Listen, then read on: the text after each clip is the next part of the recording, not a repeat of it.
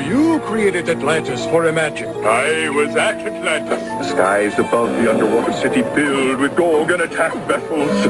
3 sentry posts fought desperately, but they were no match for the Gorgon death rays. But you're here. I thought the Gorgons destroyed everybody at Atlantis. We did! Atlantis by Imagic is for Atari and in television systems. TV. Check. Cosmic Arc cartridge. Check. Power. Yeah, power. Cosmic Arc is a game cartridge for the Atari video system. Meteor! I got it! The Cosmic Arc searches out strange creatures on distant planets. Beam them up! But the deeper the arc travels in space, the tougher it gets. We may never get back to Earth! Boys, clean your room. We're back. Cosmic Arc by Imagic. The video system must be bought separately and connected to the TV by your parents. Which of you Imagic experts has created the toughest game for Atari's video system? Demon attack! Ah! Who will there, Fire Breath? You not good enough for demon attack! You in big trouble! I'm winning! Good work, Voltar. Demon Attack really is tough. Imagic's Demon Attack. Tough! In television version. Coming soon. Discover a world beyond your wildest dreams. Discover Atari. Pioneers in coin video games like Centipede, Tempest, and Asteroids that challenge you, excite you, test you like never before. Discover the Atari that opened your eyes to the world's most popular home video games like Space Invaders, Missile Command, and Warlord. Discover the Atari that brought you a home computer truly designed for the home. Sophisticated for advanced needs, yet simple enough for your child to use. Compose music, play advanced games, manage your finances, all at the touch of a button. Discover Atari. Atari! And discover how far you can go.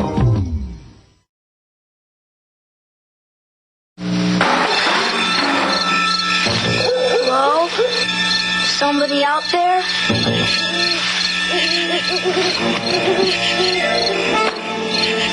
E.T. Video game? It's the video game that lets you pretend you're E.T., running away from secret agents, falling into danger, finding a phone to call home, and discovering the best thing on earth, a friend. E.T., only from Atari.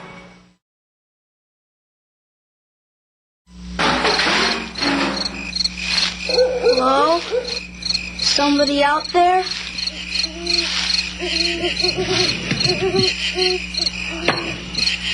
E.T. Video game? Wow. It's coming soon, only from Atari. E.T., the video game that lets you help E.T. get home. But only if there's an Atari video game system at home.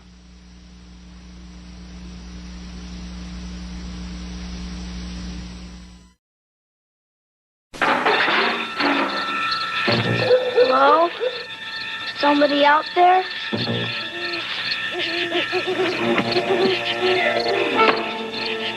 E.T.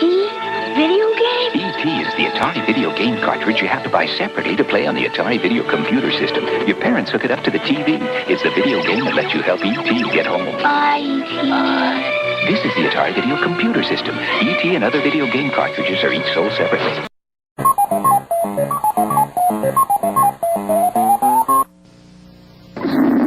Great iMagic Savings Adventure Sight and Sound Sale. Plug iMagic cartridges into your Atari video game system. Then defend Atlantis from marauders, corral skittish aliens, and protect the Cosmic Arc.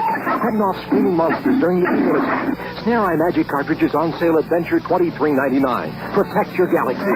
Save your Adventure Sight and Sound Sale. Let's go into deep space. Galactic map. Sector 11. Hyperspace. Sights in. Cylon warships. Attack. Steady. Stand by. Photon. Star Raiders! That's it! What a video game! Atari Star Raiders. Only for systems from Atari.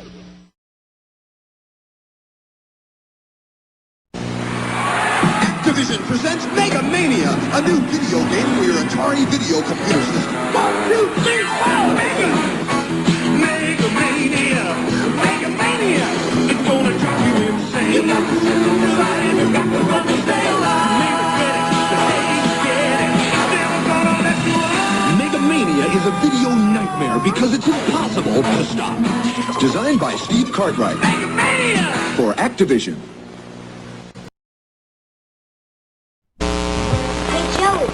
What's she really like? She's the most exciting woman I ever met. Yeah? Atari introduces the Woman of the Year, Ms. Pac-Man.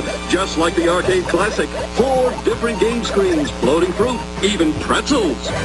Honey, don't you know I'm more than Pac-Man with a bow? Reach for Ms. Pac-Man. Reach for Atari.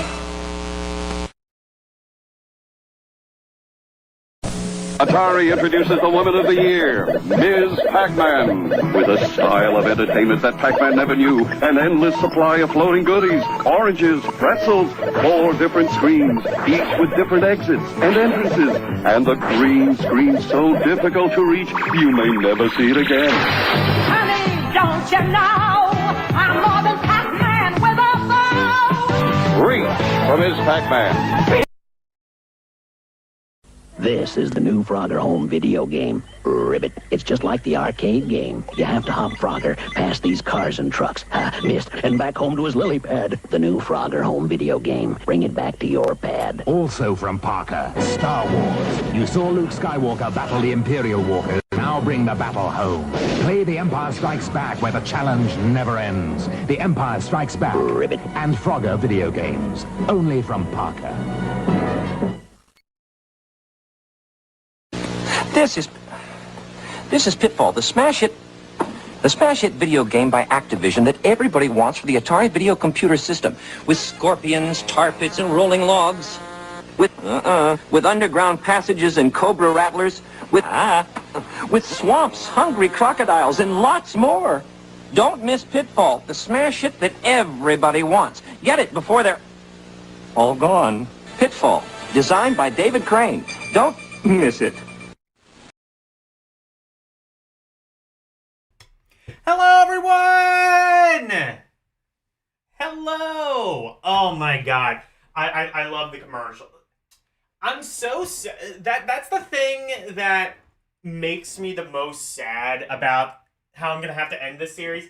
Because, like, next system I'm planning on doing is Atari Lynx, and as you might expect, considering it's a system that was not nearly as popular as the 2600, there are not a ton of ads for it. I think I saw a playlist that had maybe about 12, and I'm just like, that's not nearly enough to make an intro out of. Especially if the ads are only like 30 seconds a piece or something like that. I might have to, I don't know, maybe I'll have to see if there's like a promotional video or something. I could do that at least for like one of the episodes. But anyway, hello everyone. Let me check out some of the comments, because I was actually communicating with some people while I was, advertising this, posting it to Twitter and Discord and things like that. First of all, hello Zombie, hello Slim Nim. Anyone else? No? Okay. Yeah, I was having some combos with, your parents help you hook it up. Yeah, My parents, I think I'm young enough to where, like, my parents at least had some idea of how this shit worked. Probably, like, my parents had to hook up the Wii, and, like, the thing with the Wii is not only did you have to, like, hook up, like, the sensor bar, not only did you have to hook up, like, the TV and the AC adapter, you had to hook up a sensor bar on top of it, and then, like, kind of just rearrange, if you had, like, a particularly small living room, which thankfully I didn't, but it, like had a particularly small, like, living room or family area or something, you had to kind of, like, rearrange it so that you didn't, like, throw your controller through the TV. Yeah. Oh my god. And hooking the... We had, like, this really fucking... I'm still not entirely sure, but, like, when I was a kid, we had this really fucked up wireless system where, like, it was impossible to actually hook the Wii up to the internet. It was like... Oh, my dad had to, like... I don't remember how he did it, but it was like, you couldn't just connect to the Wi-Fi server. You had to, like, do something on the computer's end to allow it, and something had to happen. I don't remember. We were on, like, tech support with Nintendo for, like, 2 hours just trying to connect my Wii to the internet. But, anyway. That is something you did not have to necessarily worry about on the 2600.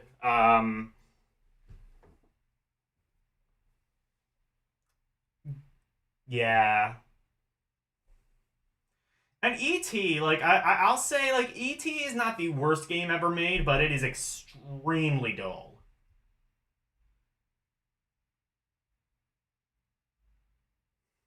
And the Kool-Aid had been drunk. Kool-Aid, man! Oh, yeah. Get the fuck off my property! Anyway. You're so thinking about buying the bundle set AVGN? I think it's a whole new game, right? I actually haven't looked much into it, but I would consider that. In all actuality, Pac-Man for 2600 was a bad port. I would disagree with that as well. I wouldn't say it was I would say it was entirely serviceable. It's not a great port, but, I mean, you know, kids liked it.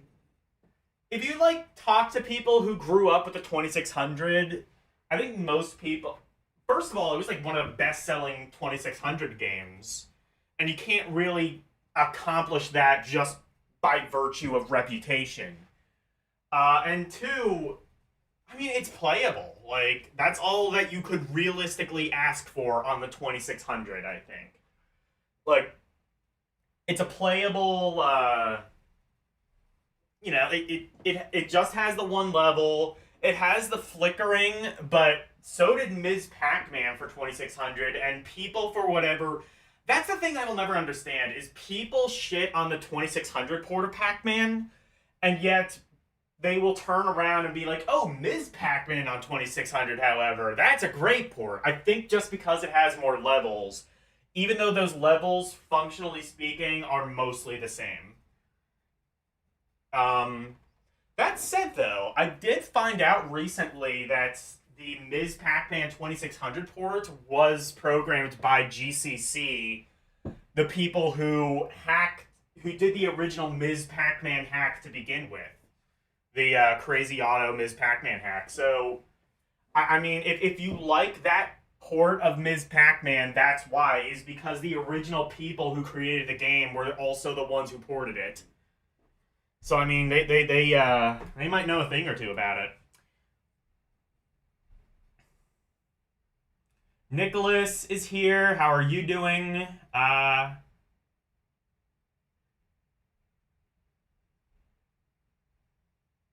Anyone else know the pain of having to use a TV with a VHS and UHF tuning?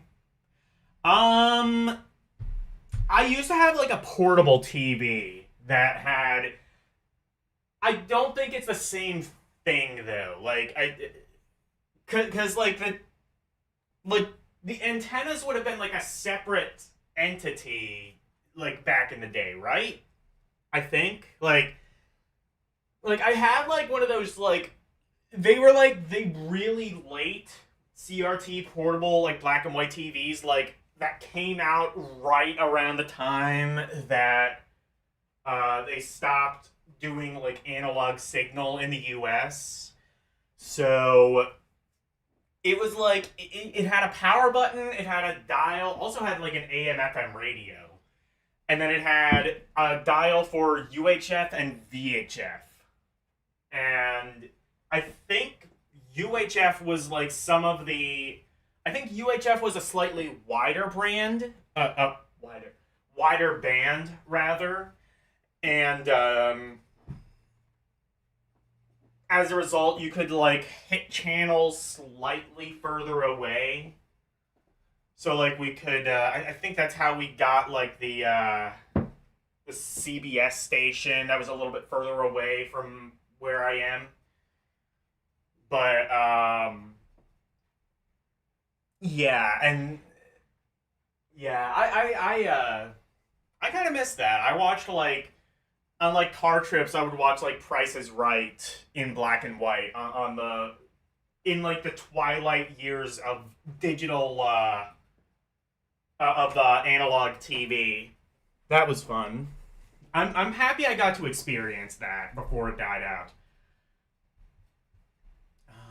Actually, before it died out. Yeah. Okay. Yeah, the video's not playing. That's why.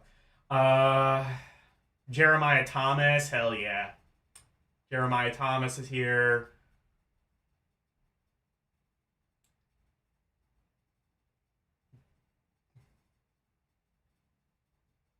And had to use the RF connectors with the prongs at the end.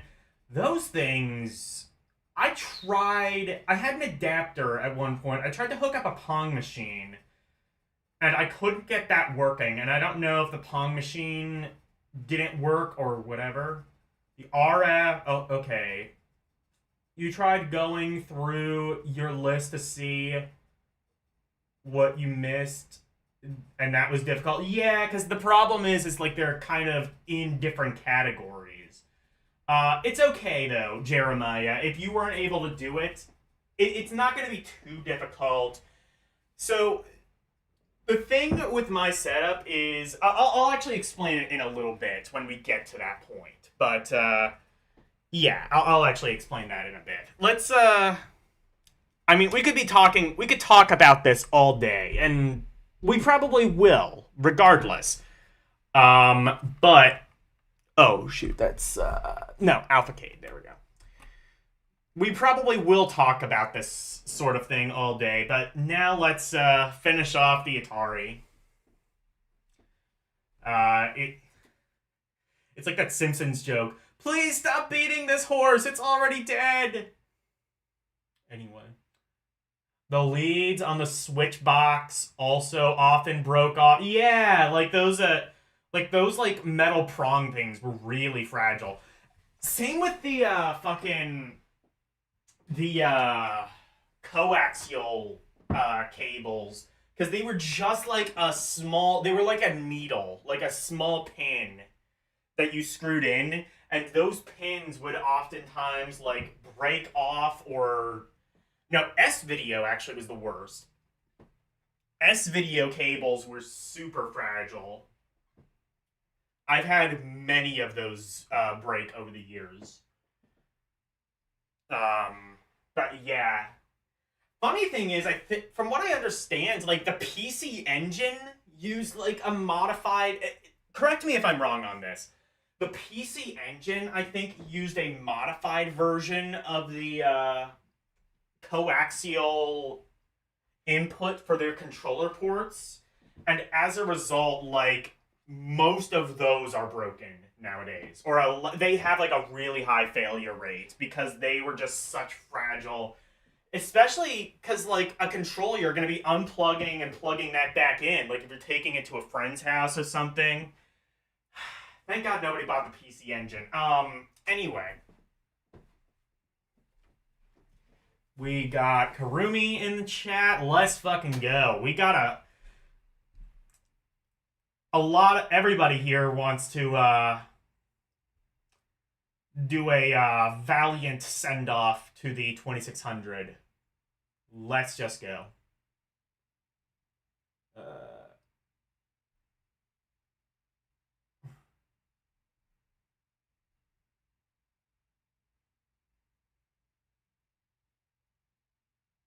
Hitler is informed that Logan is playing the Atari 2600. Yeah, that'll You have never heard that? You believe the PC Engine and the TurboGrafx-16 do have different controller ports? Oh. I don't know, then. Anyway. Here's a game that makes me sad that Arus doesn't come to the beginning of these streams, because he would love this title. Killed a wabbit, killed a wabbit, killed a wabbit. I might have actually... Is this under a different name? Because this looks a bit familiar. Maybe it's not. Maybe I've just seen this game before, but... I don't know if I... Oh my god, wait, hang on! Holy shit, you can move during the demo. That's a thing. Oh no, this is a different game than I thought it was. Actually, what is this?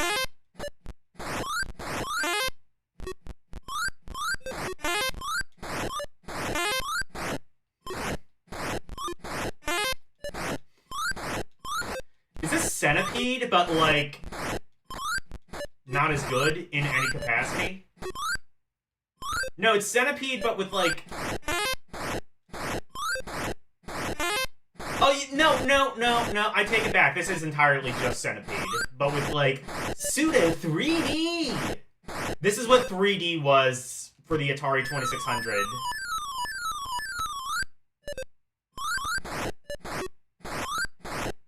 This should be the first time I've seen it. Yeah, it is. Kill the wabbit, kill the wabbit, kill the wabbit. Kill the wabbit. Speaking of Hitler,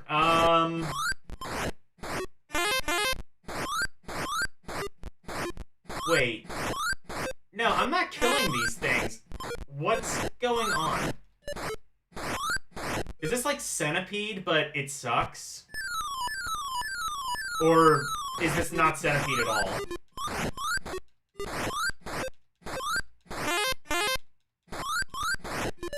Oh, I see. So you do shoot them, but I think they just run away. I think it's like Centipede, except you aren't actually, like, killing anything. It just, like, runs away. It's pacifist Centipede, I think.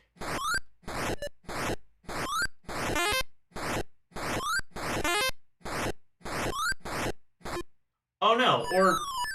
yeah, it's Centipede, but you can only stun them, it actually looks like. Why is... this kind of sucks. If that's what this is. I'm not 100% sure. I'm saying, like, I'm trying to give this game the benefit of the doubt, because this looks like a piece of shit, but maybe it's not?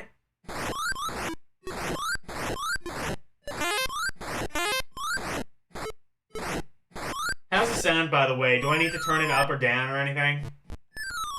Presumably down, if anything. I don't think people want to hear this much louder.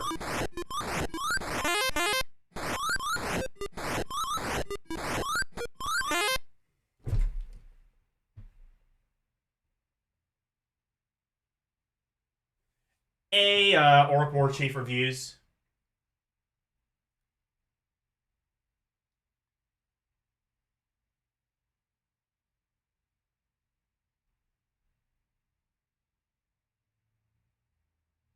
Okay, audio's good. Thanks, Orc.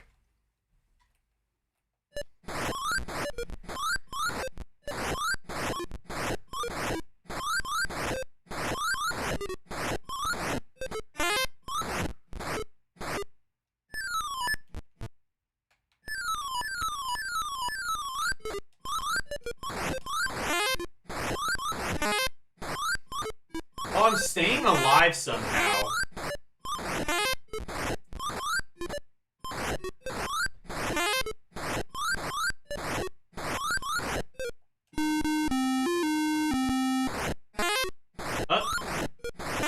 What's that? Is that another level, I guess? This is the most Atari... No, I can't say that. I've looked at, like, 400 fucking games. I've seen about 200 that are more Atari than this, but still.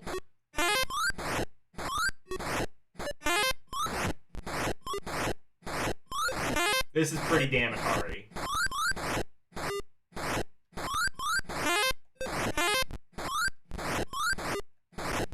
What is the goal of this?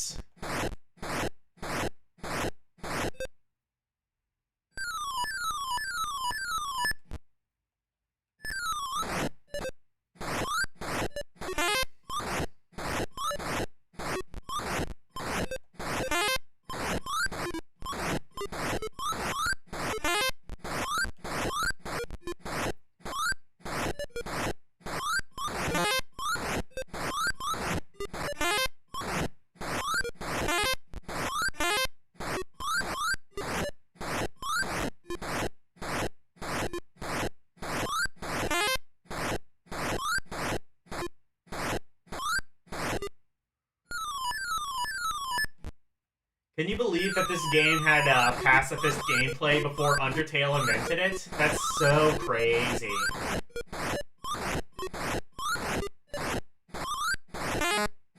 More like Undertale! Please comment and subscribe for more scalding hot takes like that.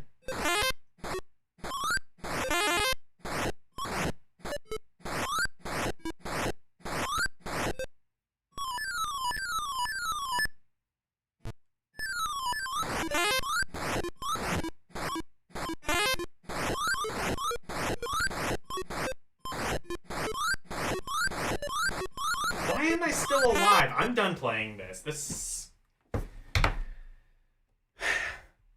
is not very good, I must say. Alright.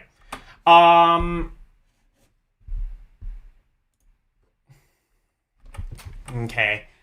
Wabbit.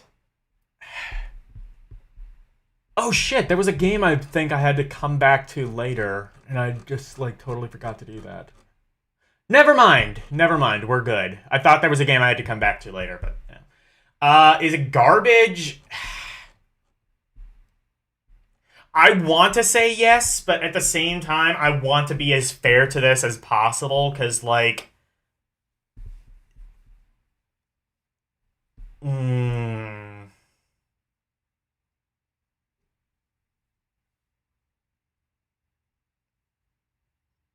Nah, fuck it. Fuck being fair.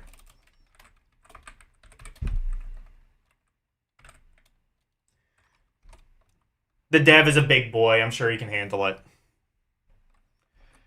Alright. Next up, we have... Walker! Texas Ranger? Is that the second Chuck Norris game on Atari? No, I don't think so.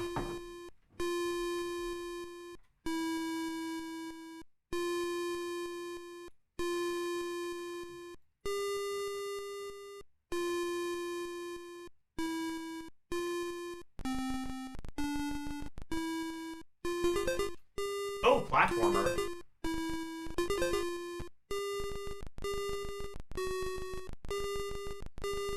This is some algo-generated music if I've ever seen it.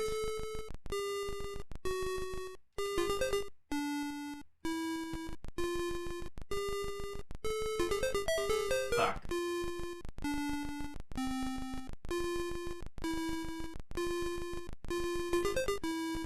Wait a minute, is this the music from The Shining? Like from the intro to The Shining? Ding, ding, ding.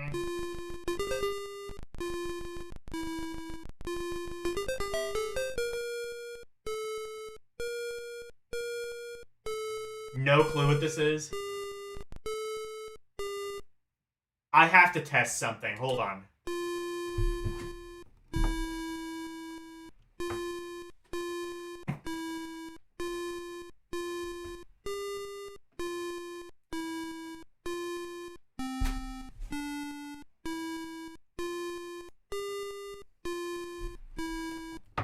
Hold on.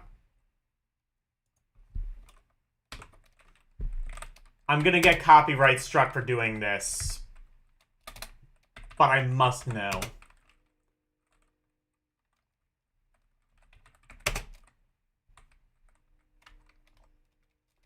Oh, I'm sorry, it's the Shinning. We don't want to get sued.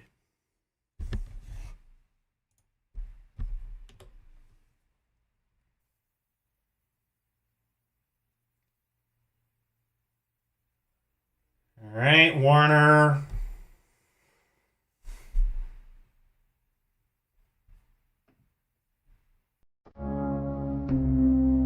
I think it is! Oh, shit.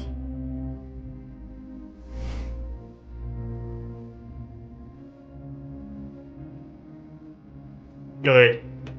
I'm happy they did that.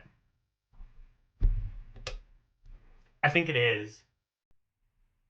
When this came out, Chuck Norris movie would have been A Silent Rage, I think, which has Chuck Norris in Shake Tay from Star Trek Voyager. Octaves are wrong, but I'm close. Okay, maybe it was just harmless inspiration. Who knows?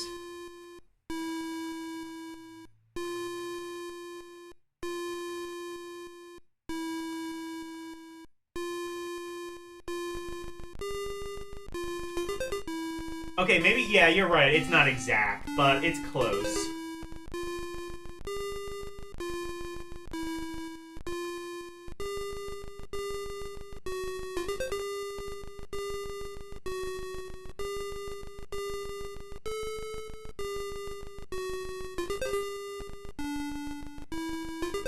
I'll say this controls a lot better than something like Pitfall.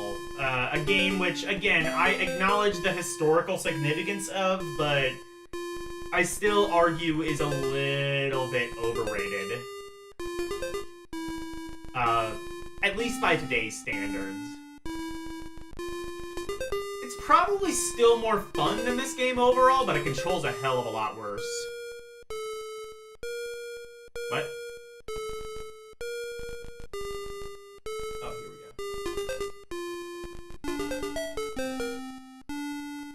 Walker, also Jumper, it seems.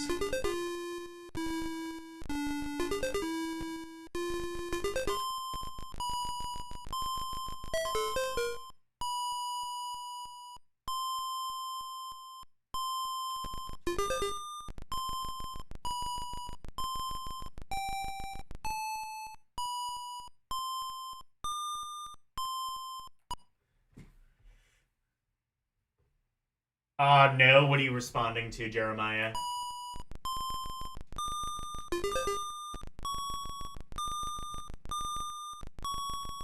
I and Orc have said like a million different things over the course of like 20 seconds.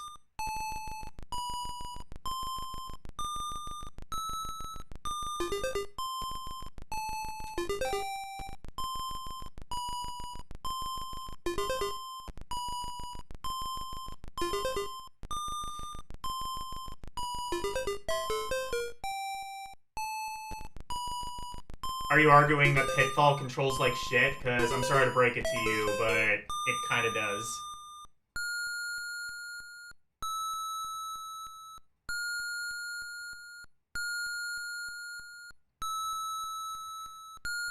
Here's an idea, Jeremiah. Try playing Pitfall now and tell me that it's still...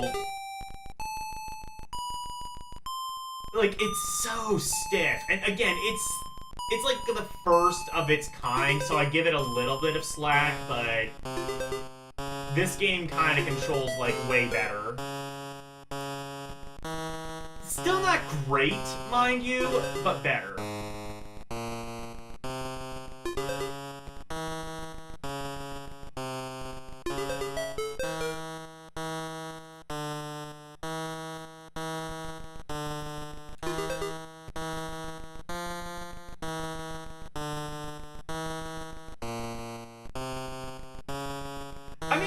Still an okay game. I ranked it, I think I put it in like fun or something like that. So like I ranked it fairly positively. I definitely ranked Pitfall 2 higher. I'm pretty sure I ranked that one as very fun.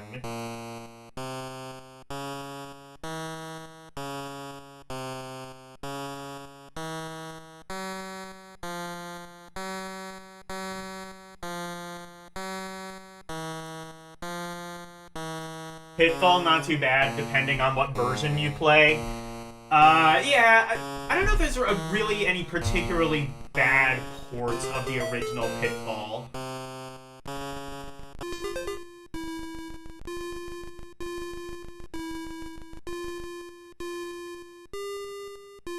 Did you play and rank Racquetball? Probably.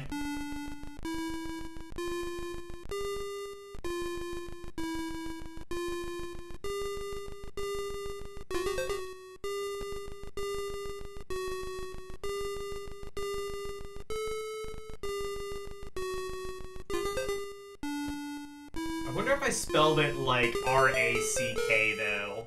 If you're going through my list, which don't bother doing that. I have a plan.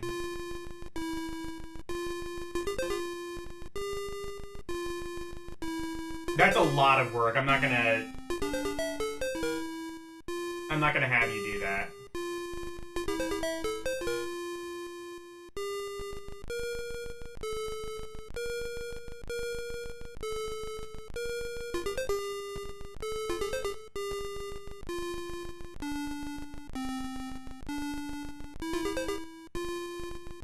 Of course, we all remember the famous scene with Shining where Jack Nicholson jumps over everybody's head like he's on the moon.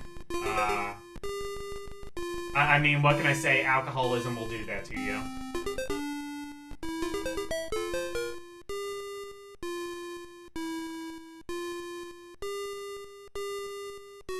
Still waiting for the ranking list for Commodore 64. Yeah, don't hold your breath for that. That's not happening anytime soon.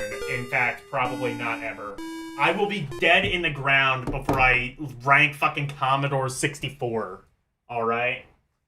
Do you know how many fucking games there are for that? About 80% of which are just shitty text adventures in foreign languages that there's not a shot in hell I'm gonna be able to play.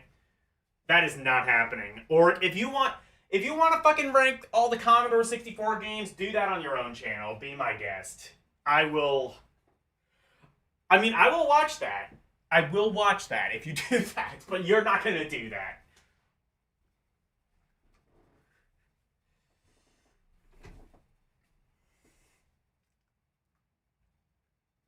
Do you remember Sneak and Peek? I definitely played that one.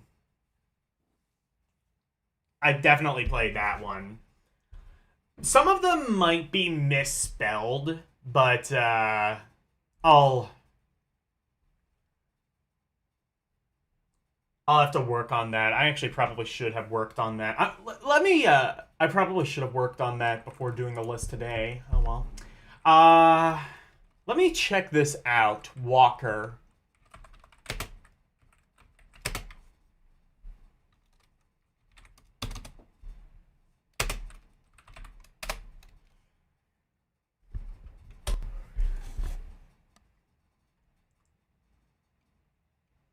Let me see if this is Atari VCS Walker. Let's see if this is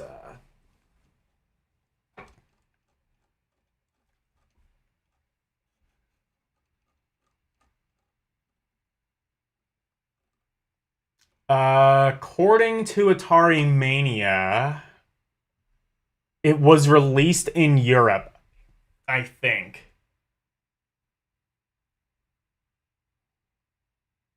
A 64 list would be easy. So you want me to play fucking 10,000 games, most of which are just like total dog shit written by some hobbyist? Again, you can do that.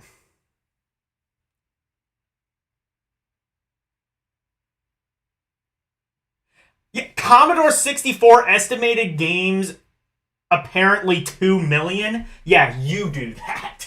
I'm not going through 2 million fucking games. I don't even have that.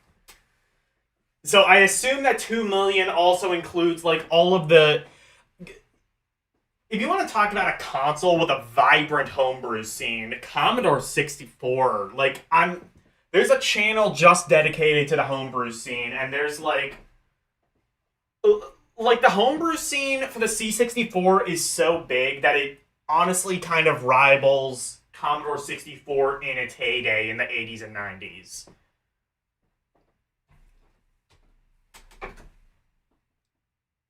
N64. Oh, well, yeah, that's... you know what? That's probably not gonna happen, Well, I have, like... Here's the thing. I have, like, the next couple of years, I think, planned for this series. So that's probably not going to happen. I will say, though, Orc War Chief reviews. In fact, I have a link. I usually post this for rating, but Do I have a link for him? Is it this one? No, wrong one. I wanted to link to... Yeah, I can't find the link off the top of my head. I don't remember what his icon looked like. But VGM or Oscillo Gaming. Look up Oscillo Gaming, like oscilloscope, if you've ever heard of one of those. Oscillo Gaming. He has gone through the entire N64 library. He's streamed it all. And he's currently working actually through the Sega Genesis library. So if you want to see something kind of like what I do, but different in how he does it, look that up. Anyway.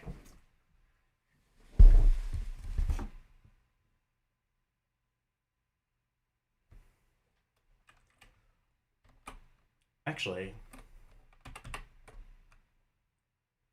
Oh, you didn't even see the... Okay, whatever.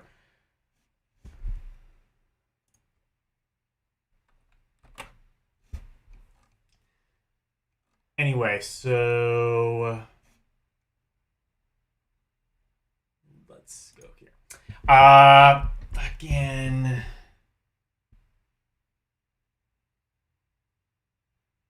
You're fucking with me for the C64. N64, you're not actually... Yeah, the N64 is definitely viable. I might do that sometime in the future, but I have a couple of plans. I have a couple of things I want to get through before I do that. In fact, next week is going to be Atari Lynx. I'm going to be starting that. That one should not actually...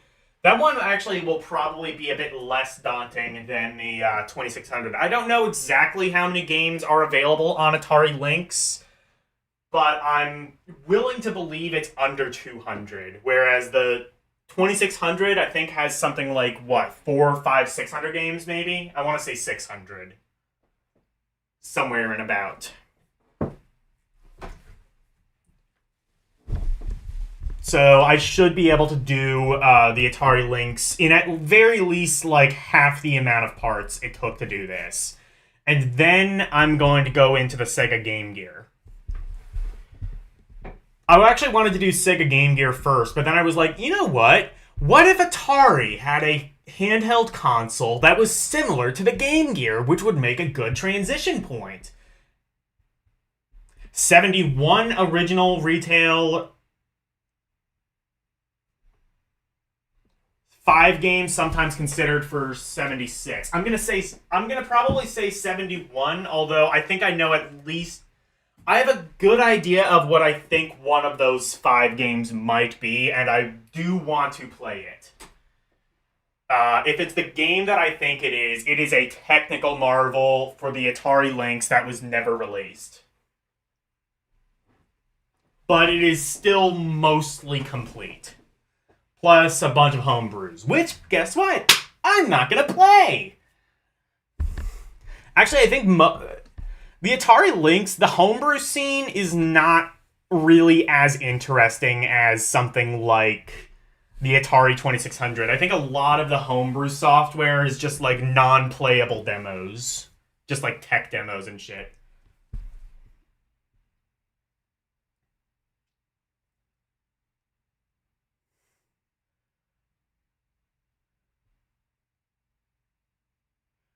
If it goes on sale, you're going to get me the Elvira Games interesting visual novel / RPG. Buy that for L. Oh, the Telegames games were finished and released just after... Is that what you're talking about with the 5 games? I was talking about Alien vs. Predator. That's a game that was not, as far as I understand... As far as I am aware, was not commercially released, but I do want to play it since it's pretty much finished and kind of a technical marvel in how it works. So Walker. Meh. You know, I was saying how it controls better than Pitfall. I'm still probably ranking it lower, though.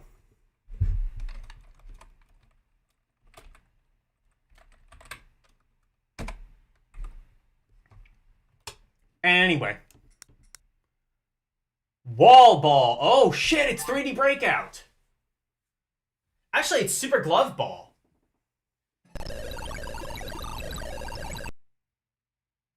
Did the Lynx get killing time? I don't think it did.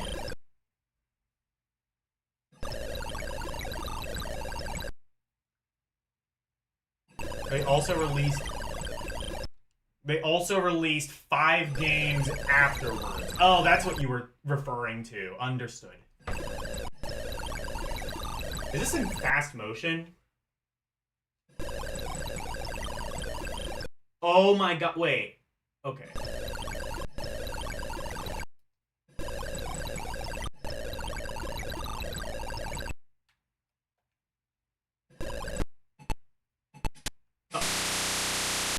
Yes, it is Super Glove Ball. And guess what? I am not good at games like this.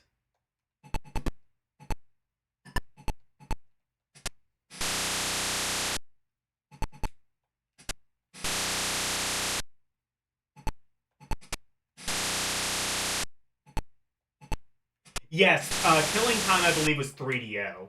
I don't know much about that game other than I think it was a Doom clone. Correct me if I'm wrong. Unless I'm getting that confused with the game where you shoot ducks. No, Killing Time is the game where you shoot ducks. Right? I just remember it because of like a passing like joke ABGN made in one of his old episodes. Interestingly enough, not the one dedicated to 3DO.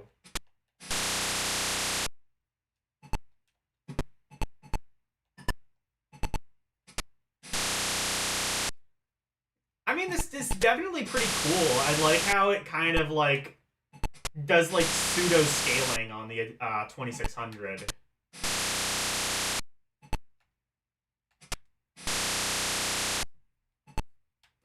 You know, I kind of wish somebody made a mouse for the Atari 2600, because that would work perfectly with this game specifically.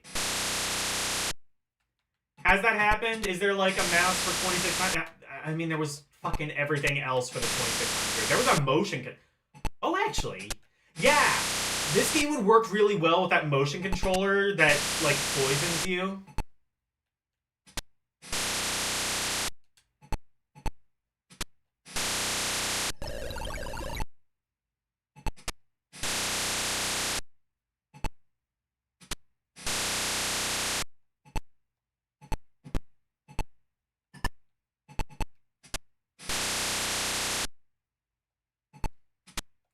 I guess it's not really scaling. I don't think the ball gets bigger or smaller the closer it gets, but...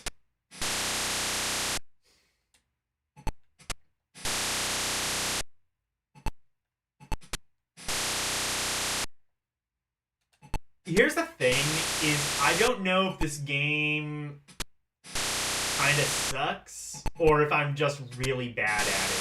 I usually like to say the latter, but also, like, just by virtue of how this game works, the frame rate is not very good. I want to say this is like a case of it being a bit overambitious for what the system can do.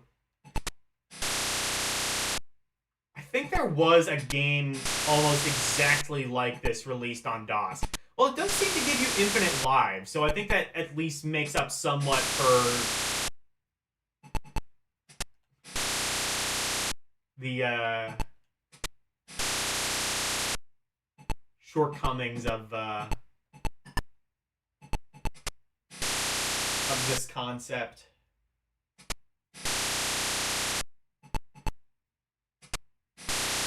There's a Lynx game a lot like Wall Ball? Oh, cool. I cannot wait. I am going to suck at that. Well, granted, that would probably work a lot better considering the Lynx is, you know, about only about like 48 billion times more powerful than a 2600.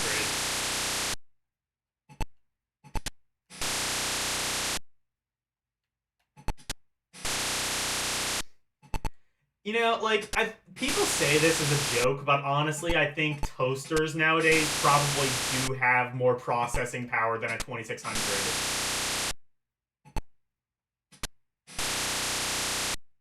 I'm willing to believe that is the case.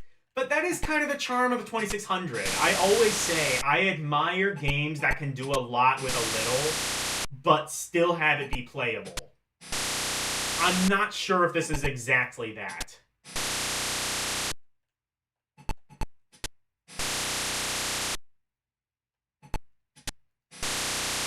I think I suck at this mostly, is what it comes down to, but it does have that problem that breakout games have on the 2600, where, like, the ball will just be served randomly, and you have to, like, kind of immediate split second know where it's being served to. In some point in... Except now you have, like, an entire 3D space, so it's even worse.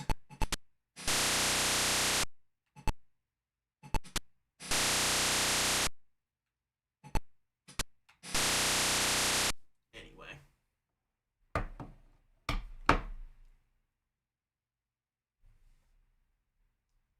The Game Stacio Go, once they hit the clearance, once it hits clearance, probably. Hang on.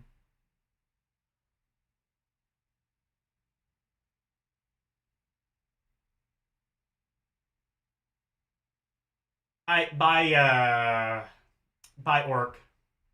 Have fun. Thanks for dropping in.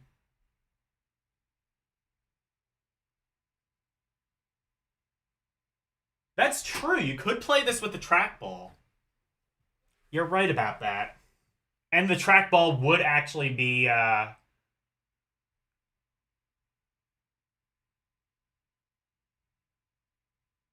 That's true. A trackball would not be... The trackball would be compatible with that.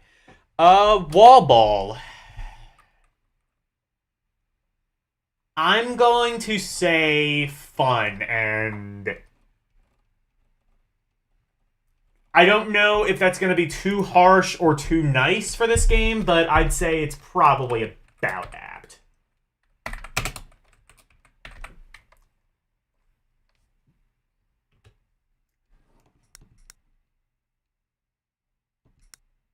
This is Wall Defender. I wish it was Walmart Defender. That would be cool. You just have to defend a Walmart from a herd of angry Karens. The manager comes out and he's pissed off. Or she.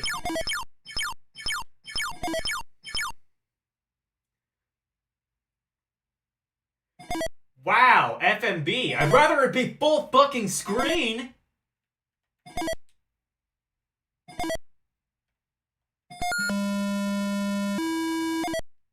What the fuck is this?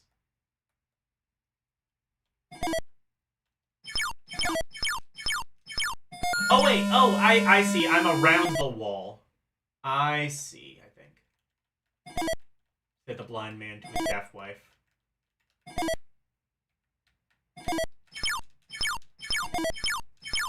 What am I...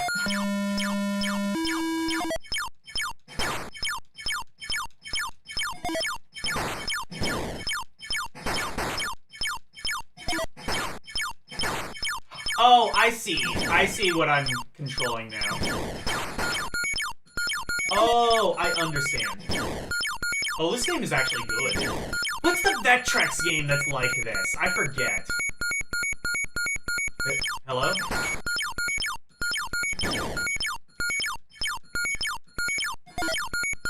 Or, I'm sorry, not the Vectrex game. What's the Atari arcade game that's kind of like this? Am I thinking of Gravatar?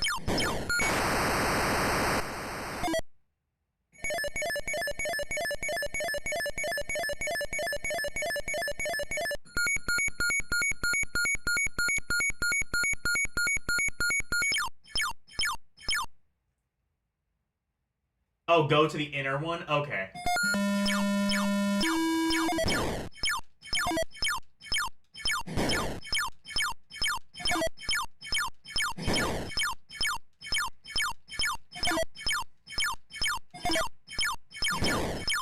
Oh, okay, this has auto fire. I can do that.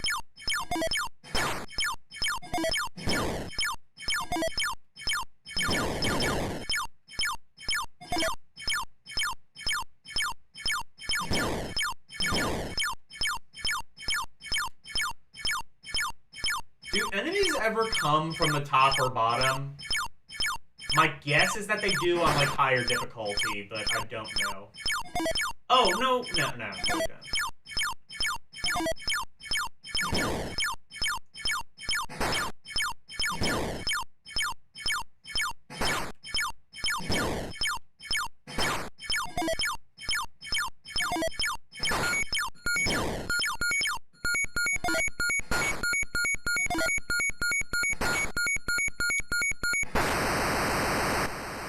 What? Oh, I see. Yeah, the thing gets smaller. Although, that does make it easier to, like, go around the maze. I think there's a bit of a risk reward. I think maybe, right? Because, like, you would have less to travel, because you can only shoot in the direction of which the edge you're touching. Oh, also it does. That answered my question. It does go around. So I guess that's how they make up for it being slightly easier. Now the,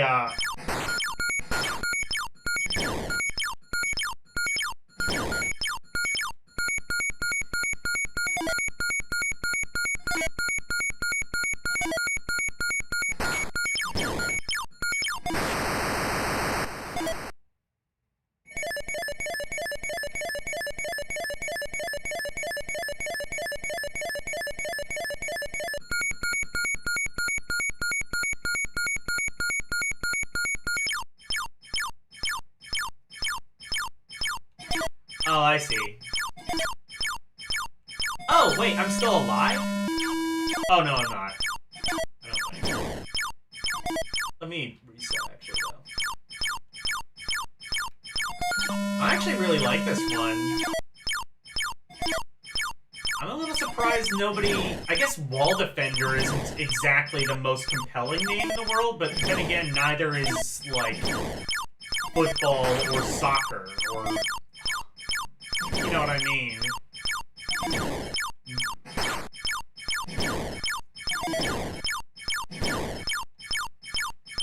Like, you wouldn't... Like, even, like, you wouldn't pick up something like Centipede unless there was a reputation behind it. Like, the title probably is not very enticing. At least not as enticing enough to just take a gamble on it.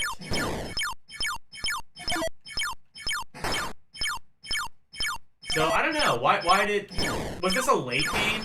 Actually, that's probably why nobody's ever heard of it. Because otherwise, this is pretty good.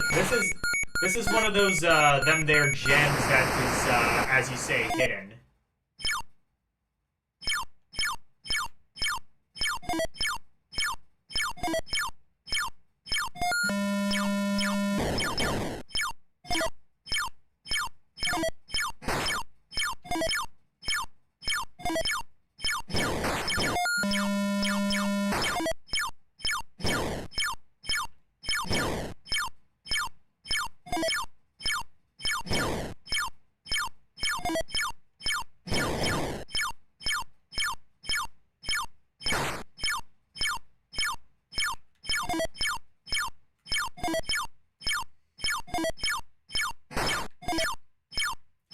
I think this is like reverse Gravatar.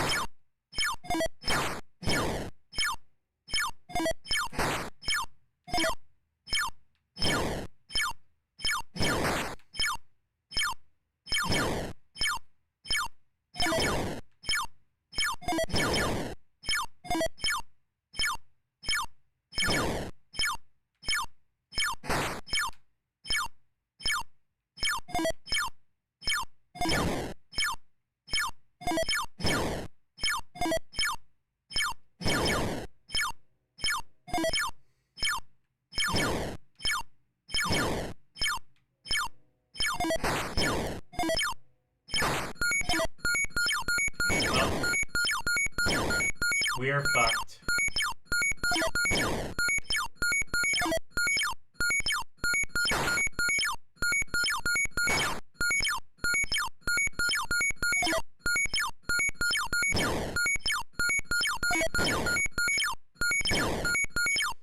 Abort! Abort!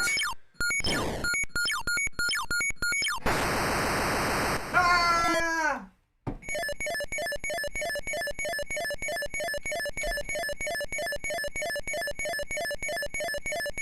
Okay, this game is fun.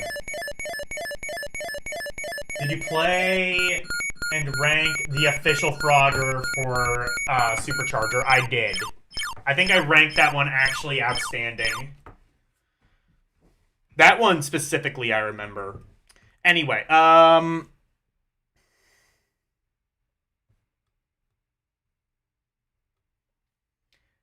that game is really fun. I'm putting that one in outstanding.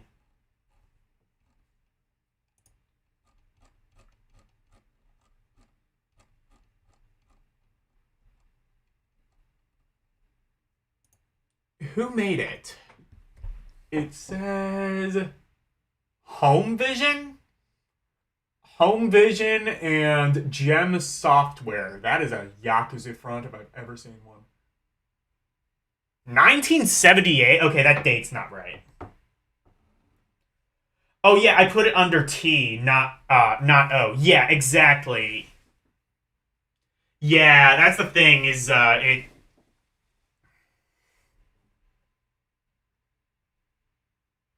Wall Defender was released by Bomb? Okay, so it has two names and both of them are wrong. Cool. I've never heard of... I honestly, all three of those companies I've never heard of. So, there you go. Wall Defender.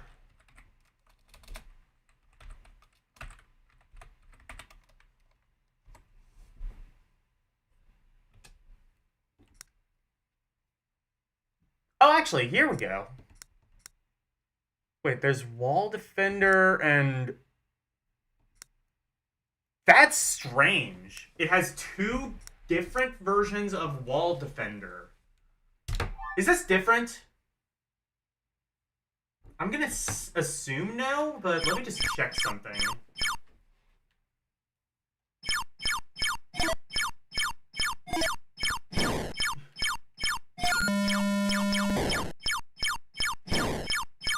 I wonder if one was like a PAL version or something. I don't know.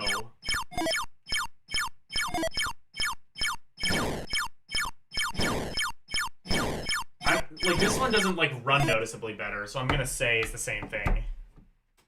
Hey, Arus. We played a game earlier called Wabbit, so,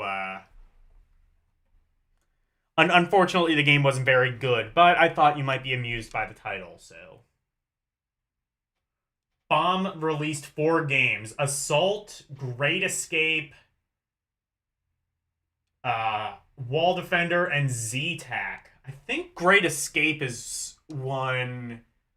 I think I put that one in outstanding, if I remember. Assault, I can't remember... Oh, wait, I think Assault was one, like... So they, like, kind of run the gamut, because I think Assault was one I put in garbage. Or was that Great Escape that I put in garbage? I can't remember. Did you kill the Wabbit with spear and magic helmet? Yes. Yes, I did. Warlords! This one is also a fucked up version of Breakout that I'm probably going to be terrible at. I think I've tried playing this one in real life, and I could never really get it working. Let's see if I do anything better here. Probably not. So, my understanding is it's basically like playing Breakout.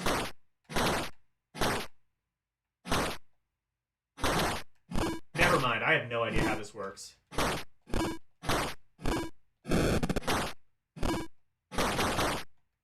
So I think you're supposed to avoid hitting your base. And... No, never mind. I have no idea how this works. I think there's also, like, hostages or something you have to save at some stage. Fuck if I'll ever figure that out.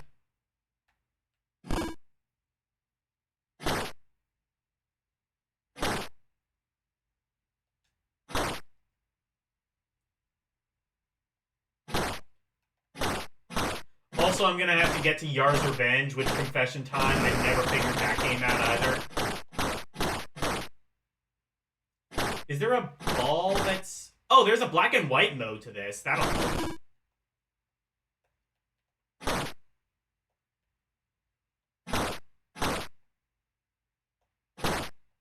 Kind of.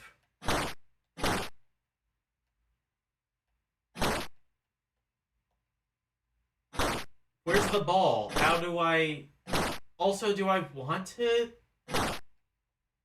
break the blocks or not? I don't know. Try game 4, 9, 14, and 19. Okay. What's this?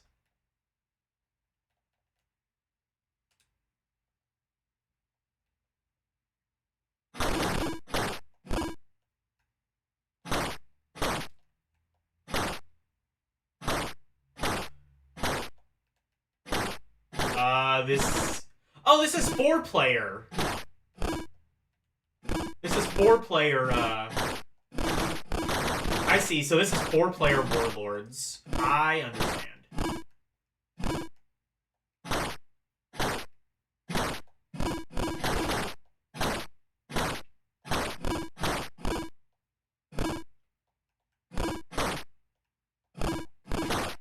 Does not make the game much more playable, but...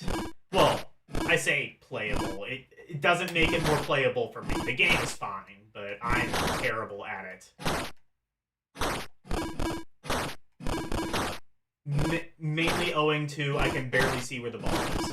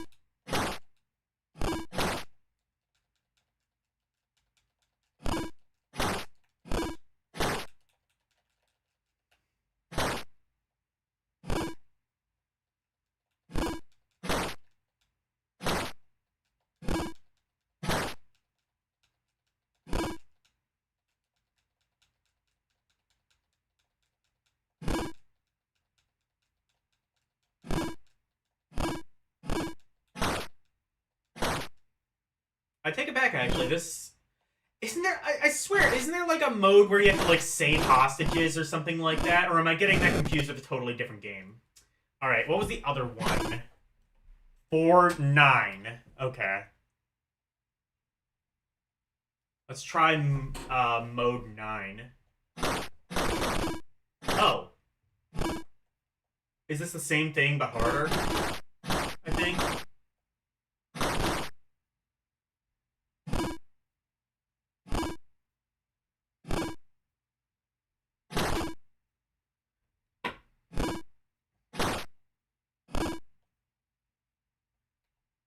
No, I'm thinking of a different game. I think there was a Oh, you know what? I'm thinking of Quad Run, which is kind of like this. Except it has digitized speech. And it's actually even more incomprehensible.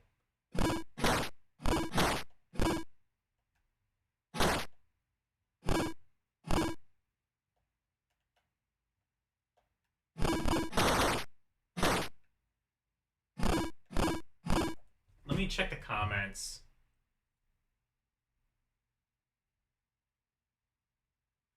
Memories, paddles. Yes. Hello, Owl City, Jimmy Flash. I don't know who you are, but I'm not sure who you are, but I've given you a wrench, so you must have been here before.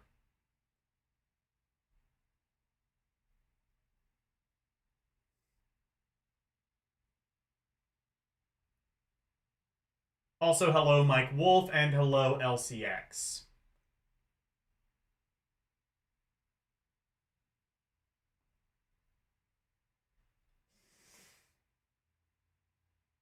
Oh, the ball is slower in 9. Oh, okay. Okay, so 14 and 19. Right? Is that what he said? Try games 4, 9, 14, and 19. Okay.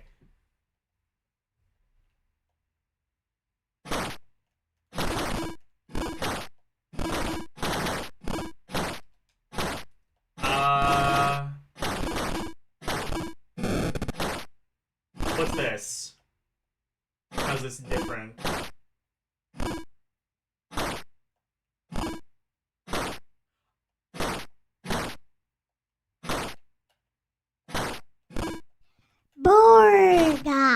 Oh, this is a 3-player mode, I think.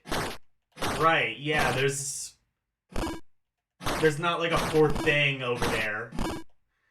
I think the 4-player mode definitely improves this somewhat. It definitely makes the game a little bit easier.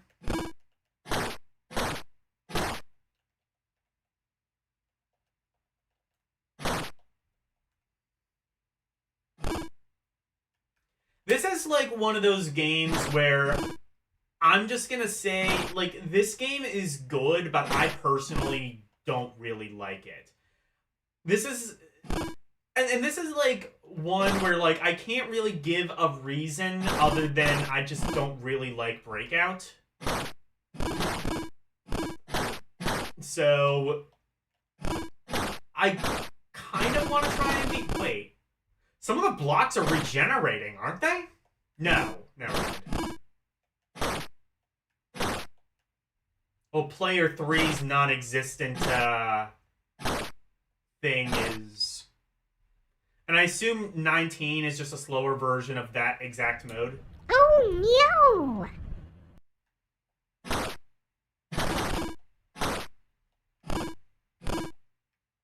Yes, it's a slower version of that. Actually... Okay, game 19 is... Okay, game 19 has 4 players, though. Actually, game 19 is kind of like LDP, the closest thing to LDP approved mode.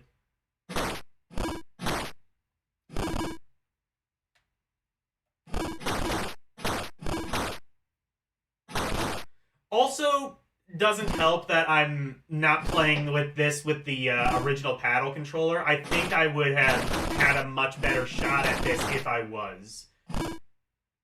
That is the other reason I'm not very good at these games and why I generally don't like emulating them.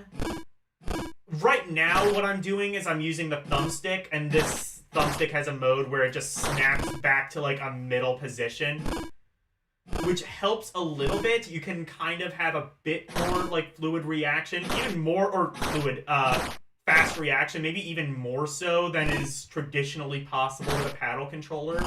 Like, you can't like really do this with a regular paddle controller, but still not the ideal way to do it. Ideally, I would have like an actual paddle controller. Maybe such a thing exists for PC. It probably does. Emulating it, I have no idea if that's actually possible. Like, getting it to actually configure properly with something like Stella and have like a proper analog movement.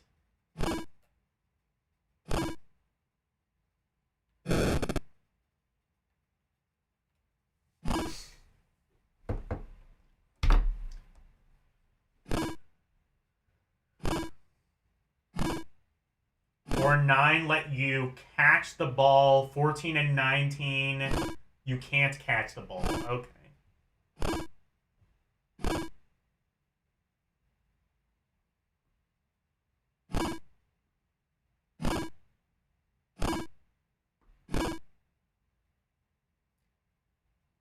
You're an 80s kid. You streamed elevator action the other day. Oh, cool. And you dropped in here when you saw me streaming? Okay.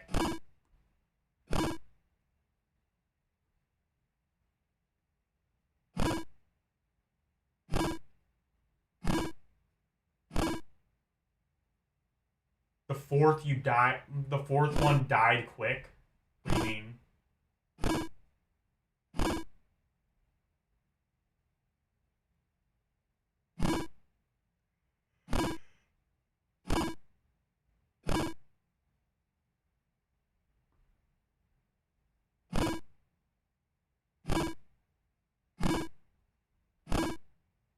Warlords shines with 4 human play. Oh, I could see that. Yeah.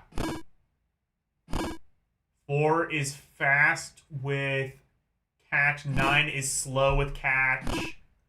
14 is fast without catch. 19 is slow without catch. Understood.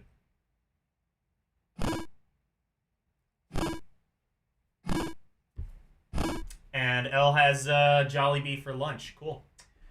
Since each game goes until somebody wins 5 rounds, you have to wait until... Okay. The computer opponent wins this round. Okay. Okay. That's Warlords. Again, it's not really my favorite thing ever, but... I have to say, objectively, I have to be a bit more fair to this game, I think, than others, because this, more than any other game I think I've played on this series, benefits from the paddle controller. You really need a paddle controller in order to have the full experience with Warlords, which is unfortunately something I don't have the ability to replicate via a Steam Deck and emulation. The closest thing I have and what I'm using is a Switch Pro controller with an analog stick that, if configured correctly, can kind of emulate a paddle controller. It just has sort of like a snapback thing where like it sort of snaps back to a neutral position. There's also D-pad control, which just works like... It just like converts the paddle control into sort of like a digital motion, a digital movement.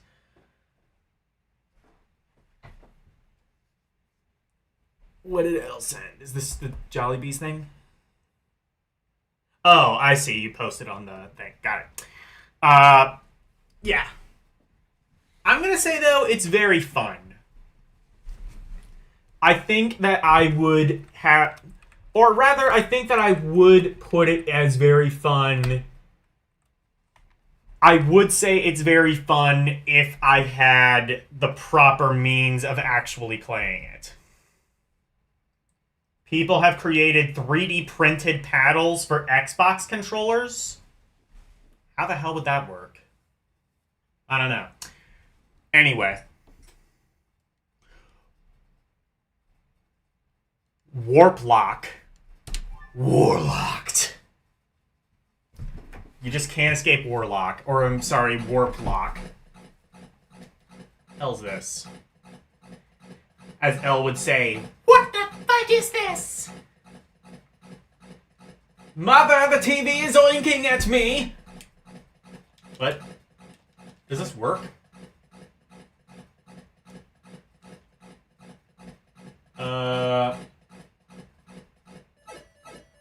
Okay.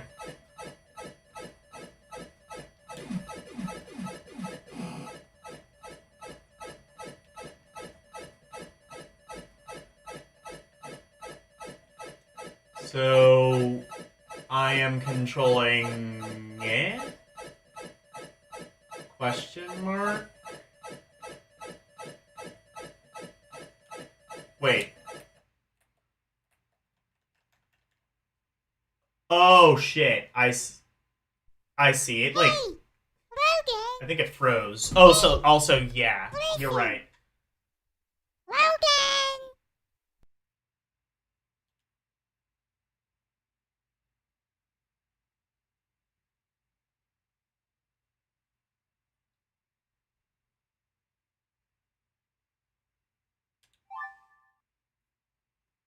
By data age. Okay.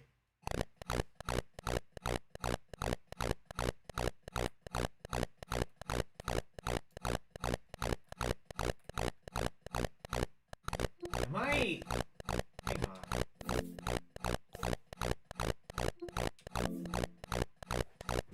Whoa, what the hell?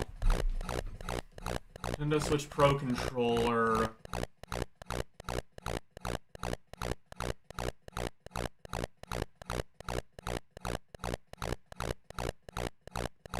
Reordering this controller requires Steam input enabled. Huh.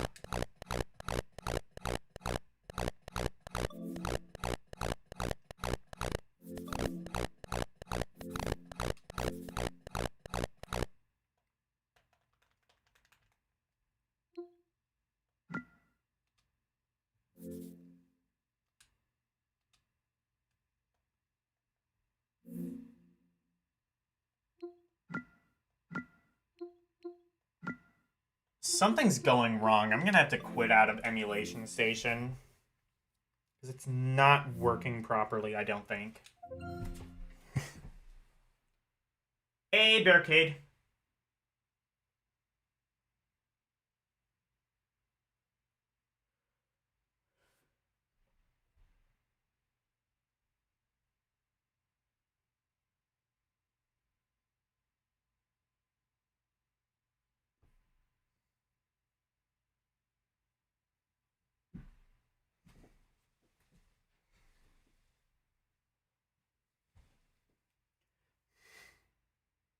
I can actually just go right down to the bottom and, like, kind of page up.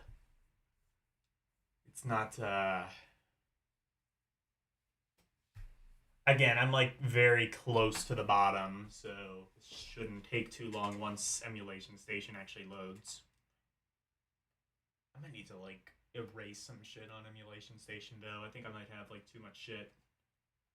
Probably get rid of the ZX Spectrum games, or rather put them on a separate hard drive.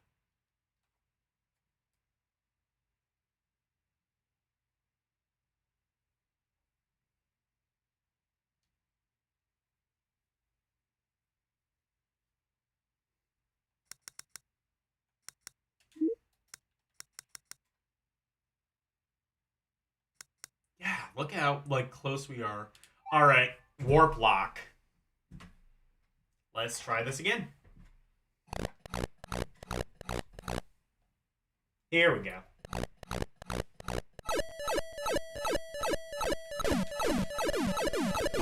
Oh, okay.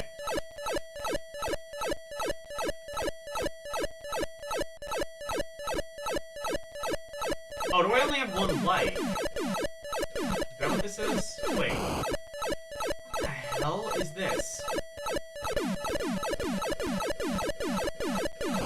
What is this control? Is this finished? This does not look finished in any capacity.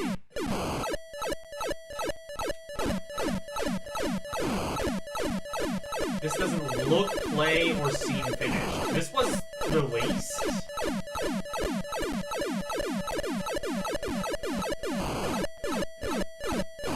Oh, okay, well, it uses paddle controllers. That explains some of it.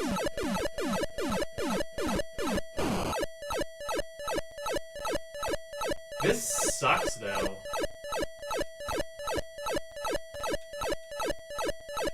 Oh, wait, do I have a two-player mode? Hang on.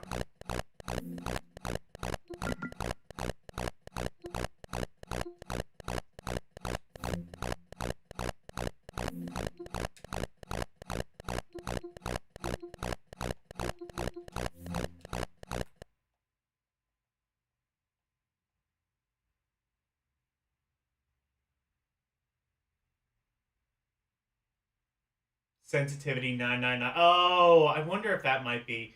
Let me actually, I'm going to restart the Steam Deck because I think there might be an issue with, you know what? I think I might have the controller in the wrong port.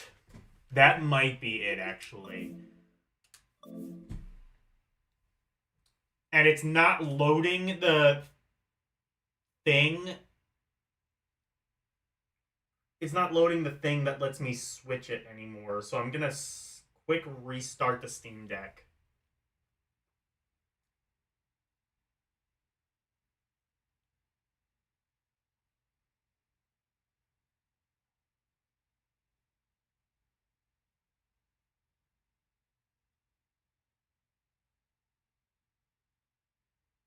I say quick as if it actually will be so.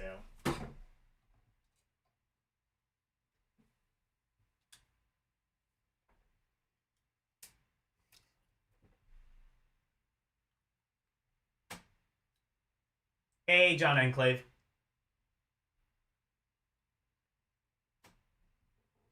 If that is just the issue, is it's too sensitive, I can change that.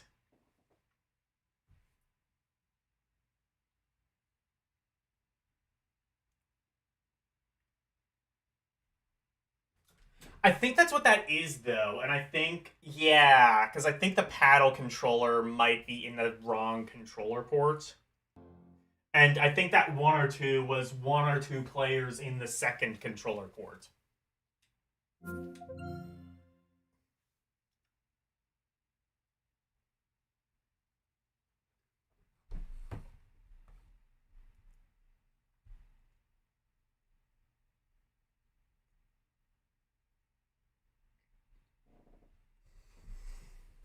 That's true. That is the major design flaw of the 2600. No Nicolas Cage. It does have Chuck Norris, though. So, I mean, whether that's a valuable substitute is up for you to decide, I suppose.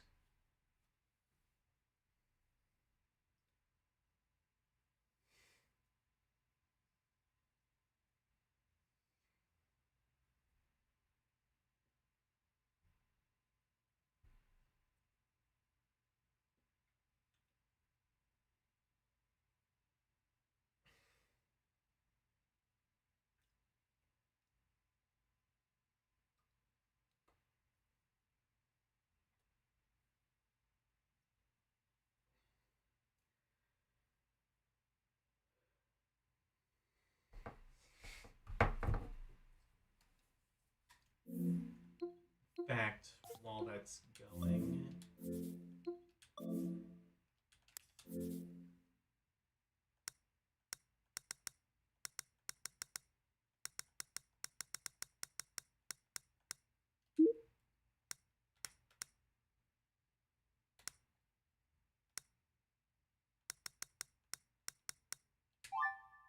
Let's try this. It needs Jackie Chan. Yeah, Jackie Chan.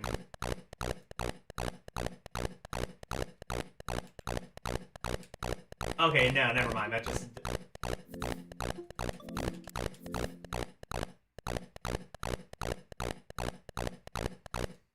No, never mind. I think it is just, like... I've given this every chance possible to, like, work properly, and it's just bad. The game is just bad, moral of the story. You only have 1 life. The control, I can't say the control is bad, mainly because, again, I don't have a paddle controller. But the overall design is something that I don't really want much anyway. It's kind of just Space Invaders. I would say it's Space Invaders with a paddle controller, but that's Astro Mash, and that's still better than this. Or whatever the...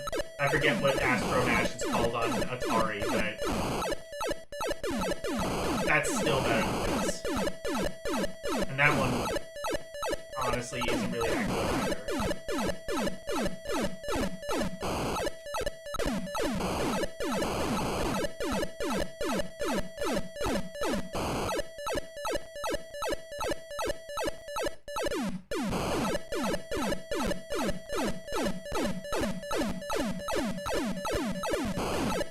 And this is by the same people who did Frankenstein's Monster? Why? They released this, like, barely functional piece of shit? I hope this wasn't released. I hope this is a prototype.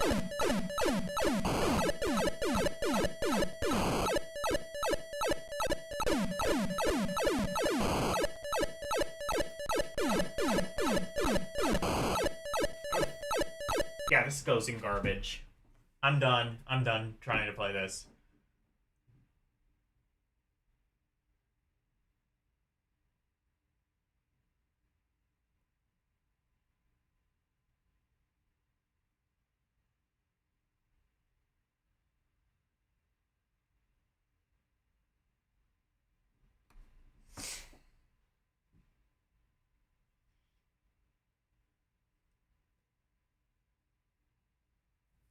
Okay.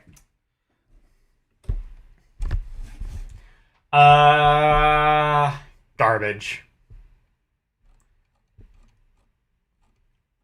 I will give it the benefit of the doubt all day. It doesn't deserve it. Warp locked. Not as good as Warlocked. Unfortunately.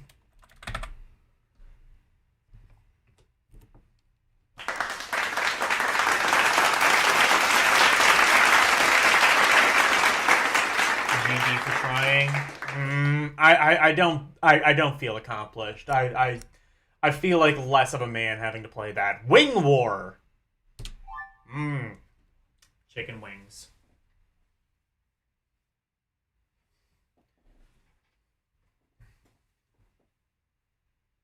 Is this a visualizer? Is this that one visualizer that, like... No, it's actually Joust.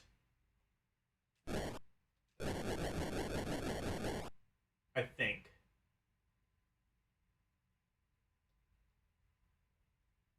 No, it's Joust, except it's a multi-screen platformer. This is like Joust on ZX Spectrum.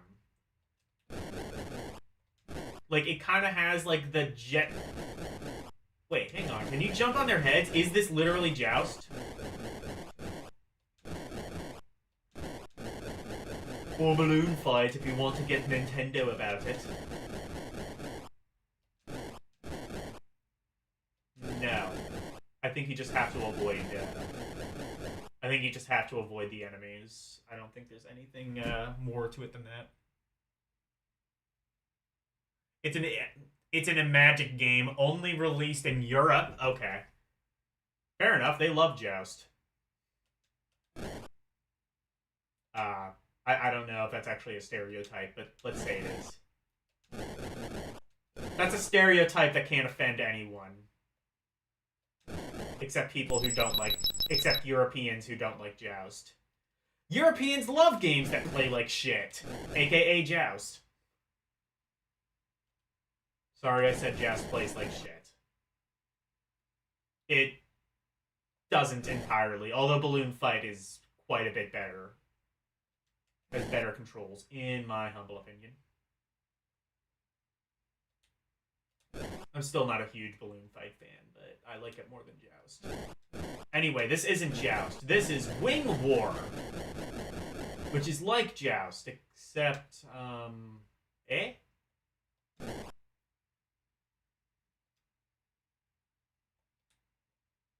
Go down the thing. Thank you.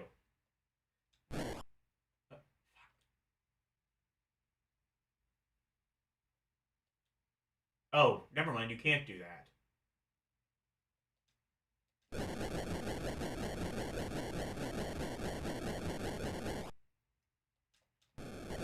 Wait. Oh, I see. You can kill the... I see. So you can kill the enemies that are on that screen.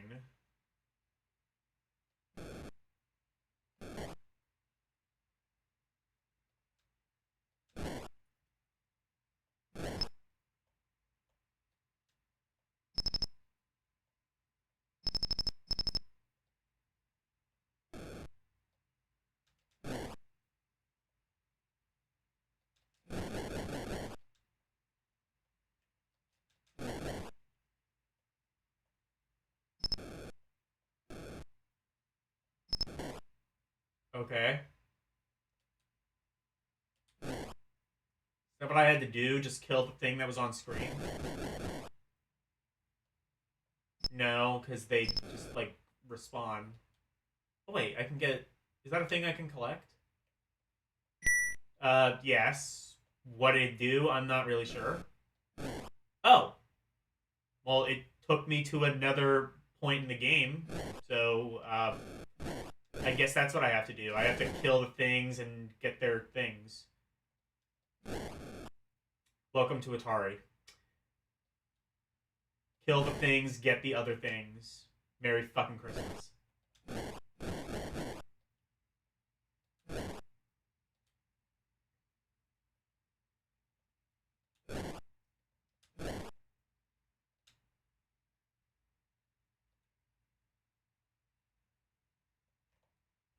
Oh, I see. So I think I think I see how it works. Those are warps, and you can go down on the warps, I think. Get down with the warpness!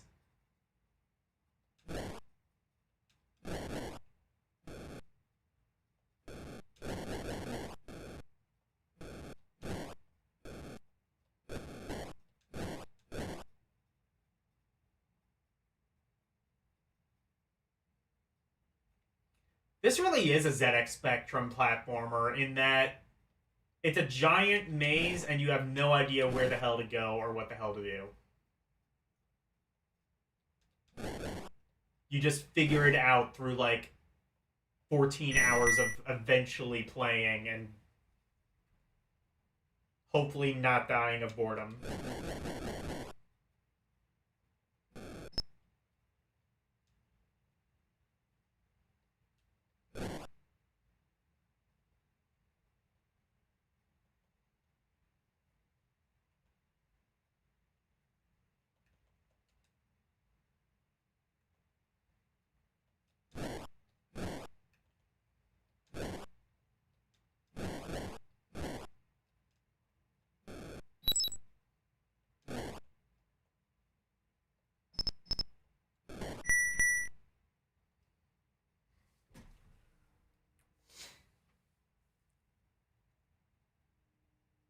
It's not really like Joust. It kind of controls like Joust. The gameplay is very different.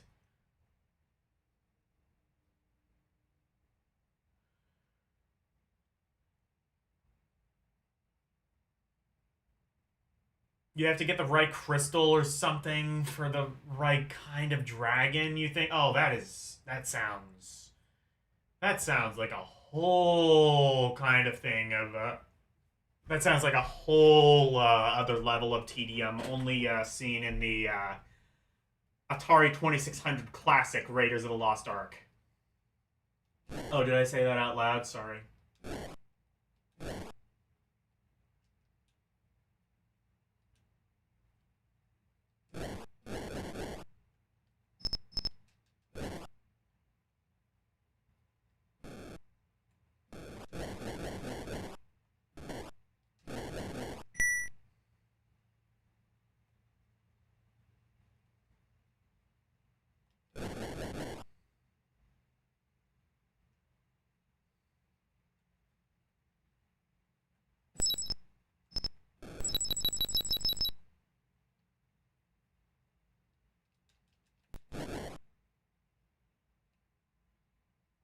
No, I think I've actually worked out what I want. You prefer your meat burnt? Meat, well, I wouldn't say burnt, but I prefer it well done. Except steak. I find like when it's well done, it can sometimes be a bit chewy. So I'd say like medium well, maybe.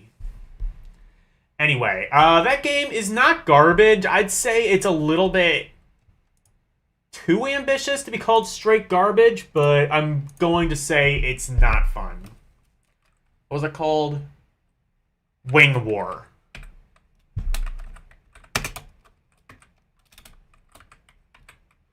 Although it does make me want chicken wings, so if there's any positive to it. I like it pink and raw. Anyway. Wings. Is this based on the Paul McCartney band or yeah, unplayable, no Nicolas Cage.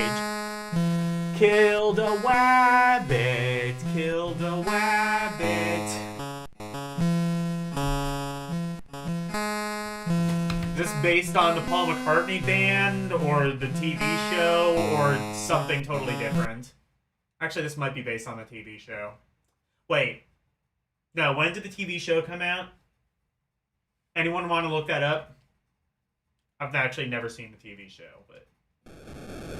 It's a flight sim.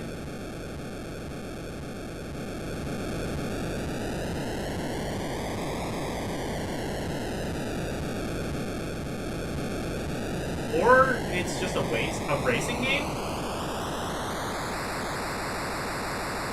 Whoa! Wait. Is it? Holy shit, look at this! It's 3D and it runs at a really good frame rate. Oh. Never mind, game sucks, 0 out of 10.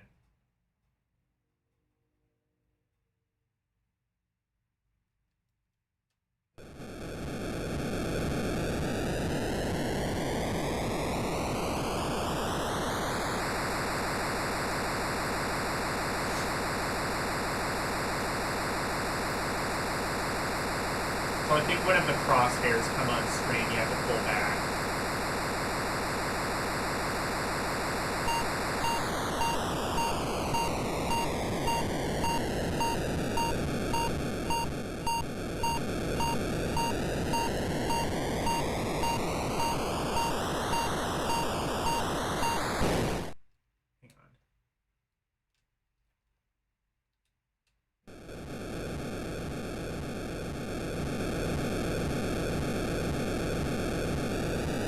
So you do have to press up and fire on the joystick. It's going to be one of those places, I think.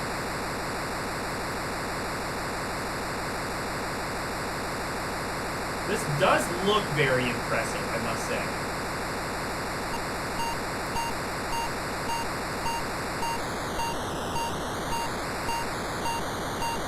Ah, found it. You have to let go of the button. You have to go press down and let go of the button.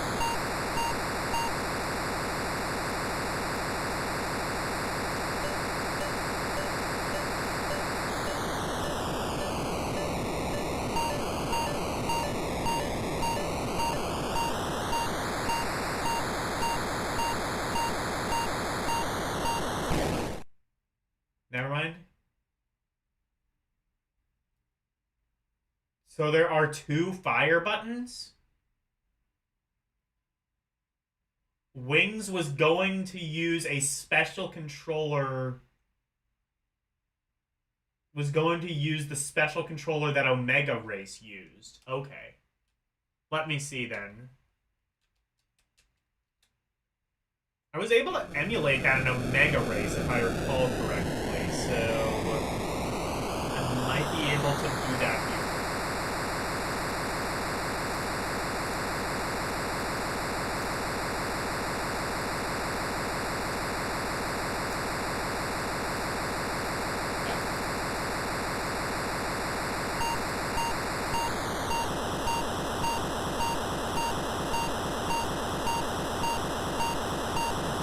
Try the second controller? No, that doesn't work.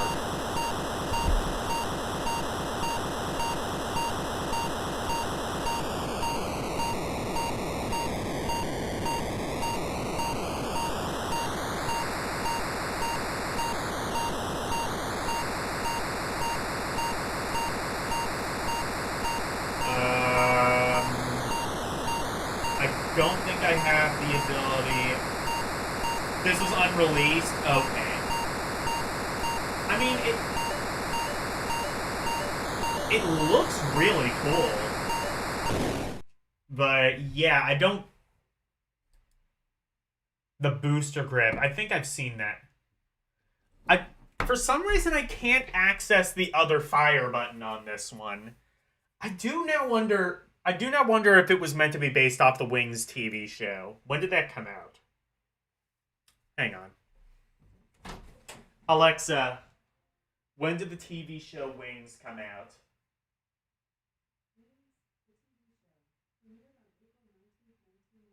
Oh, 1990? Never mind.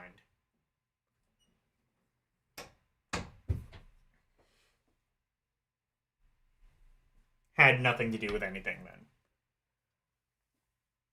Honestly, I would have been more happy if it was based off Paul McCartney and Wings. That would have been...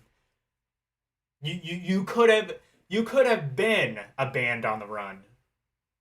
And yet... What?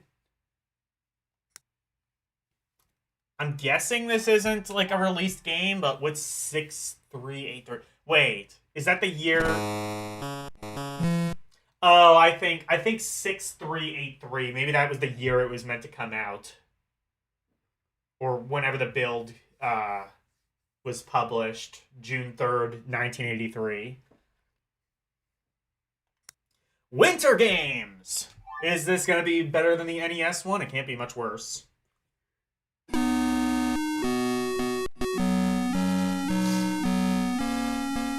Oh shit, epics. That'll be a good transition into next week. There's a very realistic possibility that I'll be playing this again on the Lynx. Actually, I don't know. I don't know if Winter Games was released on the Lynx. I know California Games was. Maybe that's the only game that was released? No, it was... The console was basically created by Epix. They must have released more than that. This is better than the NES version? Yeah, I can't imagine it being much worse. That would be genuinely kind of an accomplishment, I think. This seems to use basically the same assets as California Games, so...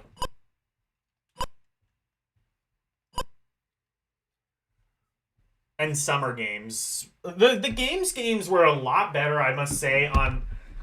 Honestly, I must say, like, the games are a lot better on, like, 2600 than pretty much any console. C64, I specifically remember, like, California Games and Summer Games being way too obtuse for their own good. And the controls not really being all that responsive. Same with the NES versions of the games. Not just Winter Games, although that is the most infamous example. But California Games on NES also not very good.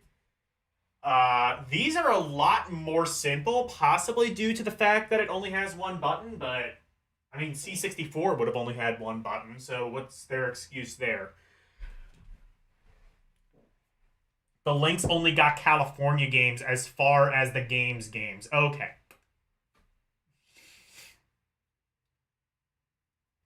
Well, in that case, you're never going to see this again. Unless I decide to take Orc's advice and stream every Commodore 64 game, in which case all of these games will appear and they will be horribly uncontrollable. What is this one meant to be? Oh, shit.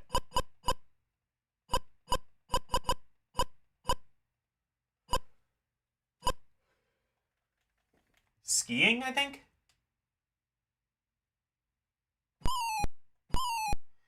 See, look, I can parse this.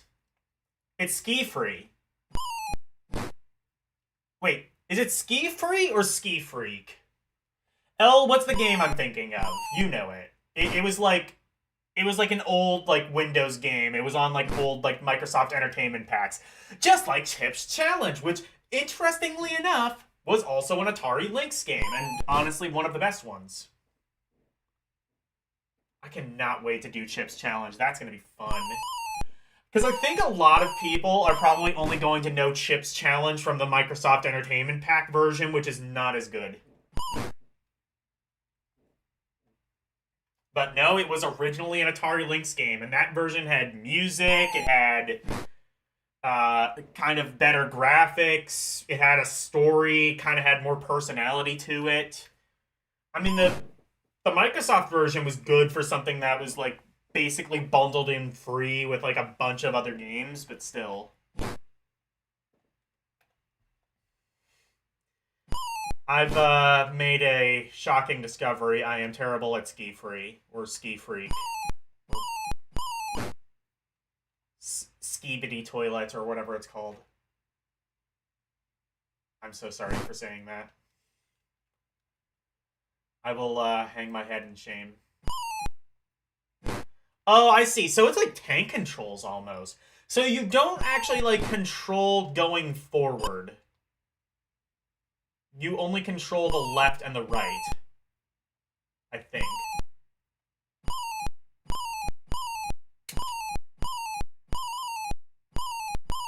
In fact, knowing that now, I'm doing quite a bit better. Never mind.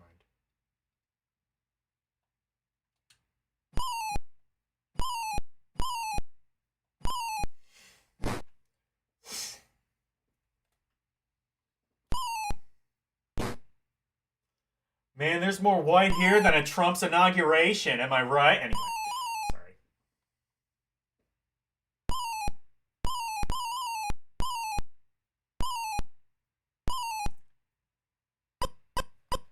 Yay! We did it.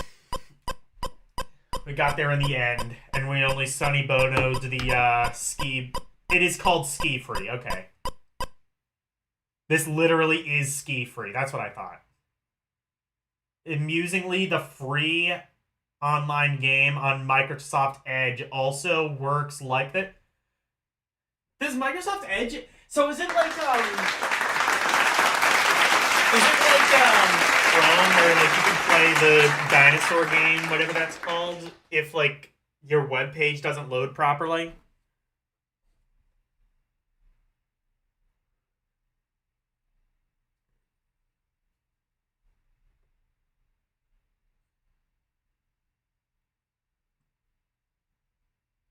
Only missing annoying skateboarder and Yeti. Snowboarder and Yeti. Yeah. Well, I've only, I hit the trees harder than Sonny Bono! Anyway. Oh, shit. Oops. If I say I never did drugs, that would mean I lie and get fucked more than the president does. Anyway. This is, what, bobsledding, I assume? Named after Sir Bob Sled.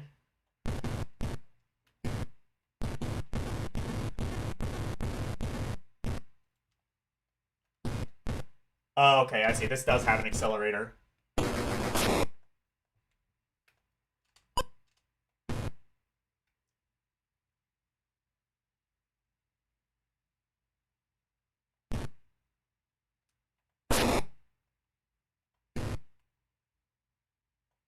Up and down make a static noise, but I'm not sure. Can you go faster or slower? Can you, like, adjust the speed? I'm not really sure.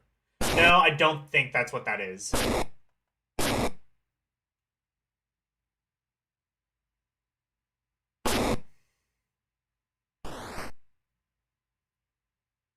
Whee! Okay, this... the games are so fun on Atari. I've, like, spent my entire 26 years of existence hating these games.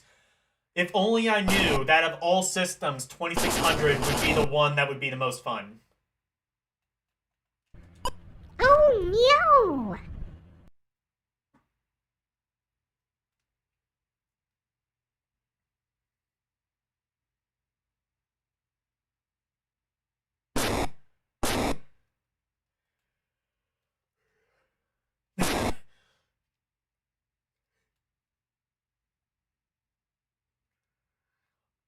Don't you want to grow up to be just like me? Anyway.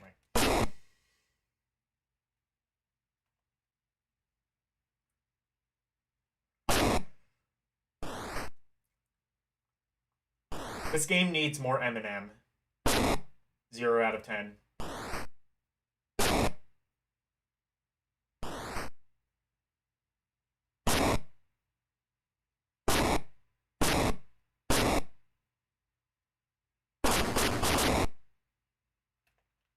Anyway. Oh, wait. Oh, shit. It just says fail. That's funny. All right. Here's hot dog aerials. I think. Is that what this is? Is this going to be uncontrollable like the NES game? Actually, I'm not sure what this is.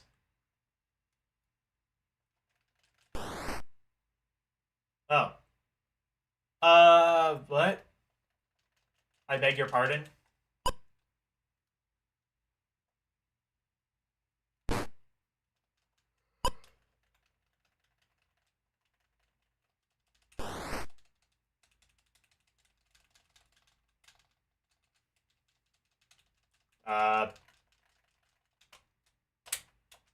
This one I don't fully understand. Now we're getting into the,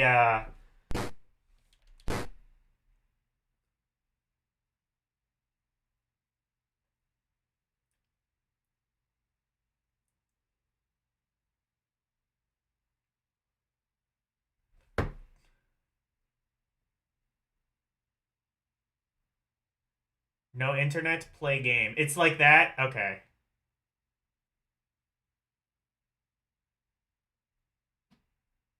Control the body position of your ski jumper. Oh, okay. What are you talking about, ski jumper? We don't have the license for, we can't use the likeness of ski jumping. This is hot dog aerials.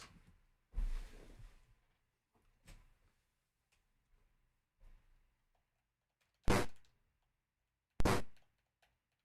can't even see where my jumper is. That's kind of a problem.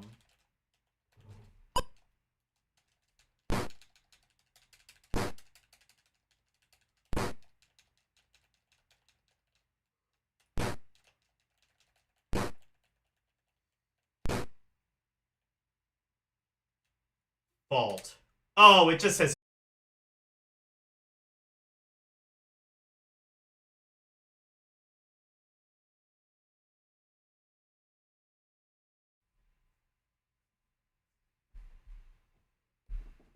All right.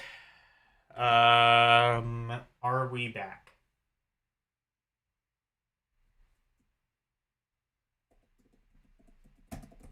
Good. DVD. Good. Why? Oh, that's weird. Huh.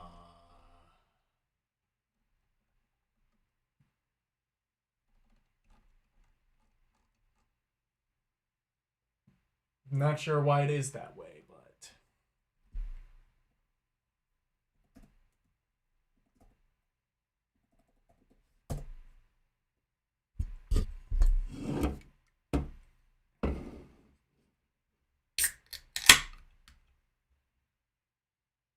Welcome back. Visual novels are awesome. Nah.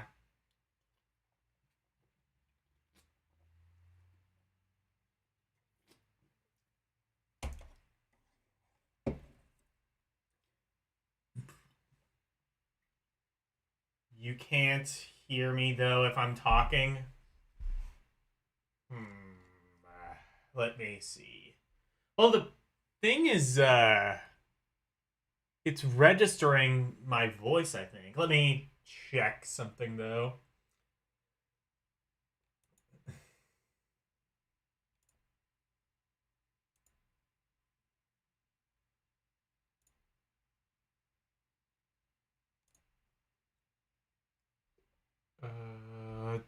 Yeah, that's working. Oh, there it is. Okay, good.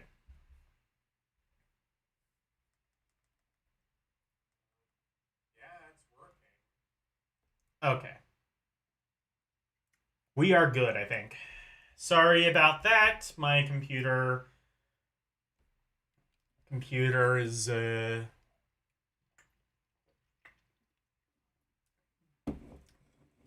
surely nothing can go wrong here. All right, let's try and parse this game again. Actually, I think I was gone long enough on Discord where I should probably make an announcement that I'm back.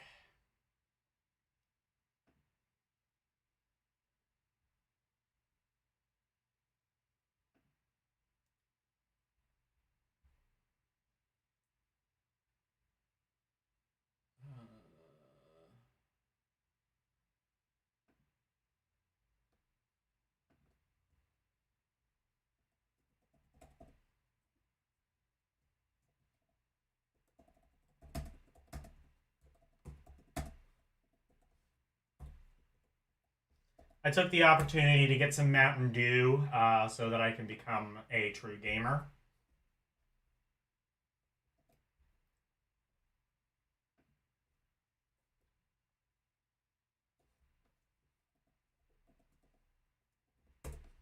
Okay, good enough.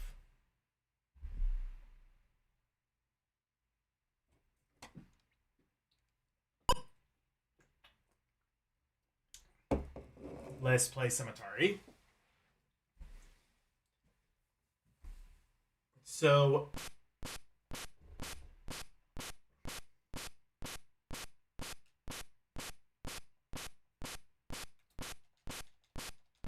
Wait, is it up and down, maybe?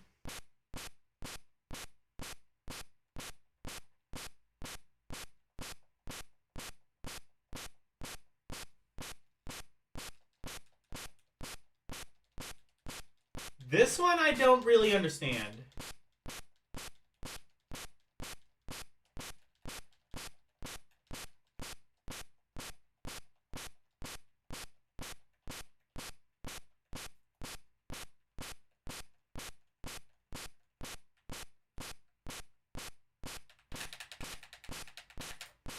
No, I don't understand that. Okay, and then this is the race. This one is probably, like... Button? No, I was... Hang on. Let me cycle back to that. Maybe that's it? Do I just need to mash the button?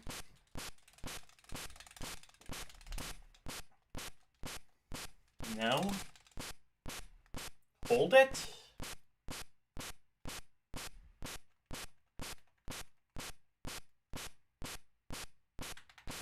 No.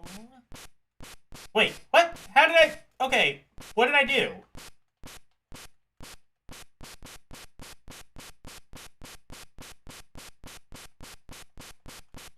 Oh wait, is it left and right and hold the button? No. Answer... I think it might be. You can't... Okay.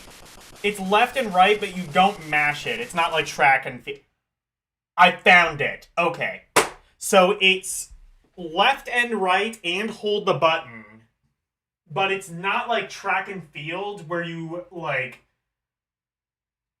You have to do it kind of slowly. So this is just the skiing game from earlier, like the ski-free game from earlier, but they made the controls needlessly complicated. This is the winter games I was led to expect.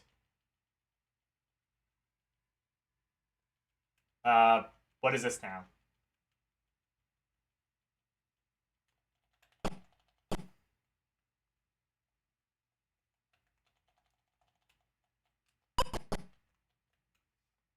Archery?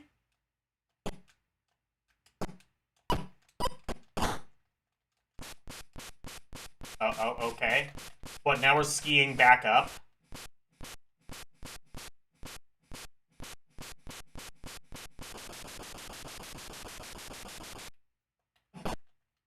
I don't know what this part is. Follow your heart, Logan. No. Oh, shooting? So it's skiing and shooting? Did they just not have the room to make these two separate events, so they had to combine them into one?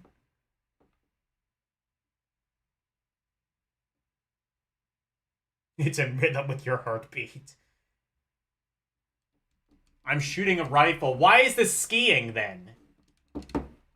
I don't know. This one is probably track and field.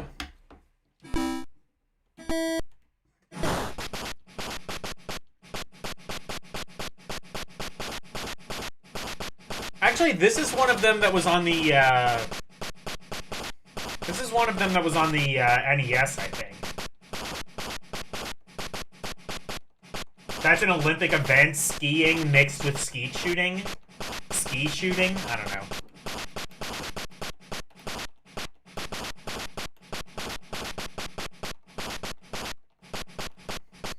I will say this is probably something that is way easier on emulation because waggling the joystick I feel like would be a lot harder. Have you really never heard of Baytheon? What the fuck? No? Wait, biathlon. Oh, I see, yeah. Oh, I see. So I see. It's like, I see. So it's like, yeah, like a couple of different things mixed together. Fair enough. I see how that works.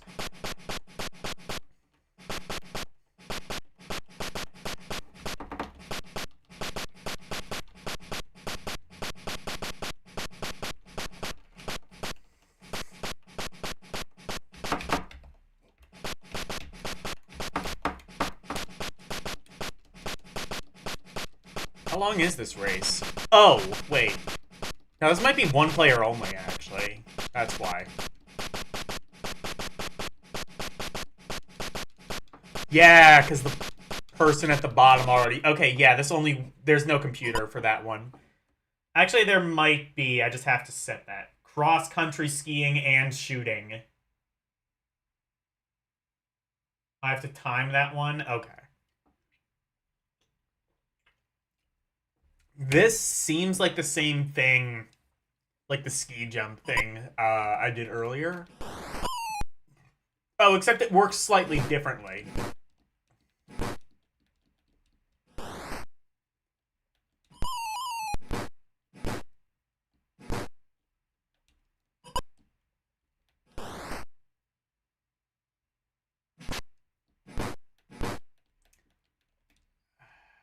Fault.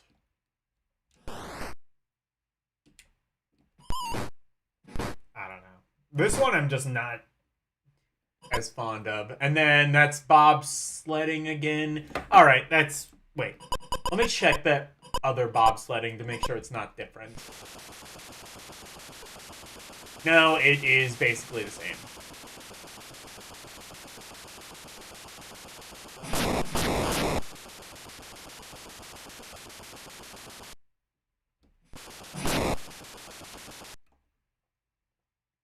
Oh, wait. Oh, I see. I was braking. So it's the same, but slightly different.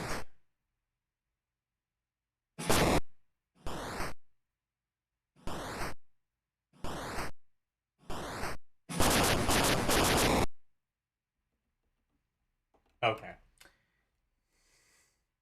Oh, it's luge. Okay. Yeah, winter games, though. I mean, it does a lot of things. I'd say for the most part, it does them pretty well. Even if I'm not really a fan of some of them. Actually, since my PC restarted, I have to...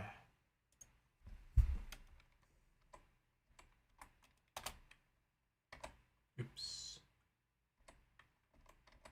There we go. Yeah.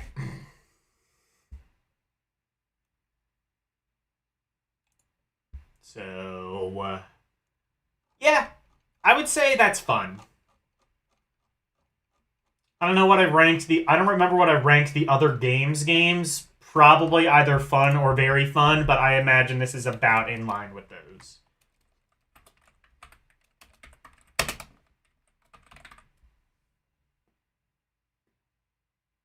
Hey, Moonrun.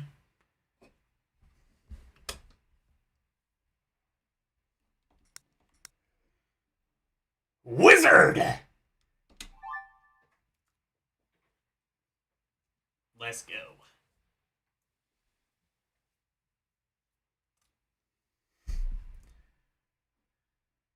It's Pac-Man, I think. Maybe not.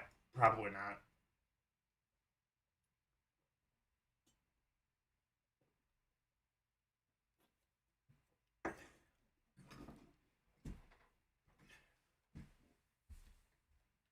Oh, wait, actually, this feels like Night Stalker.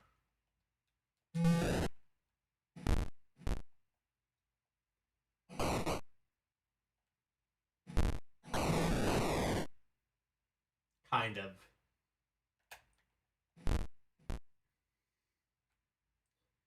Yeah, kind of feels like Night Stalker. I don't think it's the same, but it has that... It kind of looks like it, at least on a superficial level.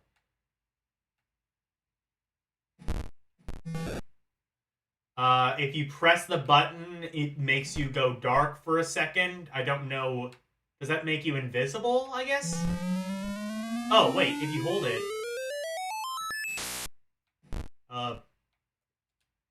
I don't know what that did. I guess that's a cloaking device? What's the goal of this?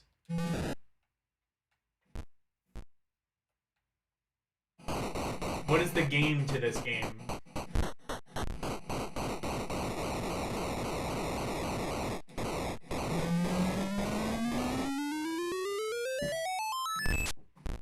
This was unreleased until the 2000s, but you think it was finished.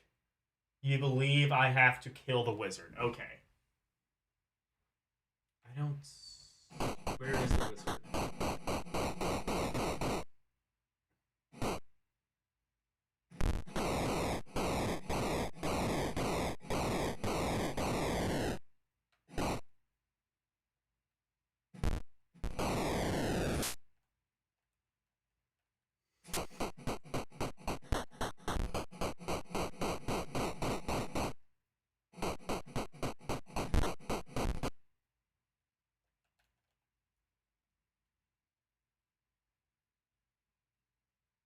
Where is the wizard?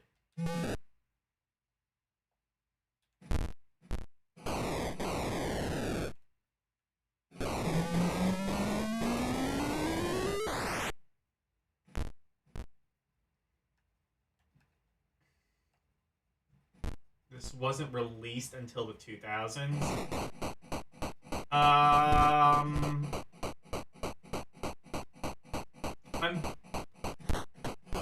Oh, wait. Yeah, I see now. Oh, never mind. Okay. Never mind. I'm going to use that as an excuse not to play this.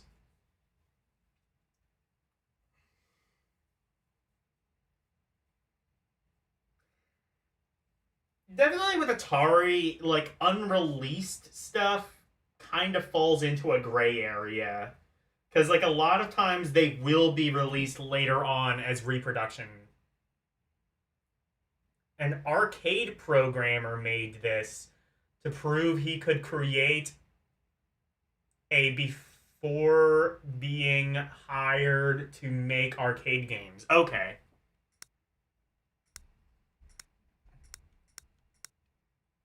Wizard of War. Is this Atari first party? No, it's CBS Software. Is this the same game? No, not quite.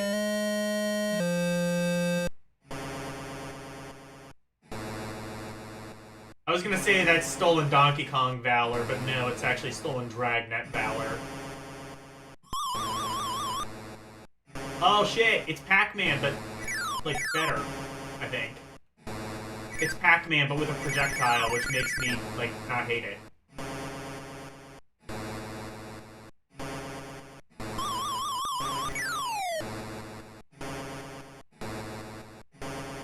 Is this an arcade game? Because I've seen this before.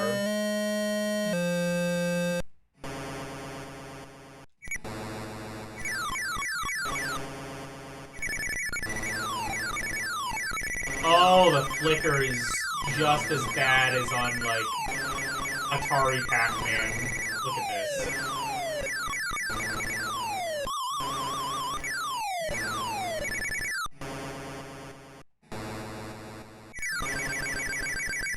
Wait.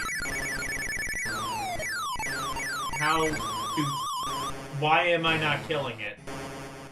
This is an arcade game. Okay. I know I've seen this before. A Prime 1.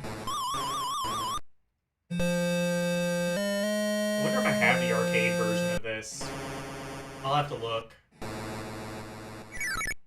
That would probably be a lot easier to parse, because it doesn't have the flicker problem. If not, if I don't have it, there's probably like a 5200 or an 800 or something port of this. Or a Commodore 64 port. Either of all of those are very likely. At least one of them anyway. In fact, I'm going to try that, because the flickering is making things a lot harder than they probably should be. Granted, I don't think the flicker might have been as big of an issue back in the day, because I think CRTs might have masked that slightly, but it still wouldn't have been as good. It still wouldn't have been very pleasant to play. Let me see if I have the...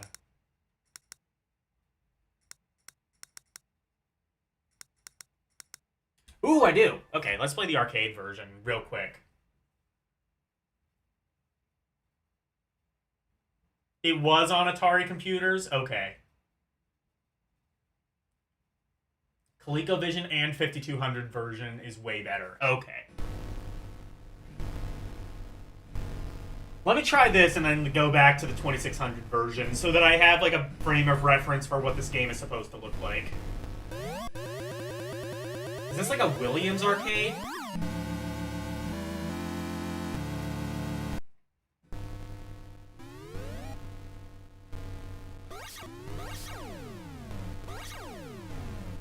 This looks like an Intellivision game. Like it has like, or rather sounds like it. It has similar sound effects. Oh, I see. It's like a sword. Oh. Oh, yeah. See, this version is really fun. I actually like this. Now that I see, like, kind of more easily, like, what I'm supposed to do, it's kind of just, like...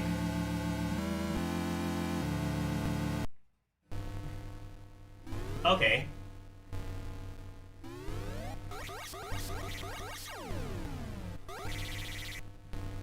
Is this Willie? Actually, what is this? Wait, who are the people who did, Mousetrap? Is it them? Is it, Epsity or Apsity or something? Whoever they are? Acity? Acity!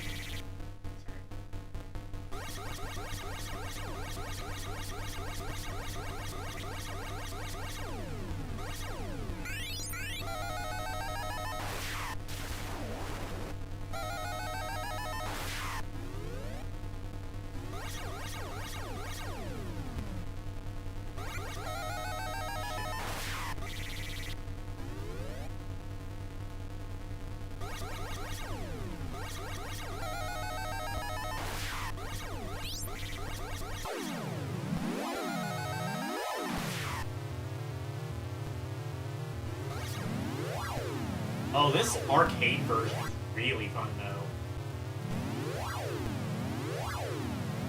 I'm not gonna say the Atari version isn't fun either, but obviously it's a... As with many things, Midway, Williams or Midway, probably Williams. I don't know if Midway existed as a company at this point.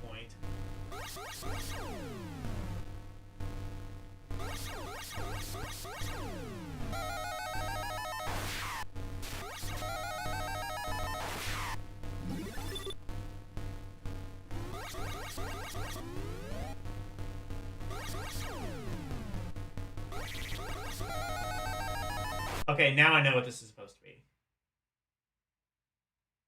Am I playing two-player? Oh, I didn't know that. Anyway.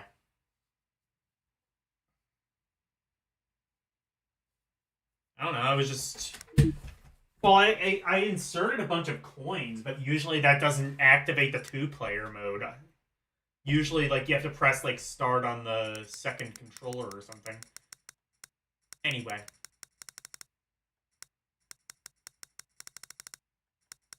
Now I know what the game is supposed to be. Let me go back to the 2600.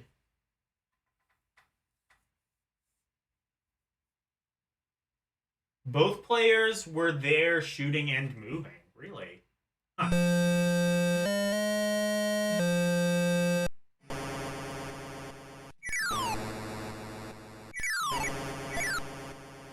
Okay, so the weapon is working. It's just the flicker was so intense that I couldn't even tell if my characters were dying or not. Or if the enemies were dying or not.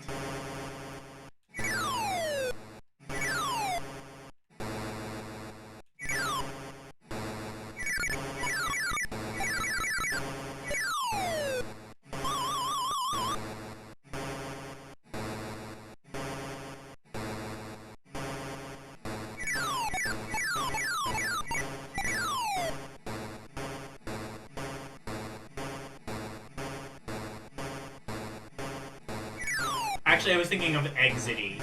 That's the company I was thinking of. But if it's William, that makes sense. It has kind of like a Defender or something, or Joust sort of feel to it.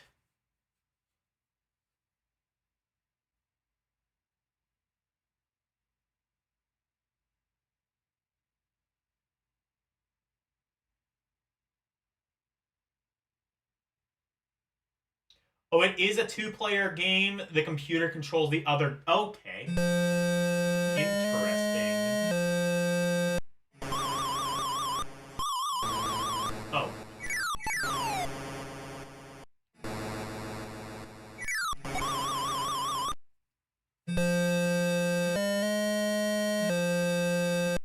This is fun. I would say the 2600 version...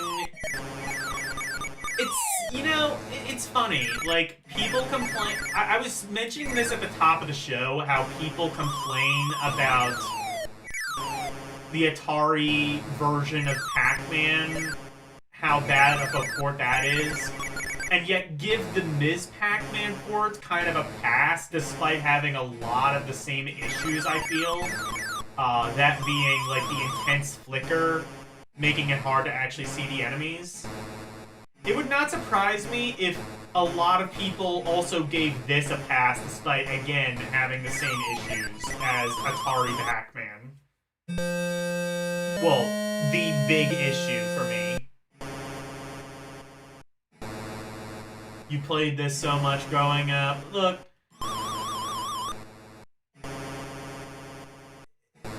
They did what they could for the 2600. The flicker makes it really difficult, though. Then again, though, I say that, but I wonder if the flicker was not this bad on a CRT television. I wouldn't think so, though. I don't think CRT TVs ever had, like, a frame rate issue. Had, like, a lower frame rate than, like... Like, I think, like, you could do 60 frames a second or 120 frames or however much you needed to on a CRT, right? But... I don't know. I want to give this the benefit of the doubt. Definitely the arcade is really fun, because it doesn't have that flicker issue. Two-player co-op games were like gold. That could be fun, but... I don't know about this port. I would say, like, any other port could be really fun. I'm not sure about this.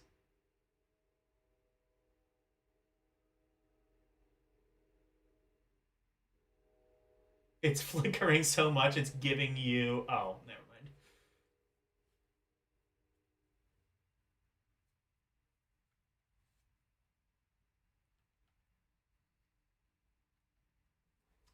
mind. I'm going to put that under flawed, with the caveat that just about any other port would be way more fun than this. Again, like, of course the Atari game is going to be... Pac-Man 2600 was different from the original. Wizards of War was almost the same on every system.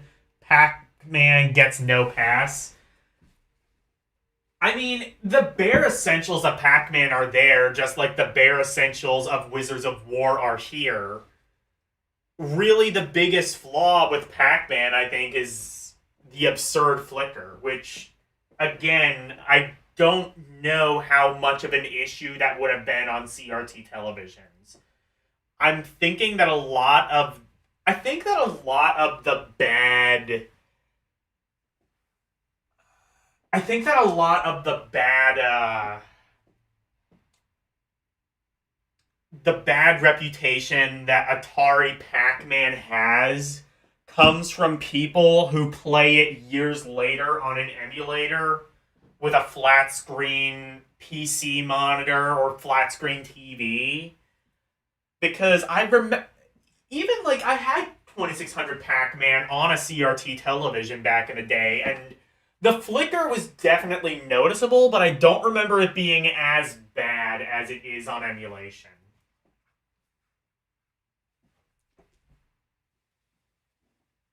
War. Oh, yeah, that's right. Yeah. Right.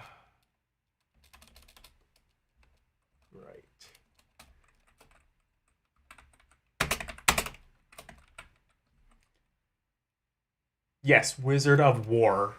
Or... Yeah, War. Yeah, it's still probably said the same. War has never been so much fun. You can test it out on your Commodore monitor. Okay. Yeah, I mean, do that. I don't remember... I definitely remember the flicker being an issue when I played it on my C. I had like a... I used to play my 2600 hooked up to like an old Sony, not old, but like it was like from the late 90s. It was like a cheaper Sony Trinitron television. Not like the really good ones, but you know, it still had the same kind of like CRT technology as the good Trinitrons, I think. It looked pretty good. But I remember it was like a cheaper one and it was only mono. But obviously for 2600 that doesn't really matter. But yeah, I remember the flicker not being as bad on a CRT, but I definitely remember it being noticeable. The other thing too is like Pac-Man 2600 is definitely very cut down. It only... That is like the one thing I will say like Ms. Pac-Man does a lot better is Ms. Pac-Man has... I don't think it has all of the stages of regular Ms. Pac-Man arcade, but it has a lot more than regular Pac-Man. Regular Pac-Man only has the one that you just play to infinity. Which I would say is a bad thing, but like considering like... I'm pretty sure Ms. Pac-Man, all of the stages are functionally about the same anyway. I'm not sure that's as big of an issue as some people maybe want to make it out to be.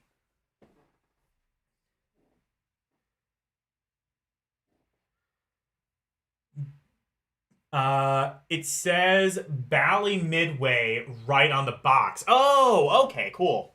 Got it. There you go.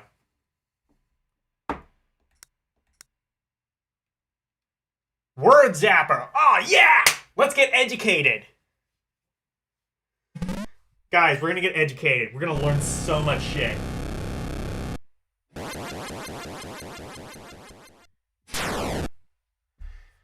gonna learn so much. Alright.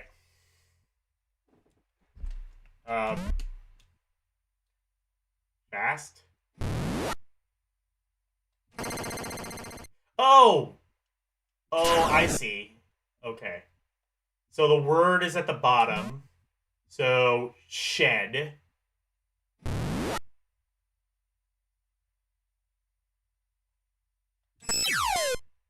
Uh...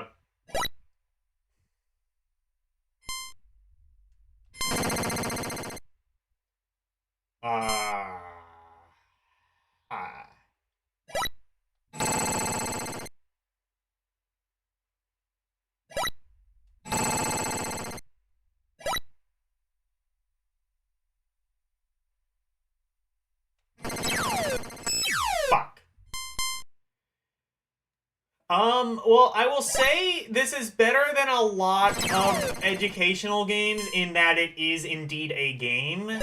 I would still rather play almost anything else beyond this, but this is one of those things that was for the parents. You know what I mean? Like, your parents aren't gonna... Mommy, I want a 2600 for Christmas! It plays Pac-Man and Missile Command? Yes, but does it make you better at school? No? Then I'm not buying it, son. What? Oh, and then there's end. Actually, I take it back. This isn't a game.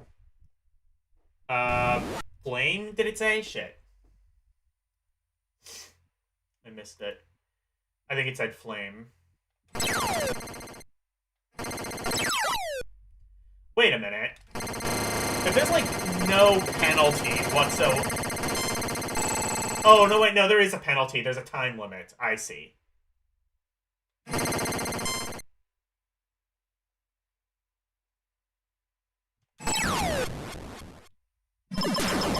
Okay, that's the penalty. I mean, this is a game.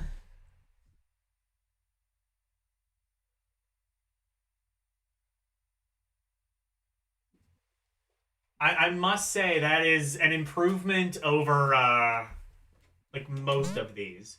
Okay, so, rain. I've seen fire and I've seen rain.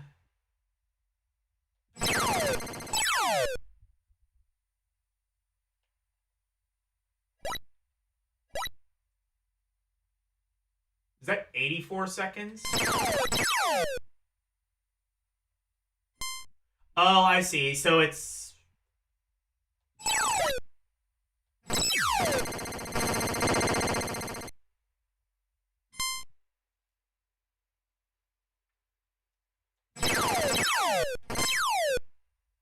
So there's a problem.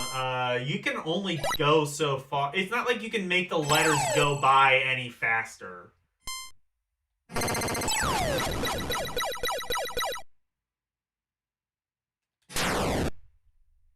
Alien. Okay. So I have to wait all the way again for the A to come back. Honestly, for an edutainment game, which I think is how this was probably marketed, I'm not really sure this is all actually that educational.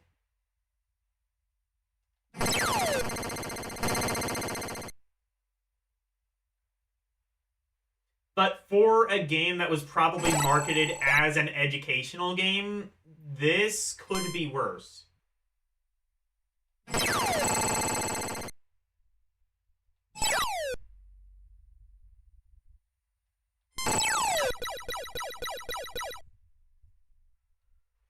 Alright, let's finish the last thing in 5 seconds.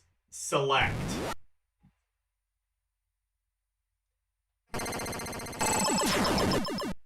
Watch, this is gonna be... It would be funny. I bet there's, like, swear words in here that they just, like, forgot to take out.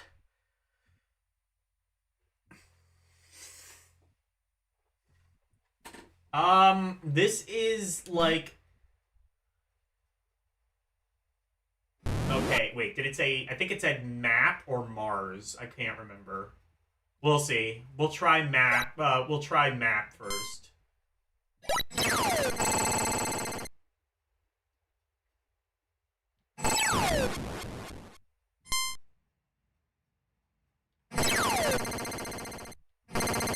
Oh, it was map. Or I think it was Mars. That's a proper noun. I don't know if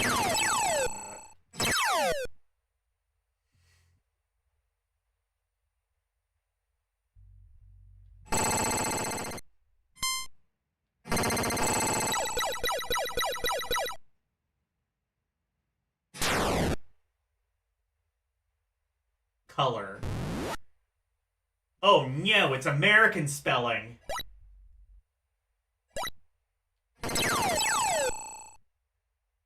What if this is released to the Europeans? They're gonna start thinking horrible things that color is spelled without a U.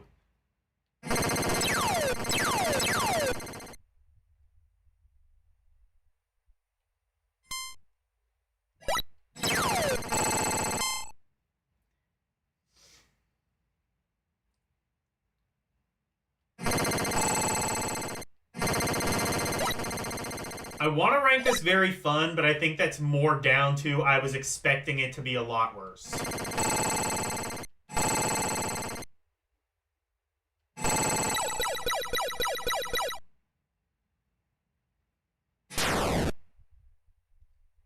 Stripe.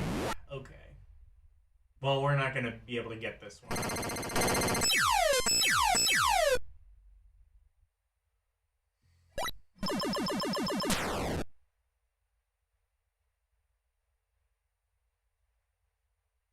fair enough. Fair enough. If the company's called US Games, they should probably use the US spelling. Then again, though, you know who wasn't a US company, ironically enough? US Gold. They cut their teeth making games for the ZX Spectrum. And then moved over to the Genesis, where they were also terrible. Oh, yeah, by the way, spoiler alert, they were terrible on the ZX Spectrum, too.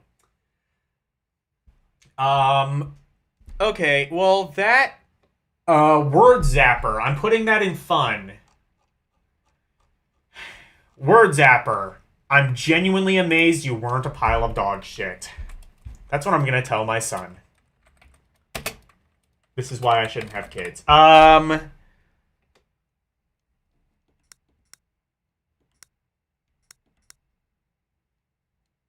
Words attack!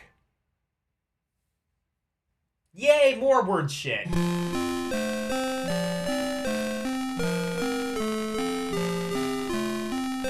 Is this Centipede but with words?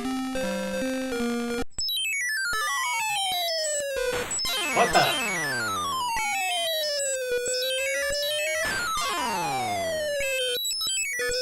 Oh, no. This is... Oh, boy. Oh, boy. Is there a... What is... Oh, no.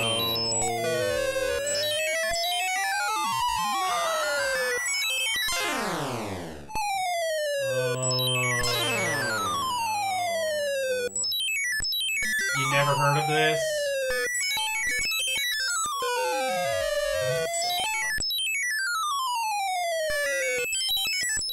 Wow, this is genuinely painful to look at and play. Oh, okay, not painful, but this is kinda sort of like... This might be one of the worst 2600 games I've ever played. I have kids? No, I don't, thankfully. Let's keep it that way. Remember, kids, always use protection. So is this Centipede but with Hangman? Fuck. Why? Why is the question. A question that I don't think will ever be answered.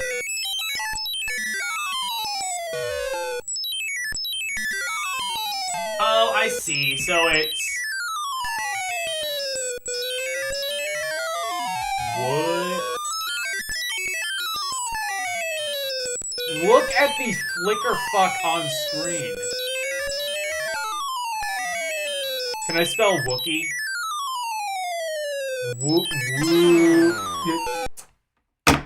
Holy shit, that's bad. Let me check. Okay, so Jeremiah's never heard of this game. Let me check to make sure it's real so that I can put it... So that if it is, I'm putting it in garbage. What was it called? Word attack.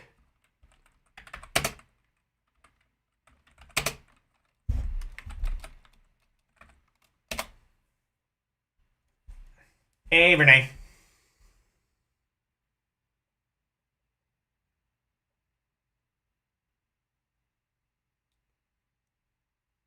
Sancho is apparently behind it. Whatever happened to Sancho Panza?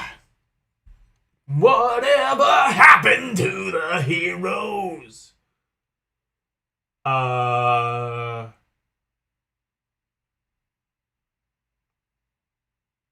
Control.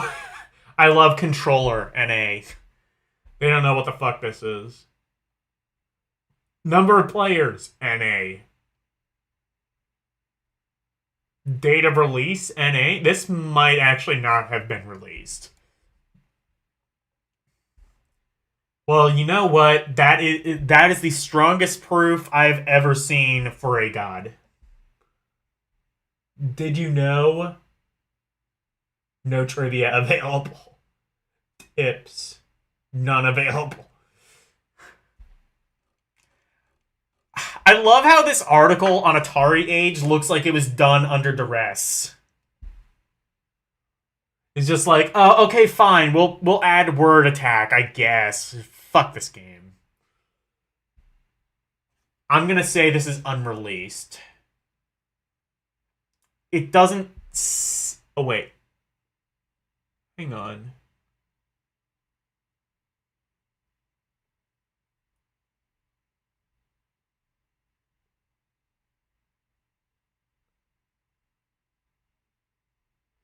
Oh, it says undetermined, European, or PAL. I see. So I think it was released, but in PAL territories. Cool, so I can give this thing the thrashing it deserves. Let's go. Let's go.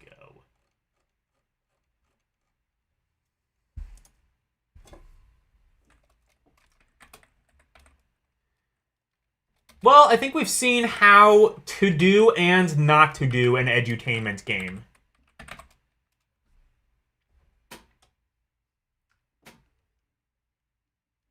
What? And also Sirius. I've heard of Sirius before. I think they did some other Atari game. World End. World End.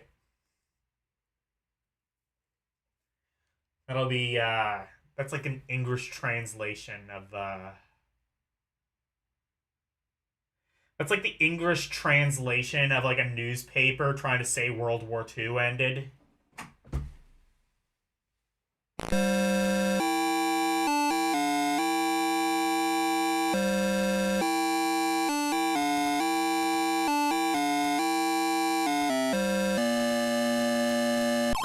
Wow, that was almost He-Man.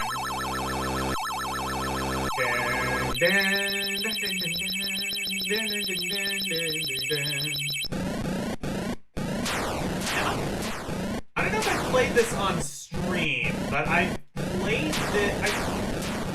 I am aware of this game somehow. I would not know where.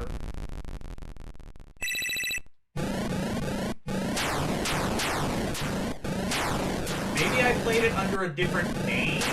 Maybe...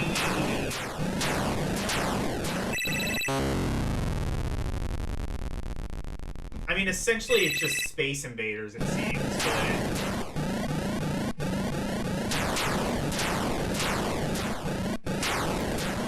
Can you shoot the projectiles? You can.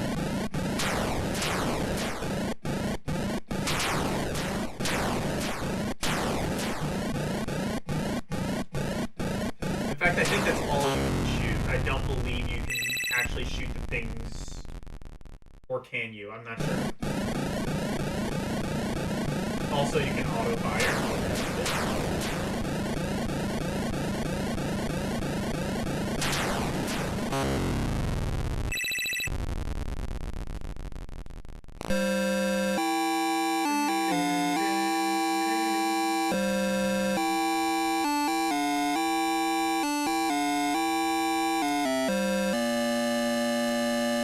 Is there a song that's more like than He-Man? I can't remember. I'm just gonna go with its rip-off He-Man.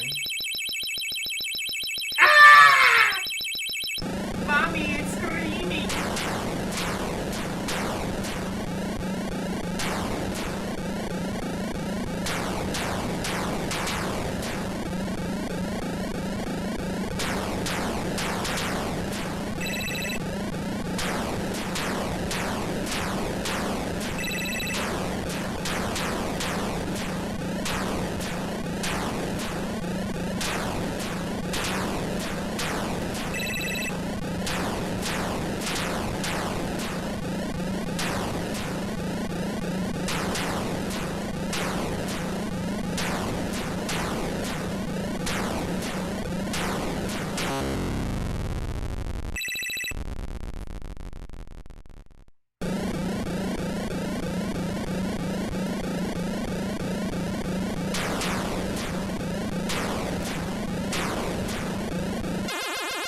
Whoa!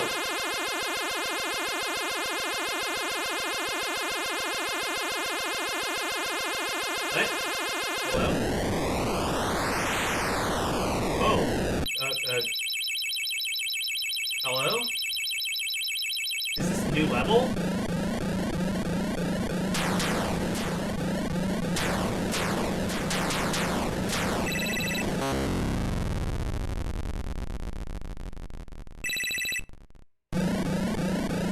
I mean, I'd say it's like, there's like 1,001 2600 games exactly like this. That said, though, this one does play pretty well. I definitely would rank it positively. I don't know if I would say it's more than just fun, but, like, this is one, like, if I had a 2600 back in the day, I would probably spend a decent amount of time with it. There are definitely worse Space Invaders, Galaxian, Galaga, whatever clones than this.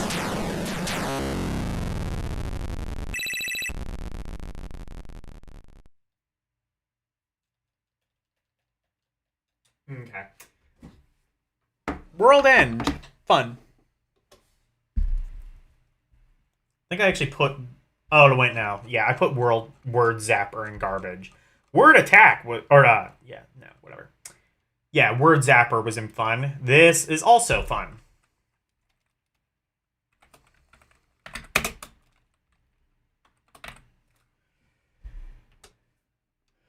All right. Worm War 1. Why do I know that name?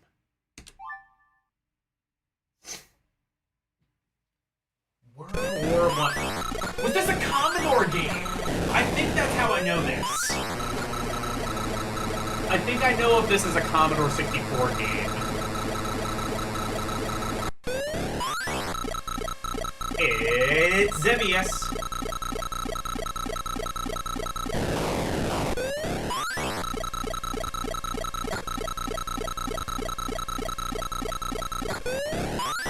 Also, it was very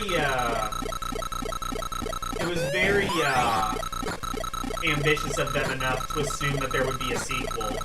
I mean, World War I got a sequel, and that was like the T2 of wars. That was like the Terminator 2 Judgment Day of wars, so, you know, imagine how good Worm War 2 would have been. We would have had like Mecha Hit, we would have had Worm Hitler, Worm Mussolini, Worm Salini, Worm Shima, sorry. All culminating in the triumphant return of Harry Truman-kun. Pulverize me, Dad. Pulverize me, Senpai.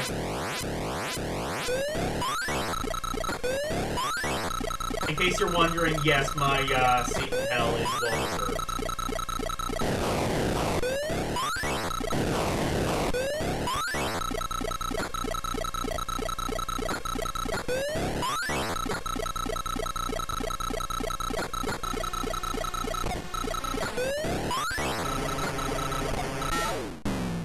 This is really fun, actually.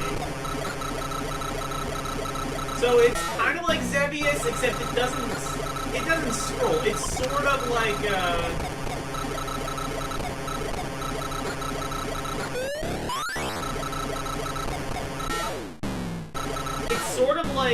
well, it does scroll, but it's, how do I explain it? It's like a weird in-between hybrid of like Space Invaders and Xevious. It's somewhere between, or rather like Galaga and Xevious, somewhere between those two games. And it honestly works pretty well, except now I'm not alive anymore. Hey, Kirby. How do I know the name Worm War 1, though? Wait. I think this was ported to, of all consoles, PlayStation.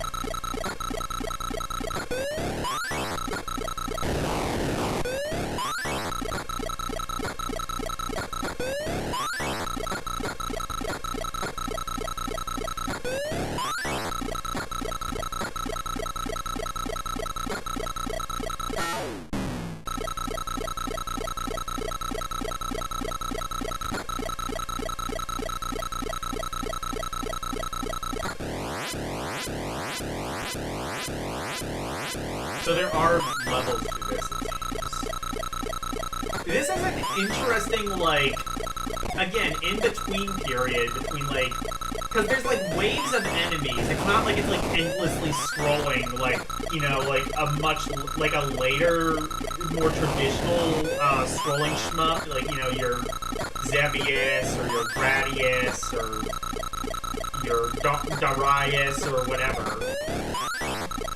But it's also scrolling, so it's not quite Galaga either.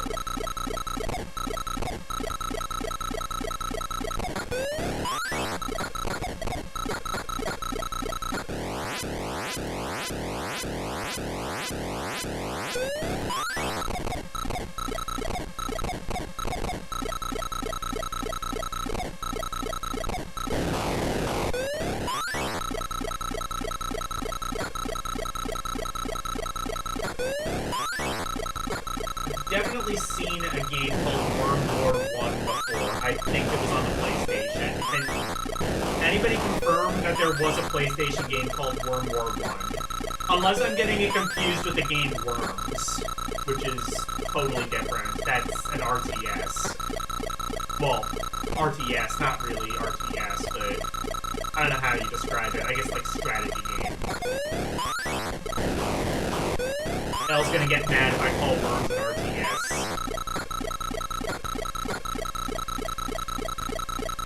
And to be fair, that would be because it's, like, transparently not that, but...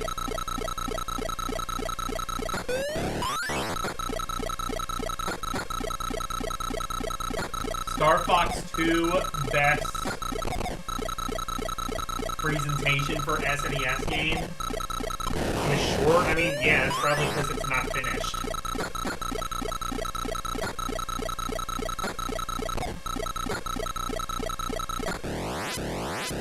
This might go into the outstanding category, though.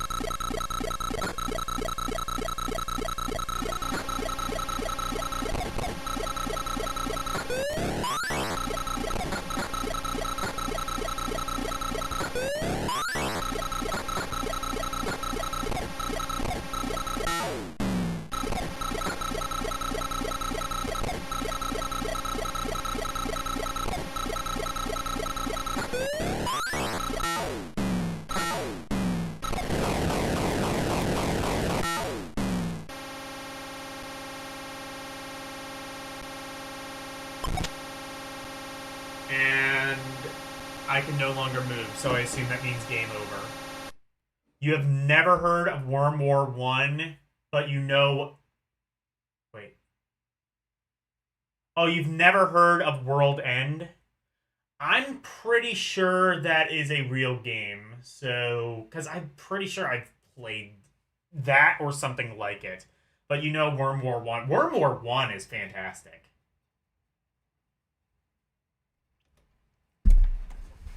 That is definitely going in the outstanding category. I really like that one. That's one I could see myself playing, like, on my own time. Which can't be said of a lot of these 2600 games, but...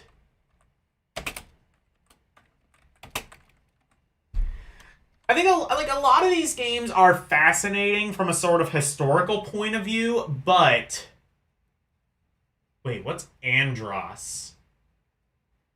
No, you meant it's a short game with it being fully playable. There are only like 4 to 5 missions before the boss. Oh, before Andros. Got it. Yeah, I like Worm War 1. Next is X Mission.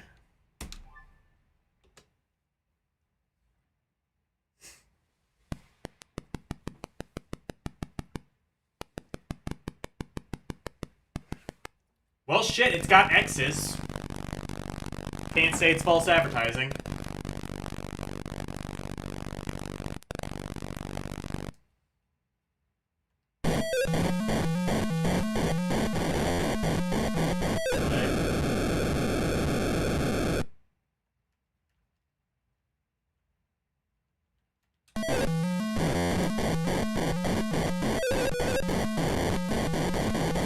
Oh, okay, I see. Okay, I see what I'm shooting at now.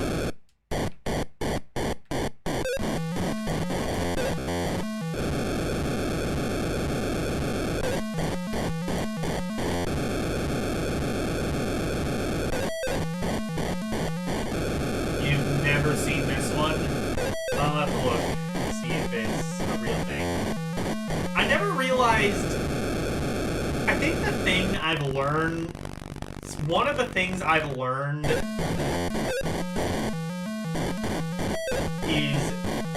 I didn't realize how much of a following the 2600 had in PAL territories. There are a decent amount of PAL exclusive games that I never would have guessed were a thing. When I think of, like, the European scene, I think more of, like, the microcomputers, but apparently the 2600 had a pretty big following there, too.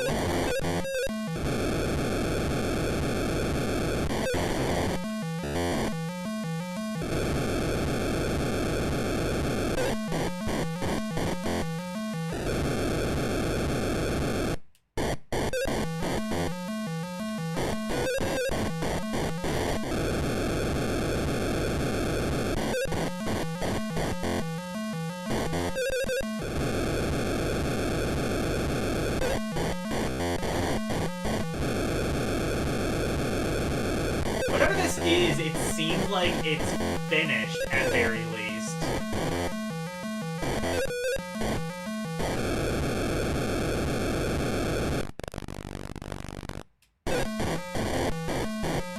So, I don't know if it was released or not, but it definitely got to a point where it was close.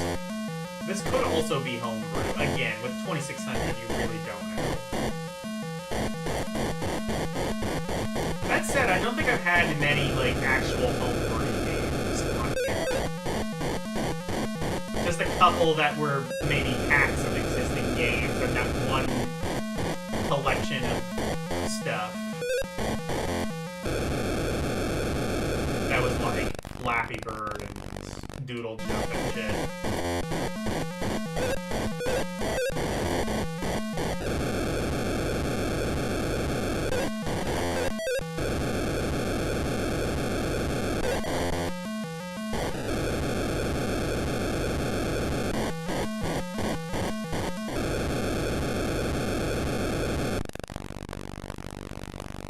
Okay. Let me see if X Mission is a game that was released.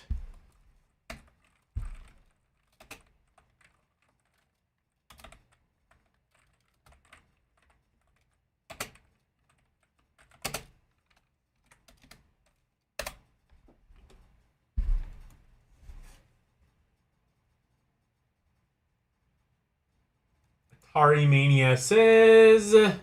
Wait, what did this say?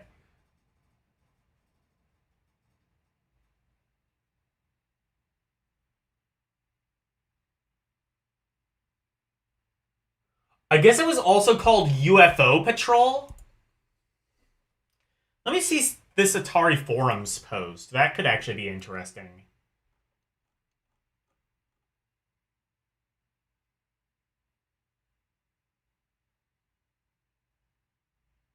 From back in the day. A couple of years ago. Now UFO Patrol has always been one of your favorite Atari 2600 games. You love it so much as a kid, and I tried putting it in backwards so I could see the image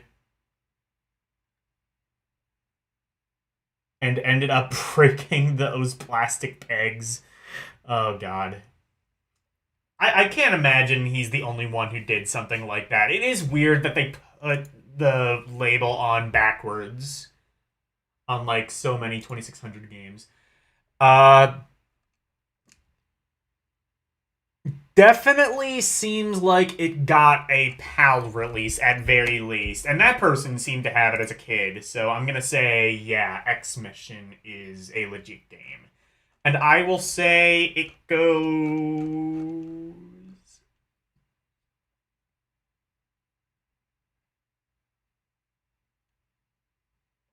It goes into the fun category, I would say.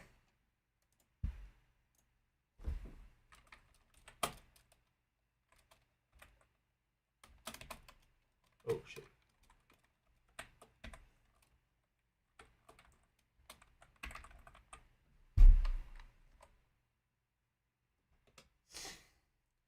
All right. What's X Doom? I'm thinking this isn't actually Doom, but it would be funny if it was. Oh, this is a different game. That's a hack of some game. I don't remember what it is, but I've definitely played it before.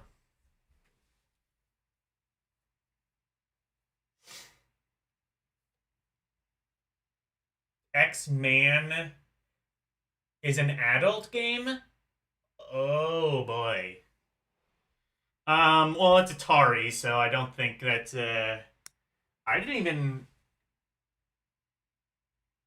Universal Game X. By Pooh? By... You can't name your... Okay. It literally says adults. I am going to play this and hope that it is not demonetizable.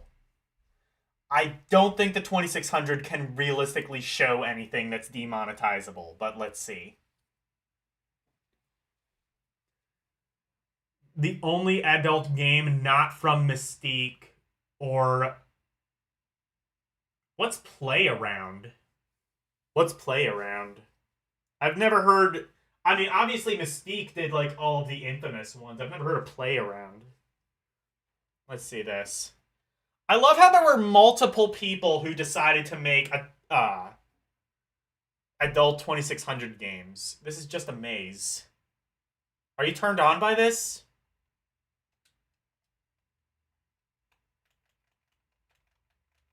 I'm turned on by the fact that I can't fucking control it. Who knew that games that aren't controllable was actually my sexual fetish? So, you know, like I said, I am very turned on by Raiders of the Lost Ark. Anyway. Honestly, I'm just, like, poking shit because I know it triggers Jeremiah and that makes me happy. I can't play this. Do I have to... Did it swap the joysticks or something?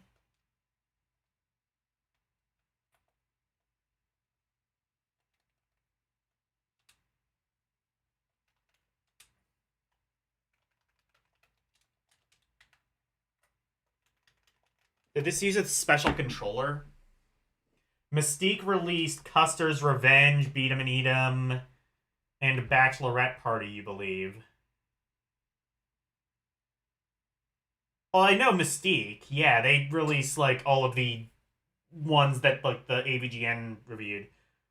Mystique then went out of business and Play Around bought their games. They re-released those first three and then some new ones. Oh, I thought all of the porn games were just Mystique. Okay. This one does not seem to be working. I mean, I think we can kind of see what this is meant to be. It's like a maze game, and presumably at the end of the maze, there's maybe like 8-bit nudity somewhere, possibly? I don't know. I'm gonna put that in unplayable. I'll have to look up a video of that and see if I'm right. I'm guessing the game isn't actually gonna be all that fun now, is it? Most adult games kind of aren't. If your focus is pornography, then your focus is not necessarily making a fun game. Which honestly is a little surprising. I feel like there should be like a few more adult, pornographic games that are kind of fun to play, but I guess if the goal is just to, for you to get off, there's, the focus then becomes less on making an actual decent game. Don't let YouTube hear you say anything inappropriate. Well, shit. Anyway. Okay. Out of curiosity, let me try this version. In case this version happens to be the one that magically works. No, it is not. Okay. I tried. Hey. There we go.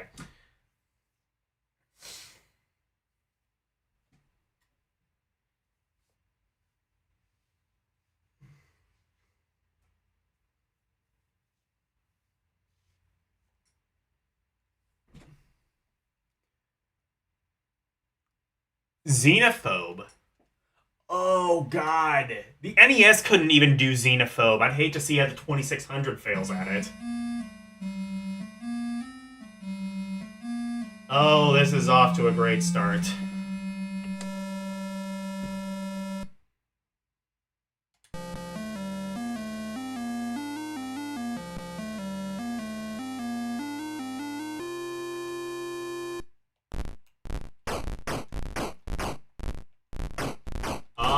This is actually kind of more playable than the NES version. What the hell?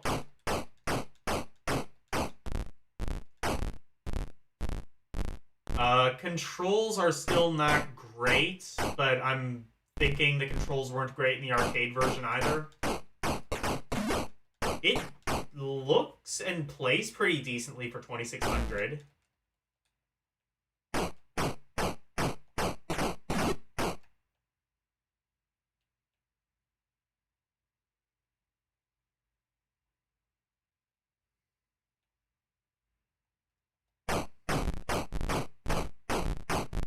Is there a map or something? I don't think so. Xenophobe is not bad for what it is. The NES version is not good either. 7800 version is superior. And the Lynx version is nails. Nails? So, really bad? Fuck, I'm gonna have to play Xenophobe again when we get to the Lynx. That's cool.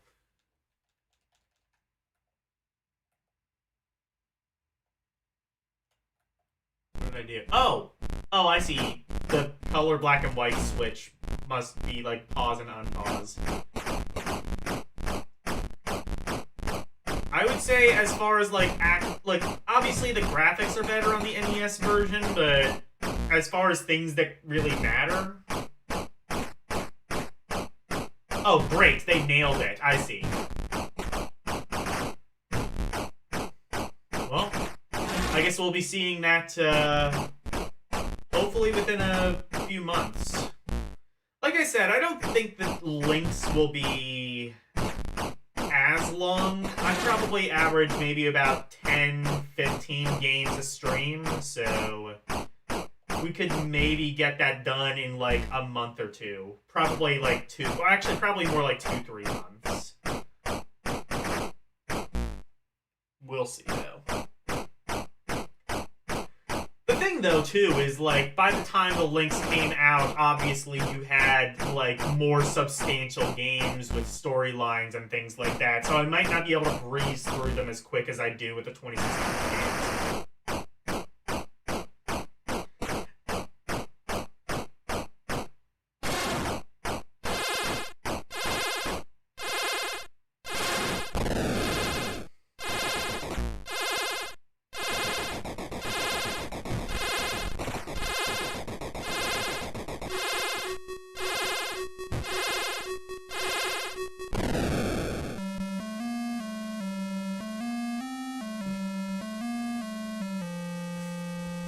are going to spend what stream... Yeah, I'm going to spend the whole stream just on Chip's Challenge and Crystal Mines 2. Well, Chip's Challenge I could definitely see. I love... Chip's Challenge is the one Lynx game I played on actual cart. So... I much like the 2600, I did actually own an original, a physical Lynx for a little while. In fact, there's a video, if you go really far back, like one of the first videos on my YouTube channel is me reviewing my Atari Lynx. I've long since sold that Atari Lynx. I sold it for like 40 bucks, but...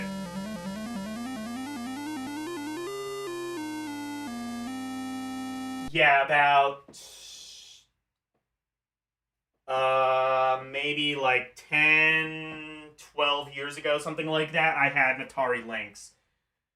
Which I think I actually paid about 40 bucks for it. And they included the batteries, which was nice. And they, amazingly, even more so, didn't leak, which was fantastic.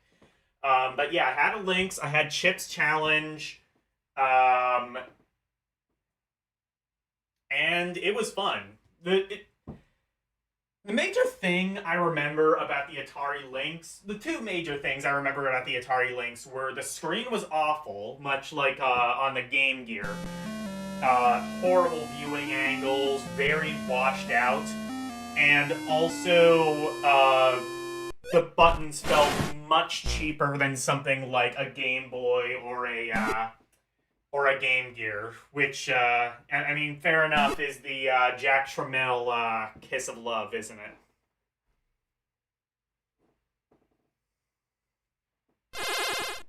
Tight-fisted Tramiel.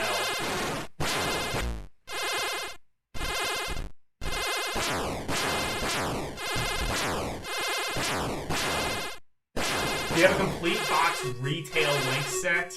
All 71 games? Aw, shit. That's cool. I do kind of miss the Lynx. I don't know if I miss it enough to where I would, like, buy it again, but I kind of miss it. I mean, it was I had the Lynx 2, which was the quote-unquote smaller version of the Lynx. I say quote-unquote because it was still very massive. I think it was definitely... I'm pretty sure it was still thicker than a Game Gear, especially because, like, it was kind of curved. But its big size did make it a very comfortable thing to hold. Like, it had, like, rubber grips at the back, which helped a lot for, gripping the thing. I'll actually probably go into all of this spiel again at the introduction of the stream, next week. But it was a very comfortable thing to hold. It kind of reminds me of, like, the Steam Deck. Because, like, the Steam Deck is also a very big handheld, but in the Steam Deck's case, like, intentionally big.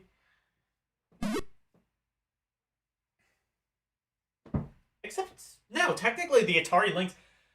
There's, like, an urban legend. I don't know how true this is, but the urban legend as to why, especially the first Lynx was so massive, was because it was basically, like...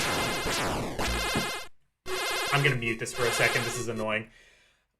Is because, like, I guess they were doing some sort of focus grouping, and they worked out that people liked things which were bigger, because if something was bigger, bigger is better, or something like that, and... I mean... yeah, but not when the thing is meant to be portable, you know what I mean? Like...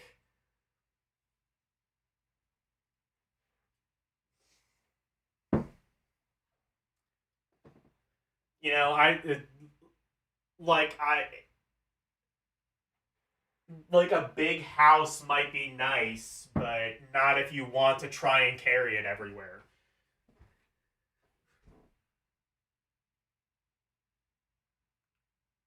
It was thicker, but not as wide. I can believe that. I have owned a Lynx and a Game Gear, but not at the same time.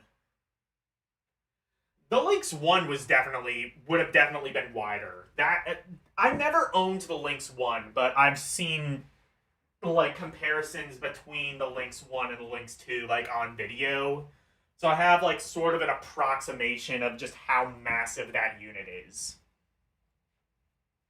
The Lynx 2, also, I mean, for what it's worth, the Lynx 2 I got rid of like 10 years ago, so my memory might be a bit faulty, but I do admire how the Lynx was ambidextrous. Although, the funny thing is, I would have been the target audience for that, but I'm just so conditioned to have games, because I'm left-handed, and I didn't even use it in ambidextrous mode because I'm so used to video games how they normally are, so that would have just been more awkward for me.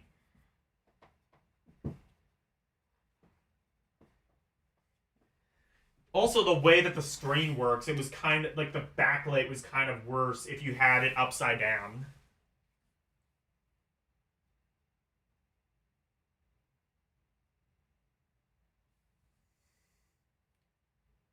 Oh, really? So, okay, so I guess there must be some truth to that, because the TurboGrafx 16 also kind of had, like, similar sort of faulty focus group testing. Let's just make shit massive, because people are stupid. Well, yeah, focus grouping proves that, yes, people are stupid. Oh yeah, I need to rank xenophobe, I guess. Xenophobe, it's honestly kind of meh. You move around and shoot stuff, and it looks good for 2600, and it plays pretty well, but the actual gameplay is kind of a little bit dull.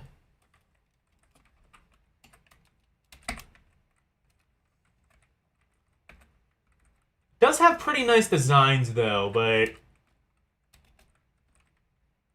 I'd say where it counts, it's not great.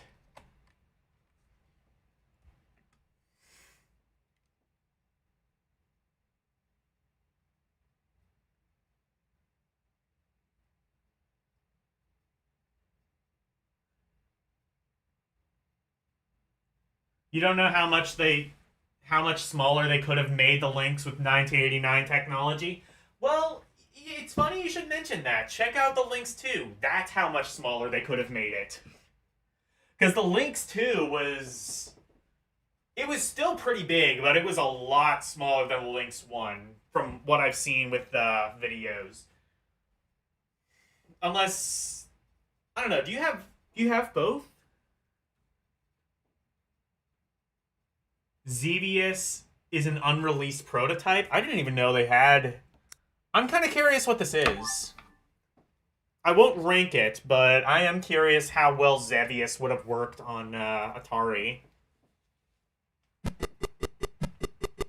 Oh, no. No.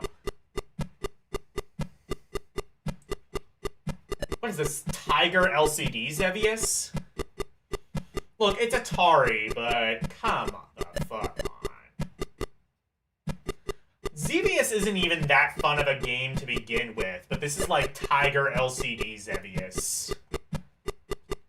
I've been changing the pronunciation a bit. I'm pretty sure it's Xevious. That's what I've come to. If you are still in stream, if you want to, like, look up, like, the original katakana or kanji or whatever the fuck it is, that probably is a more accurate window into how you're supposed to say it. But yeah, the Lynx 2 was a lot smaller. It was still massive. It was bigger and thicker, specifically, than the Game Gear. And it used... And actually probably used, like, the same technology as the Game Gear, meaning it also probably has a much higher failure rate. You just don't hear about it as much because nobody fucking bought a Lynx to begin with.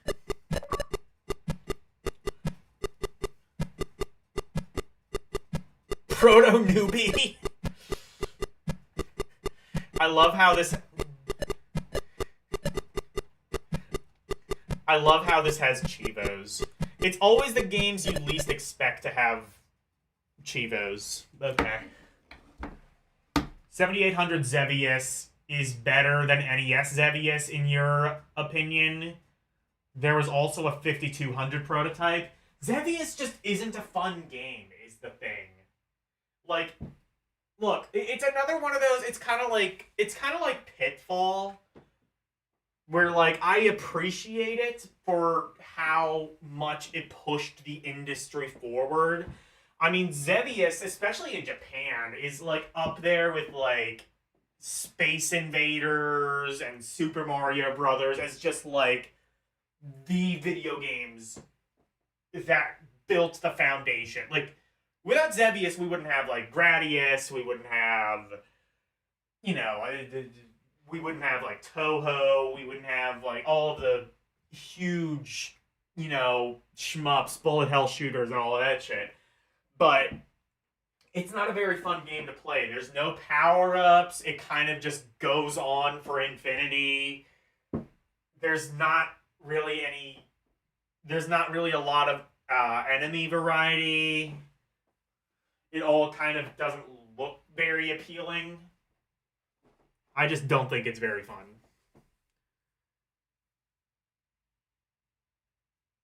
The Lynx 2 is not that much smaller. You have both. It always looked a lot smaller. Definitely, like, a lot less wide. But I've never owned a Lynx 1. I've only ever... If you want to send me... if you want to send me a Lynx 1, I can compare it based on my really faulty memory. Don't do that, though. Yahtzee! Is this official?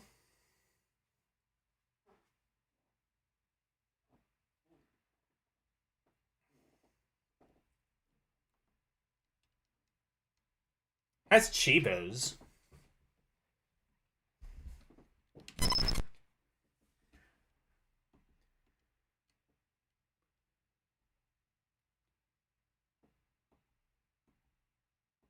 Okay, fucking... I know how to play Yahtzee. Oh, I can do, like... Oh, I can do threes.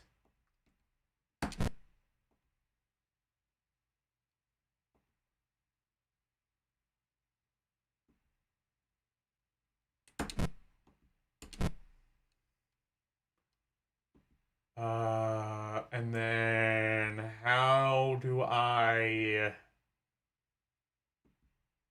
Wait. How do I roll again? This probably isn't homebrew, most likely. Okay.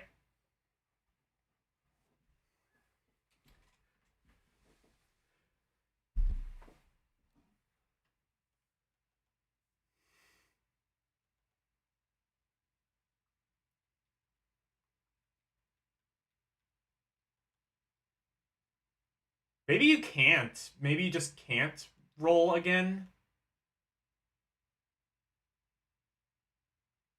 Let's see. Long straight, short straight. Three. Oh, full house. There's three of a kind. Okay, so it kind of plays a bit fast and loose with the rules of Yahtzee, I think. Okay.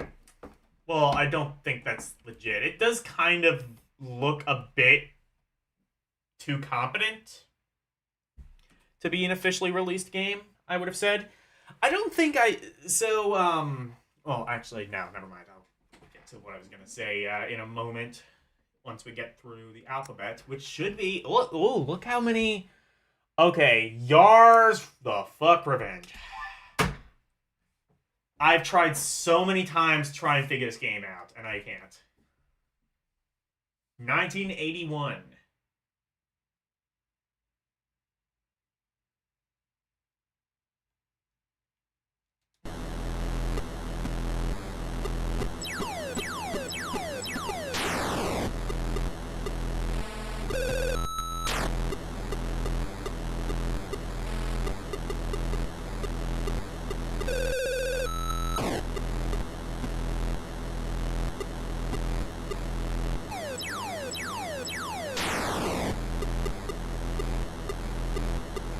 shoot the one dot.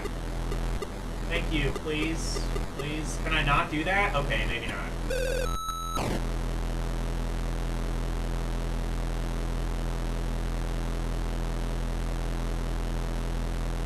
Can you not see? I see the missile. How do I... Or can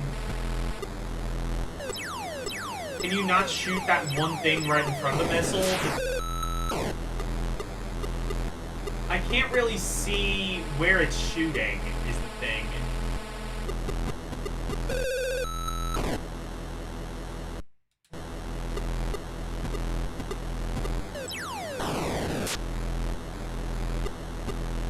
Okay, this doesn't have auto fire.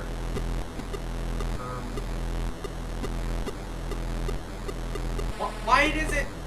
Okay.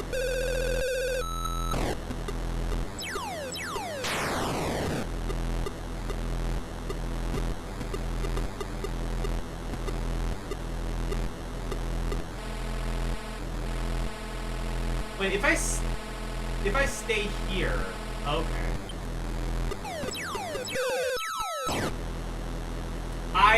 I think I understand kind of how this works.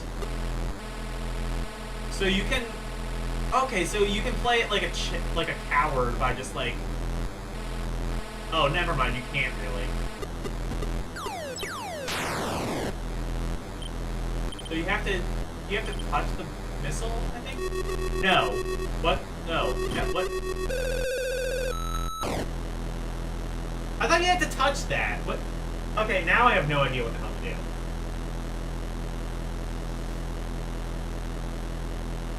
While in the zone, but you cannot shoot while in there. Okay. The missile just follows you around? I thought the point was to, like, tag that yard ray or whatever the hell it's called.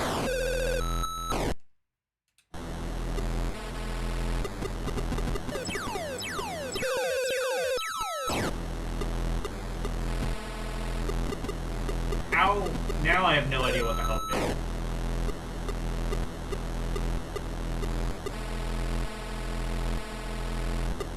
do. You just have to...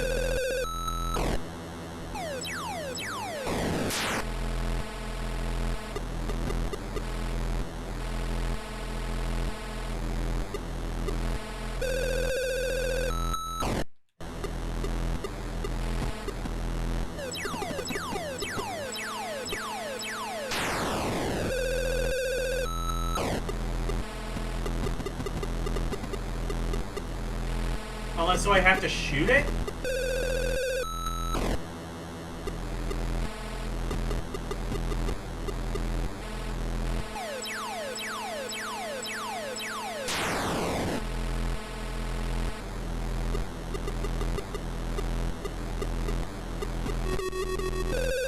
What? You have to activate your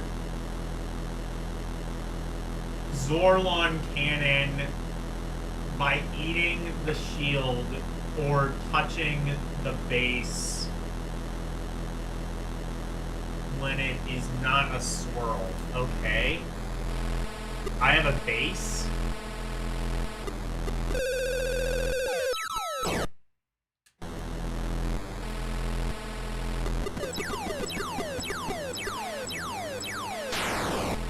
Wait, so do you have to... Hang on. Do I have to touch the cannon and then go back?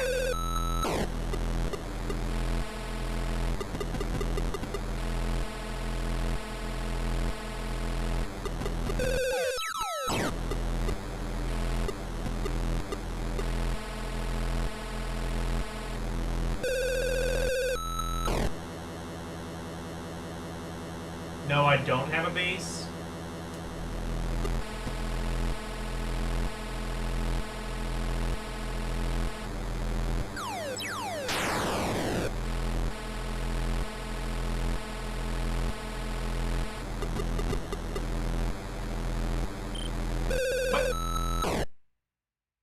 Well, it just shot me back. Once your Zorlon cannon is activated, the next time you push the button, the cannon will fire. Okay.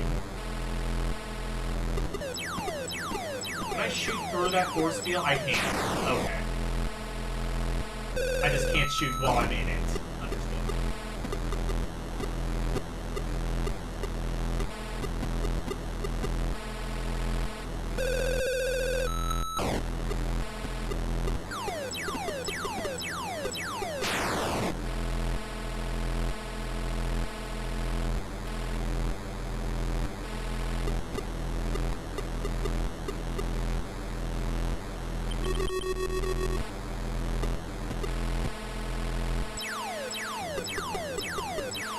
Okay. Well, shit, now what?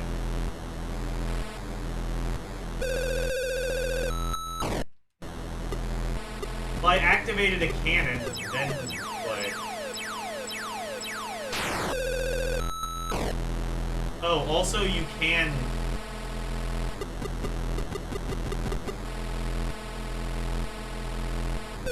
I guess it is possible to be hit while you're in the force field.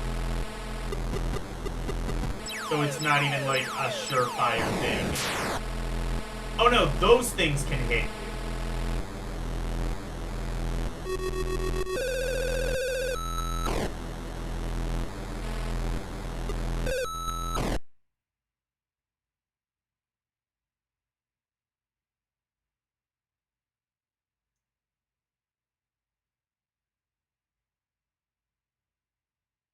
I'm running into the missile almost every time. Yeah.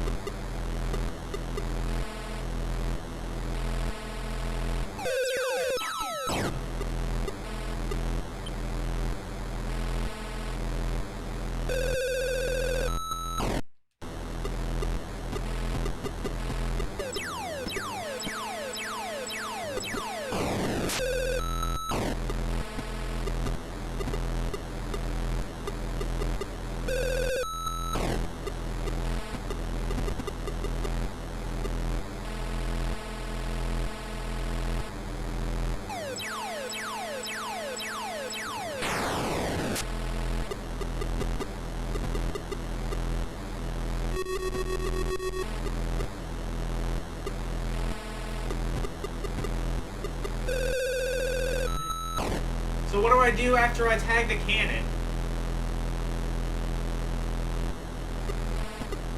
I don't understand. Oh, well, the cannon went away for a second, I think?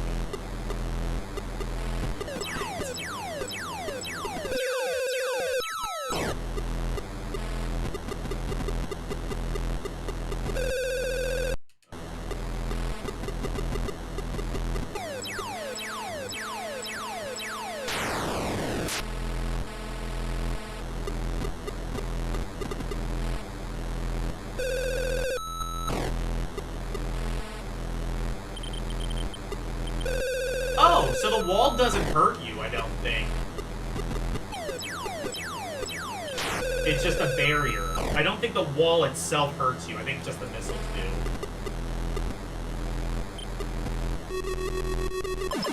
Whoa, whoa, shit, what did I do? Oh, I did something! I think. Wait, was that good? Did I do a win thing? Yes, I think so. I think I'm at the second level.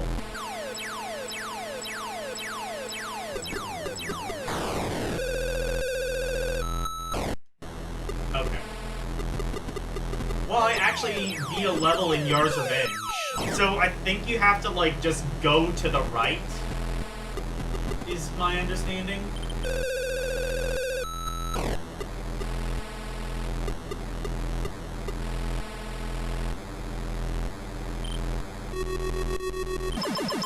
Oh, so you have to hold the button down, I think, and go right. And then you go to the second level. I see now. Here the shield is, like, kind of moving-ish. Well, it is. and there's more shield to it.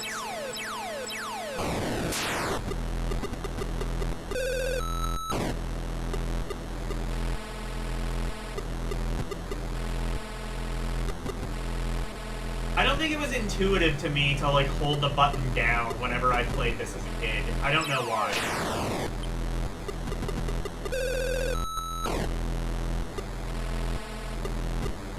Round 2, baby. We can do this. What? What the fuck? It, like, sucked me back.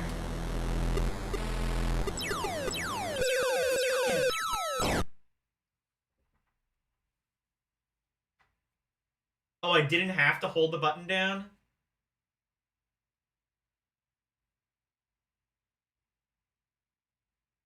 You have to eat the shit. So what was it? Just, like, just go to the right? Stay to the right, I guess?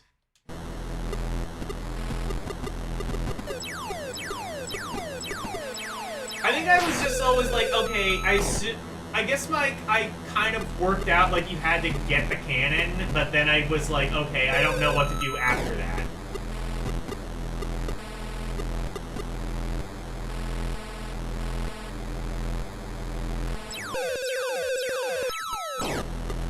Especially when the thing like homes in on you, that's... I don't like that. I don't like how it homes in on you.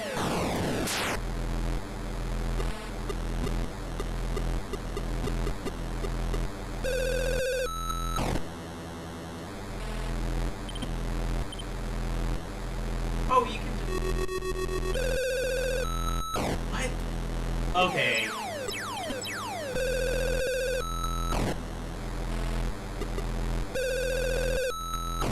Why does it not work now? I think, is it just like you have to be... Oh, wait! So you can break the force field, I think, just by, like, ramming into it.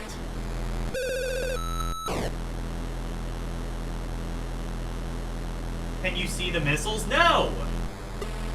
And they, like, home it... Well, kind of. I can kind of, but, like... The thing is, like, they home in on you.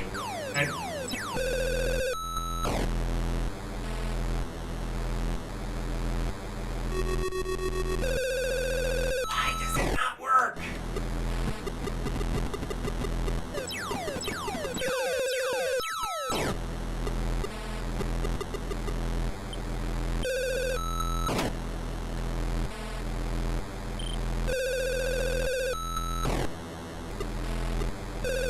How many death threats do you think I would get if I put this game in garbage?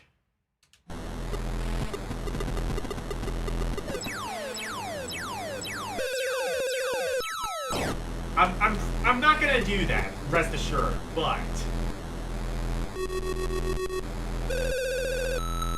I was right there!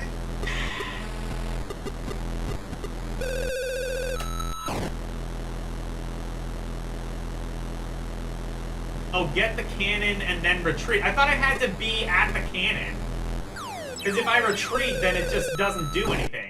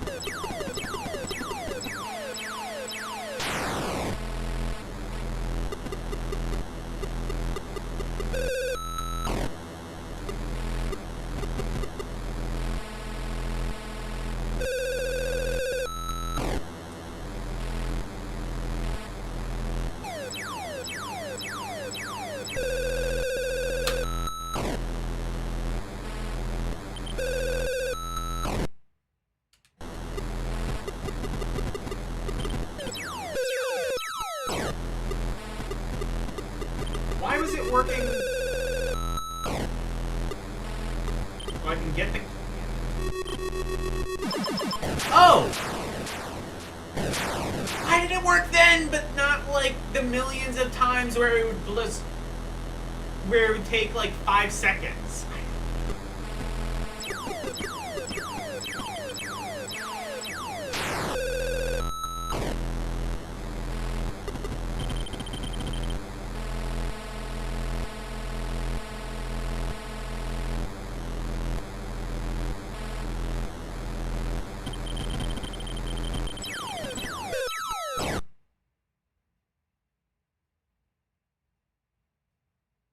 I can't touch this. What swirl?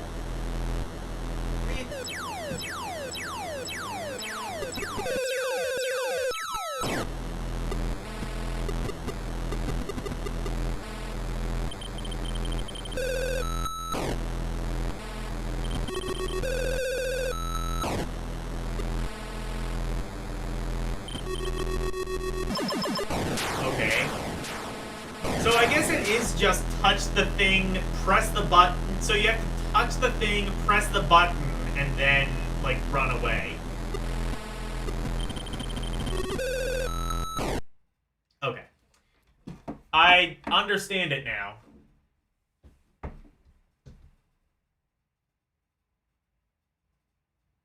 Can you see with the base right before it shoots at you? I did not see it was doing that. Okay. Yar's Revenge. Look. Here's the thing. I think a lot of people... okay. I understand why people like it. Even if it's, like, not the most LDP-approved game, it's... I get it. I'm gonna rank it positively, I think. Actually... I see the appeal in it. I think, like, if I got a bit better at it, I might enjoy it more. So, I'm deciding if I want to put it in fun or very fun. I'm gonna say very fun. With the caveat that it does kind of require a bit higher of a skill curve. Wait, shit. With the caveat that it does kind of require a bit more of a skill curve than something like Tempest or Centipede.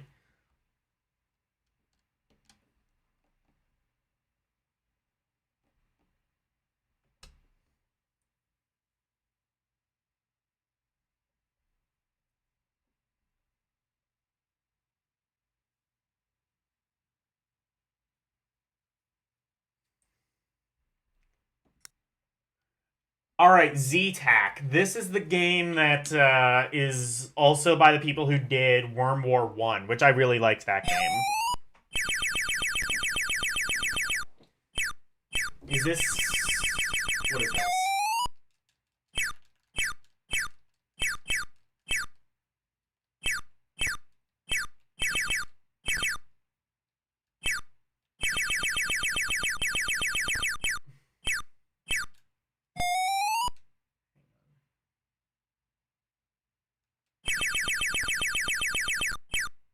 What am I controlling?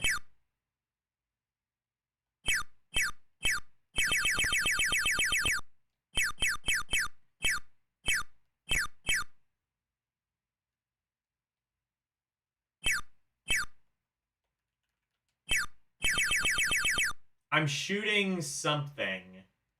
I don't even know what I'm meant to... Oh, I made something explode. That's good, I think.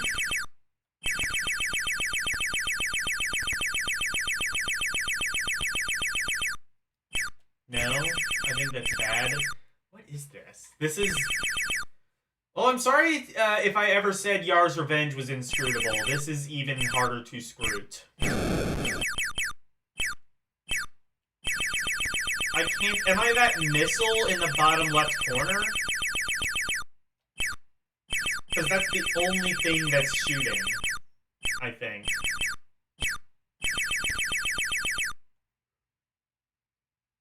But it seems to be shooting whether I hold down the fire button or not, so I'm thinking I'm not.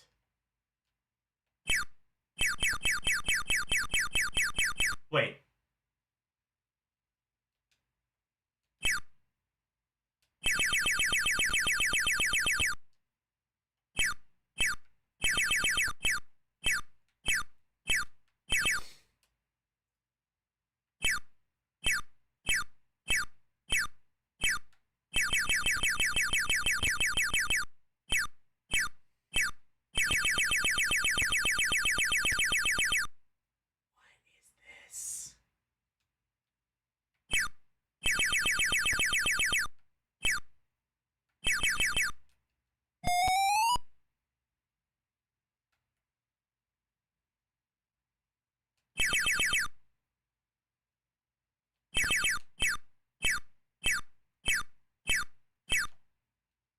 Oh, wait.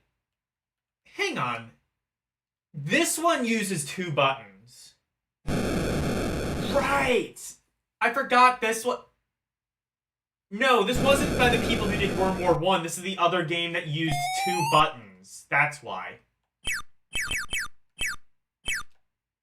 This used, like, the special controller that did that. So I'm this giant burger in space that's presumably...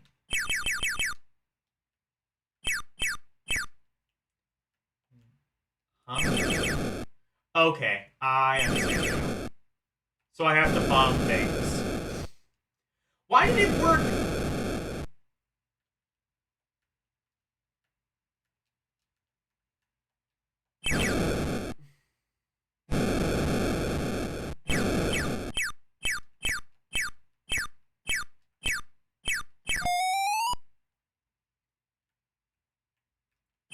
Oh, except maybe not. Because, like, after I pressed the button, I didn't ever need to press it again. So, I don't know what I did, but I made it work somehow. Maybe that's the button. Is that a button that, like, swaps the controller port or something? I don't know.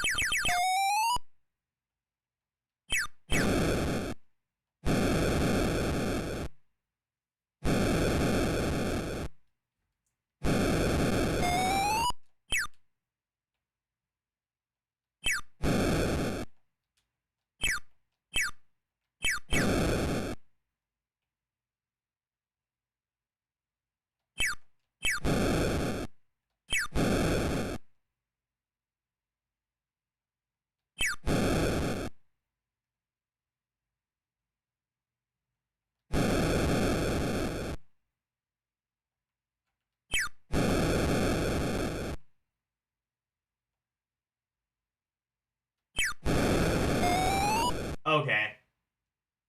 Screen 2.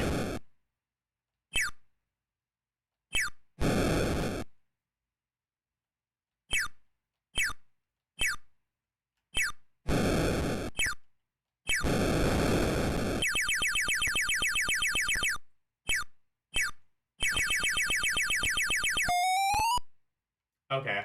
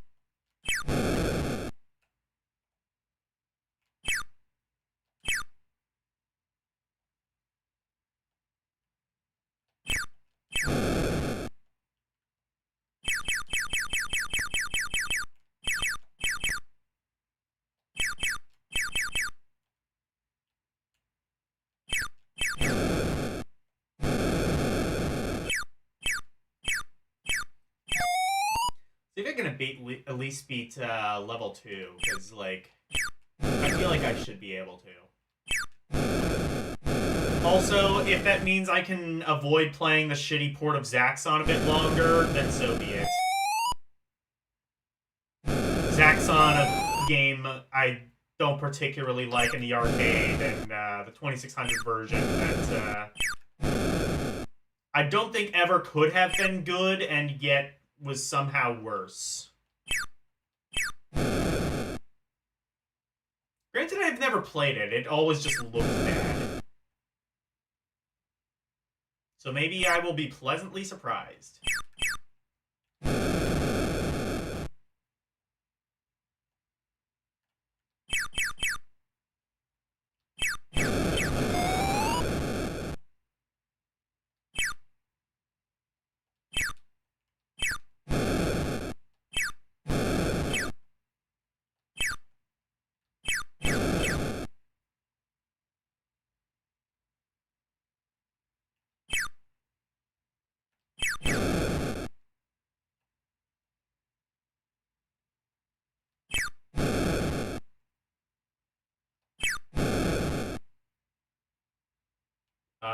Is there something else? Oh, there's that. I see. What?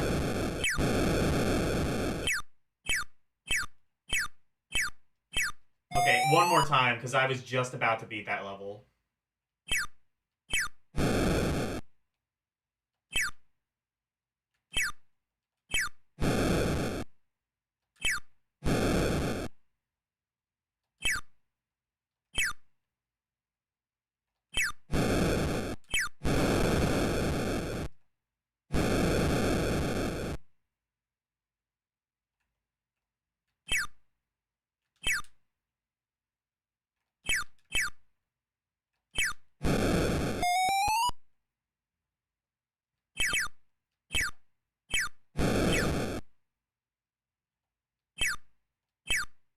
Also, you can shoot forwards? Why would you do that?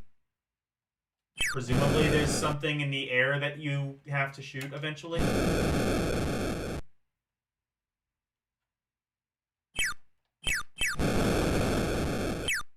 never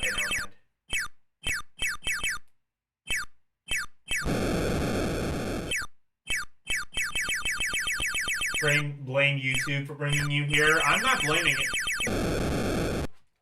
I'm not blaming anyone. I would never blame somebody for something good. Get a job? Okay. Go fuck yourself.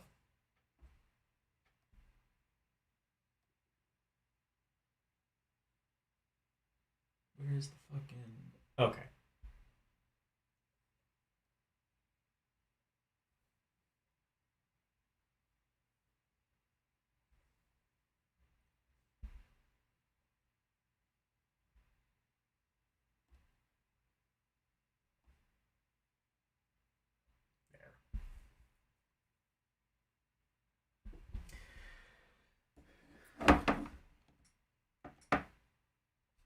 Well, my job is deleting you from my channel. Go fuck yourself.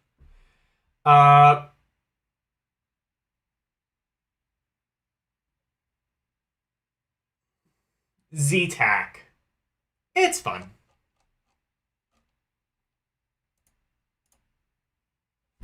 Is it Z? Yes, it is.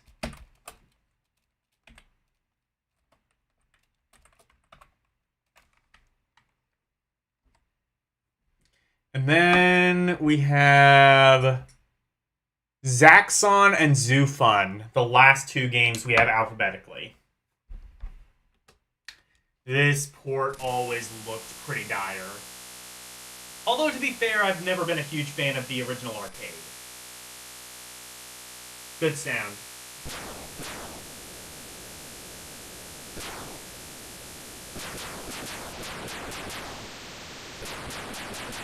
Oh my god, I thought my emulator was glitching. No, that's just how it is. Well, you know what, to be fair, the fact that this is not isometric actually makes it a lot easier to play than traditional arcade Zaxxon.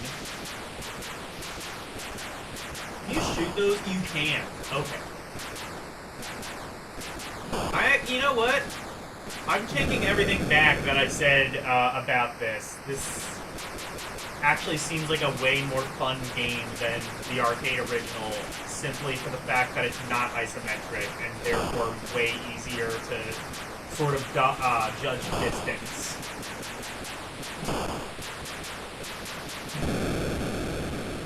Thank God the Atari 2600 had the processing power of a goddamn cookie. This looks like a fucking chocolate chip cookie! Anyway.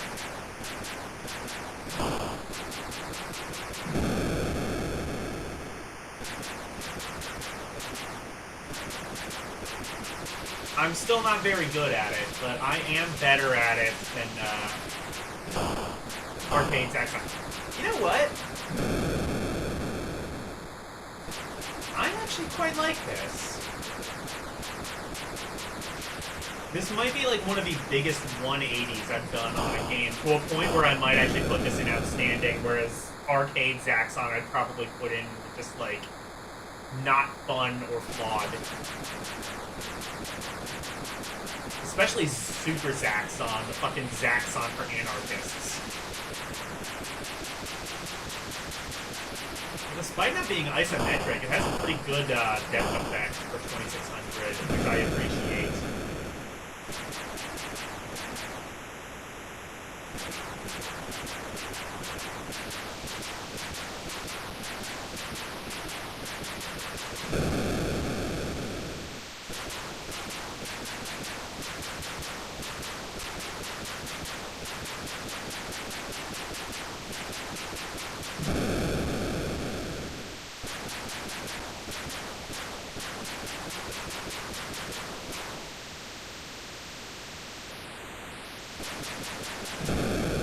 What?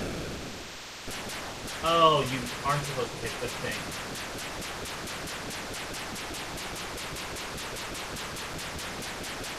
Or, no, you are. Okay.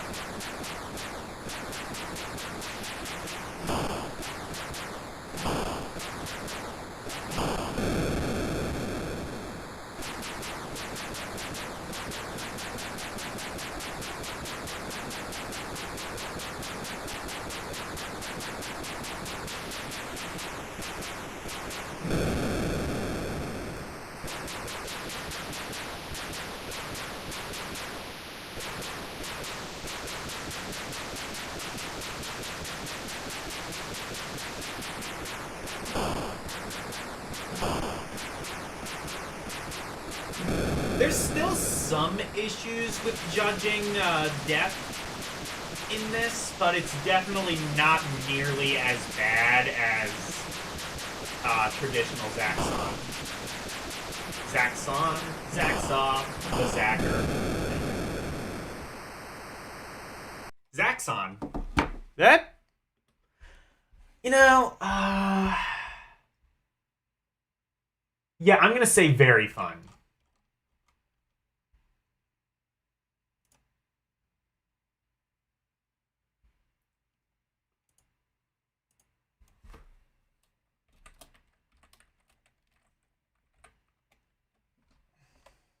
And finally, Zoo Fun. I think Activision? No, Home Vision. Okay.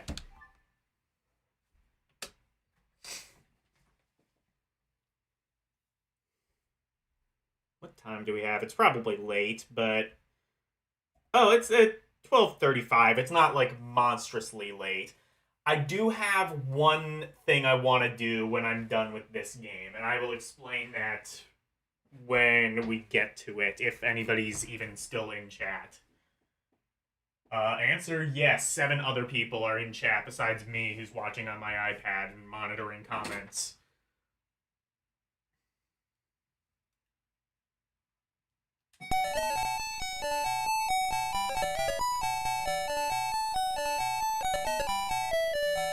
Oh god, I do not like those colors.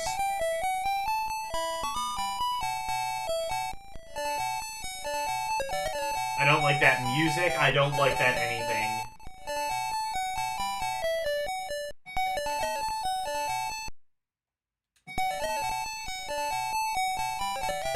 Hey, Logan.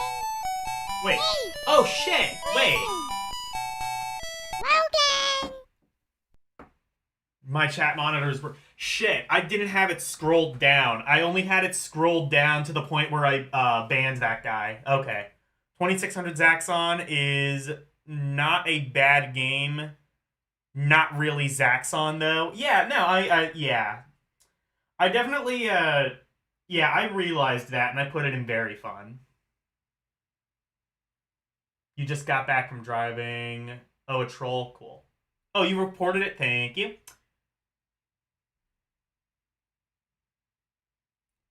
Is this PAL only? Okay.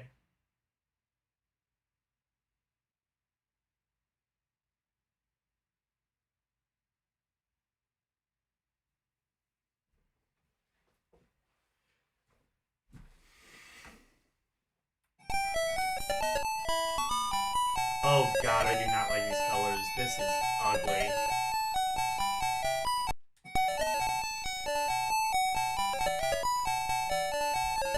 What? If you press the button, you teleport?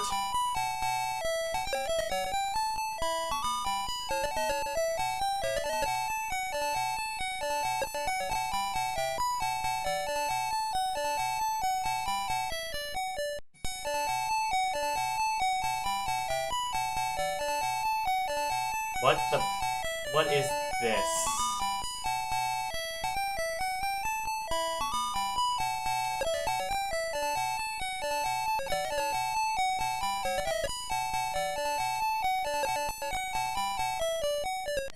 Wait, is that supposed to be jumping, maybe? Oh, wait, no, I turn white if I press the button.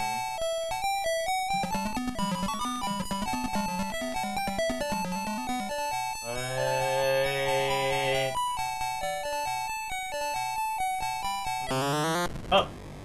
Okay. I see. So that's just an overworld. This is actual game, it seems. What?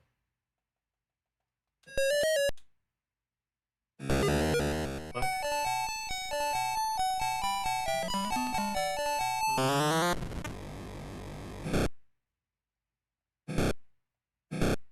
I see. So this is a platformer of some kind, except...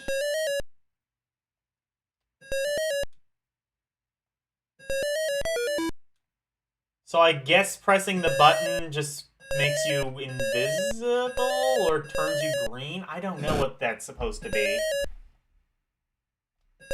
What is this? What is this LSD zoo?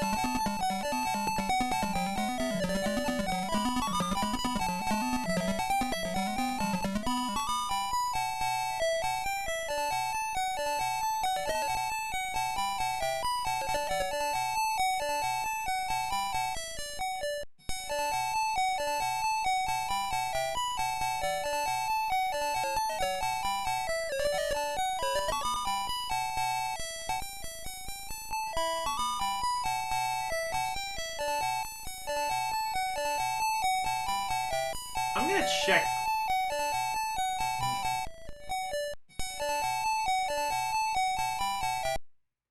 I'm gonna check to see.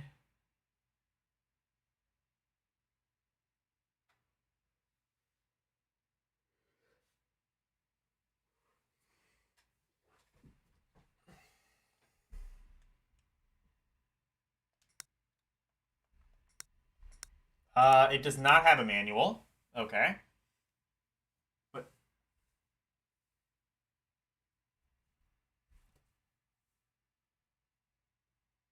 The home version of one of your favorite... This is an arcade game?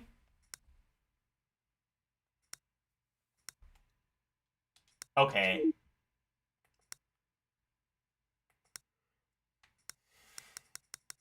Let me see what the arcade game looks like.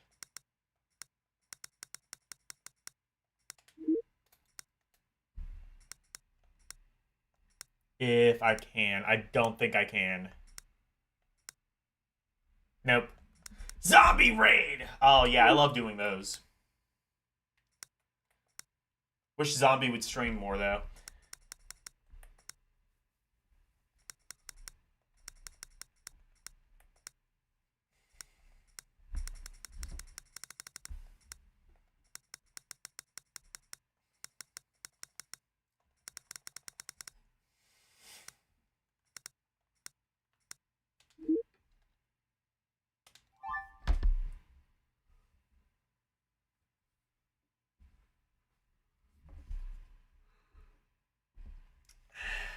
And here's the thing, like, I can't even put this in come back later, because I'm not coming back to this later. Well, actually, I guess I could. I will put this in come back later, and I will rank this sometime between, I mean, you'll be able to see it, of course, in my Discord, and also here is the, link to this, so that you can have this list, but I will come back to this one later, because there's... I'm not quite sure how this one works.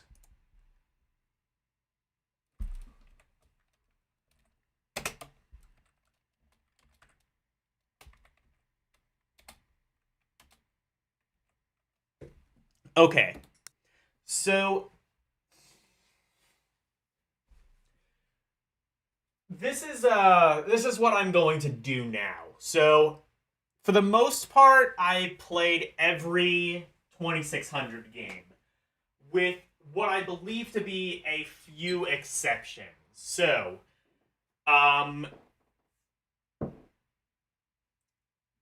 thankfully, what I did, so, everything from A to L, I believe, I was using an incomplete ROM set. So, what I did, though, is these, you can see, so you see, like, how it has all of this metadata. Like, for example, Dark Chambers. Dark Chambers, it's an action game, published, developed by Atari,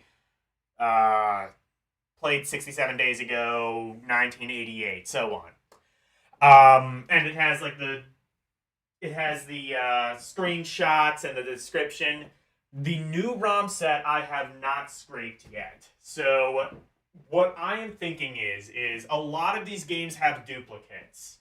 The reason for that is because it is also running off of this incomplete ROM set.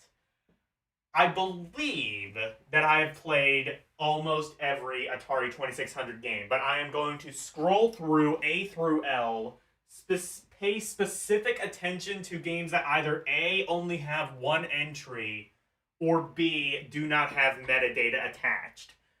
Those two factors should allow me to skip, and I only have to go through A through L, because by the time I got to L, I kind of realized that the ROM set might not be complete. For one game specifically, and I will be doing it that way.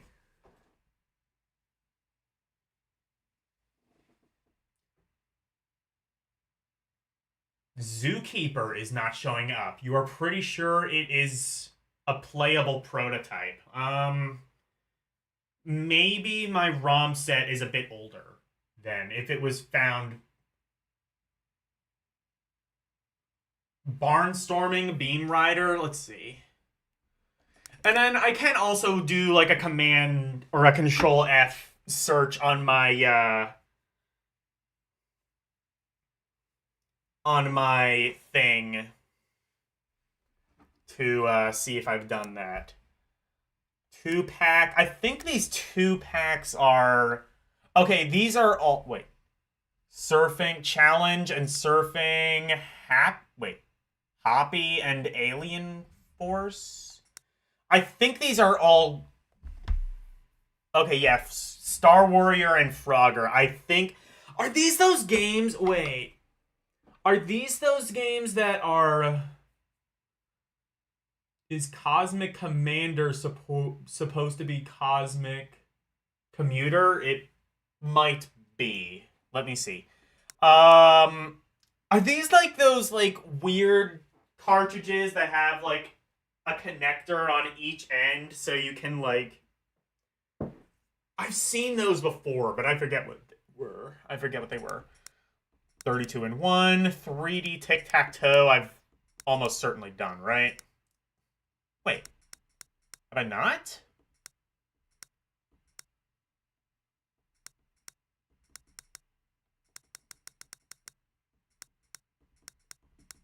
Maybe I didn't play 3D tic-tac-toe? Wait. Huh. Was 3D tic-tac-toe under a different name? Because this one doesn't have metadata. Let me see something.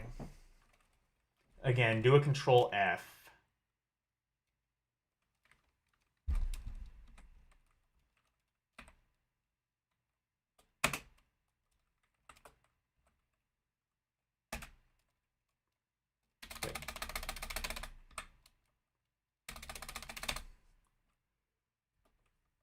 Oh, wait. Wait, what did I do? Oh, fuck. I did something. I don't know when I did that, but...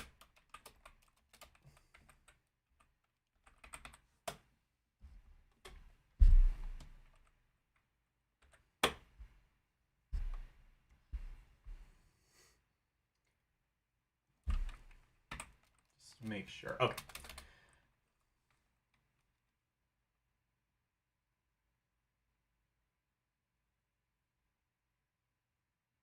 If I used a different emulator, hang on. No 3D tic-tac-toe is the same name for the Sears Telegames release. Then...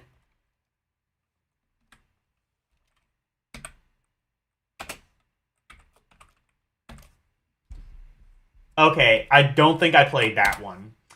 I'm not going to rank...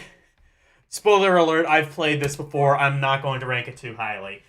I thought I played this before, but I might have played it when I streamed the Atari 50 thing several years ago. So I guess I've never streamed this. And the emulator, no, the metadata is not... The metadata has nothing to do with the emulator. It has to do with my front end, which I use, which is... Emulation Station. I can scrape... Actually, technically, it doesn't even have to do with that. I scrape it from a website. I forget what it's called. It like scraper.org or scraper.com or something like that.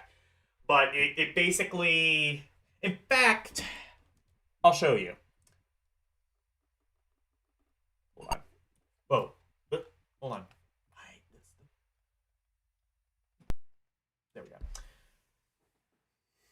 I'll show you real quick how the scraper works. So I won't like actually scrape anything. That's going to take a long ass time. But yeah, scraper and then scrape from these games, all games, games with no metadata. And then I have like a whole list of systems that are on my Steam Deck that I can emulate. You know, I have Amstrad CPC, Arduboy, 2600, 5200, 7800, 800, Jaguar CD, etc. And then I go through and I can scrape and I get all of this metadata, like all of that. Anyway, 3D tic-tac-toe. I do it is how you say tic-tac-toe. But in 3D, which makes it a giant pain in the ass.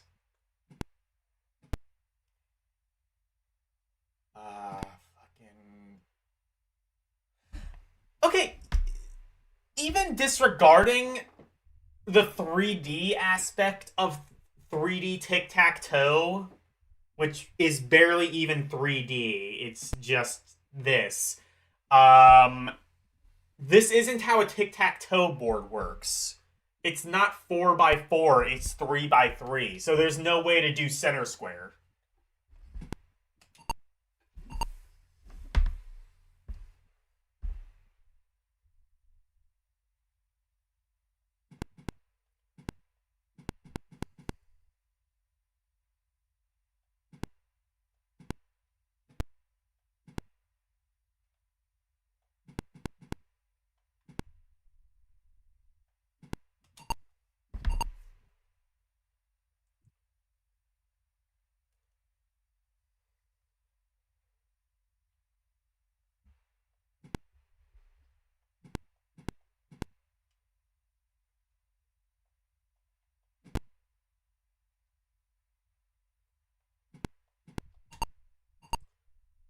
Okay, I was gonna see if it was, like, intelligent enough to make that work. Tic-tac-toe sucks. It's one of the worst games. You ever see war games where, like, the solution to, like, stopping hydrothermonuclear war was just have the game play the computer play tic-tac-toe against itself, and every move just ends in a draw? That right there is the exact reason why tic-tac-toe is a terrible game. And this, I think, kind of tries to alleviate that by, like, having 4 tic-tac-toe boards stacked on top of each other, so you can also have tic-tac-toe in the 3rd dimension. But that just makes it even more tedious.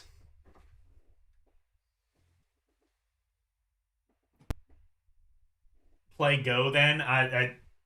If Go was on Nintendo, or if Go was on Atari, I would play it. Also, hello Nintendo. I declare war games. Yeah.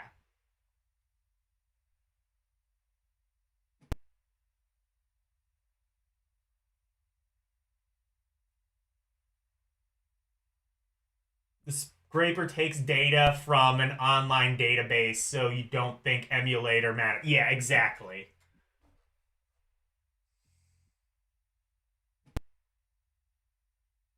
Adds more strategy. It does, but so, like, I think they thought along the same lines I did of how, like, tic-tac-toe is kind of just a bullshit game where there's really no, like, by default, no real strategy to it. And it's all just sort of like, you kind of just have to just pray that your opponent makes a boneheaded mistake and whatever. But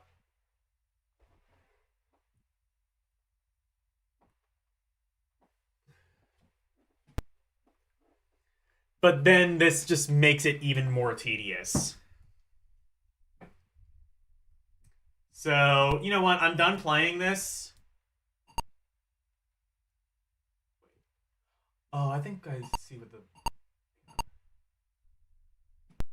There we go.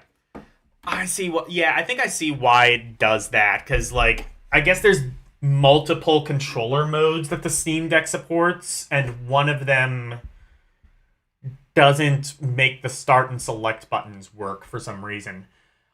I'm putting that in not fun. I would put it in garbage, but it at least attempts to make tic-tac-toe a more fun game. It just fails at it miserably, but at least they tried. Still not fun, though.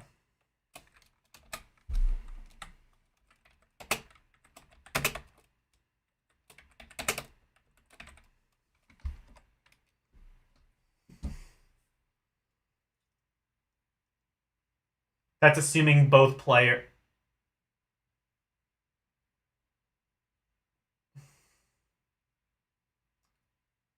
Yeah, that's the other thing, too. That is, like, there's no way to do a center square, which actually I guess also kind of, for what it's worth, that is another way, I think, to maybe make it a bit more strategy-based. Because if whoever gets center square always the one bit of quote-unquote strategy you can have to tic-tac-toe is if you take center square, that almost always gives you the advantage early on.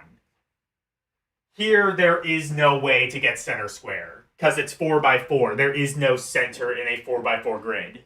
So, in a 3x3 grid, obviously there is. So, they tried. They really tried, and I admire the effort, but I don't admire the execution, which at the end of the day is tic-tac-toe. Tic-tac-toe, which by the way would have cost like $30 back in 1970 whatever.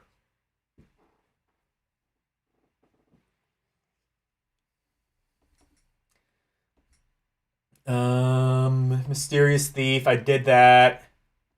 18. This game is legendarily bad.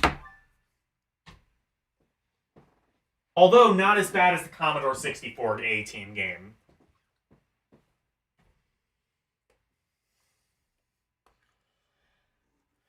I pity the fool who bought this game and my cereal.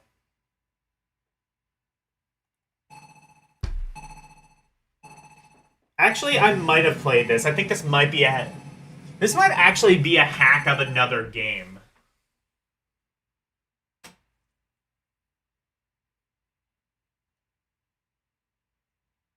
"3D Tic-Tac-Toe" was done by Carol Shaw of River Raid fame.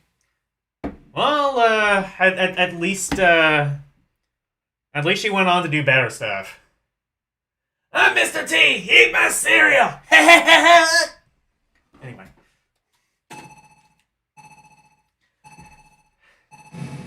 I think this is a reskinned game, and I think I might have played and ranked that reskin. But,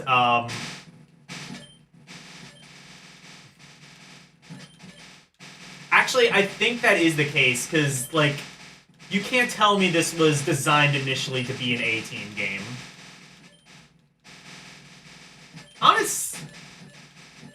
Honestly, on its face, this is not necessarily a bad game. Hey, listen. Logan! It was first Saboteur. I'm not showing any games. Shit. Well, actually, I might have ranked it as Saboteur. That might be why. Let me see something.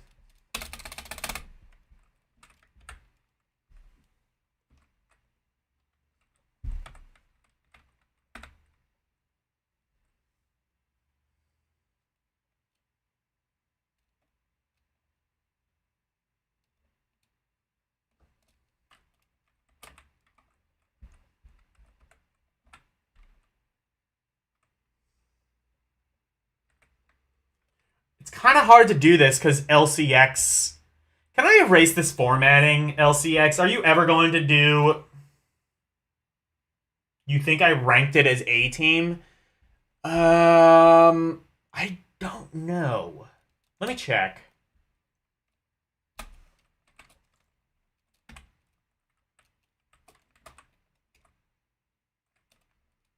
Unless...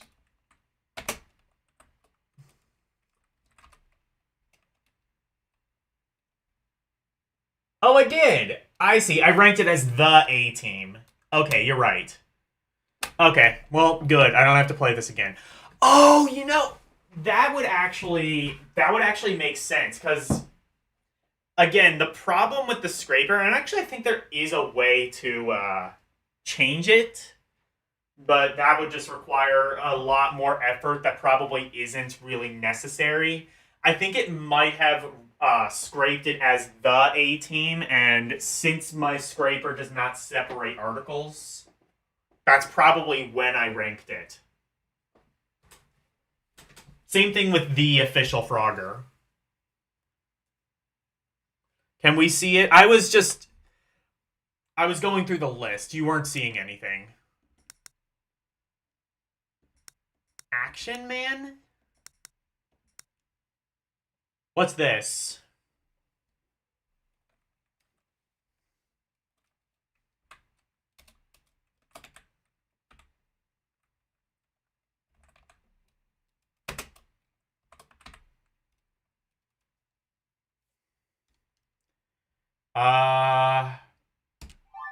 I didn't rank this. I don't know if this is a legit game.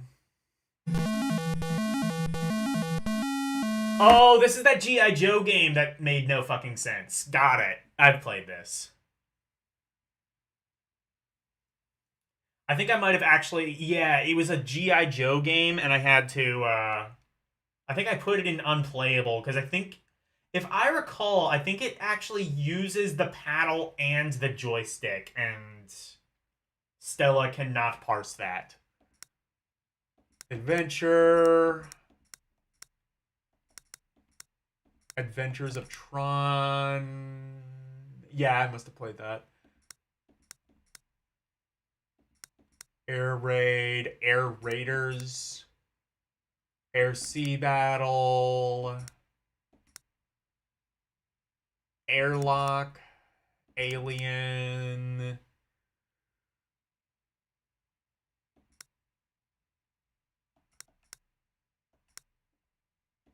Aliens Return? Is that anything?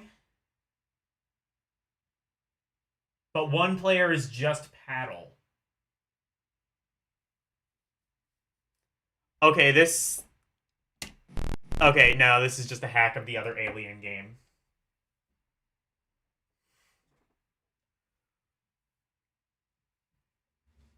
Which I think was actually released as, like... If I recall, that's the one that was, like, released as, like, 3 different other games. I think there was one that was called, like, Shark Attack or something as well. Alligator Peep. Huh.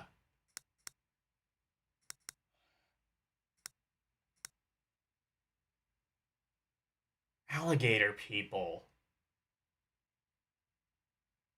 What was this called? This isn't just called Alligator, is it? Is one used for 3 people and certain 2-player games. Oh. There was some reason I couldn't play it. I don't remember why. You ranked Alligator People even though it is a prototype. Oh. Well. Okay.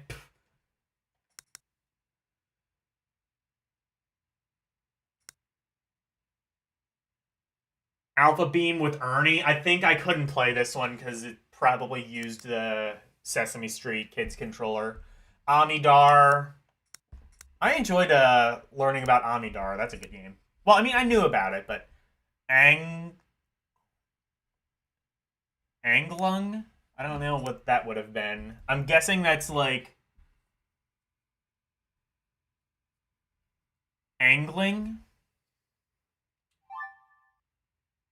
I'm guessing this is like an abbreviation of some other game? Or... I've never seen this. Is it? What is this? Oh, this is, Oh, what's that game? I think it's like an early David Crane one. Fishing game? Yeah. Oh, Fishing Derby. Yes, I have played that. Yes.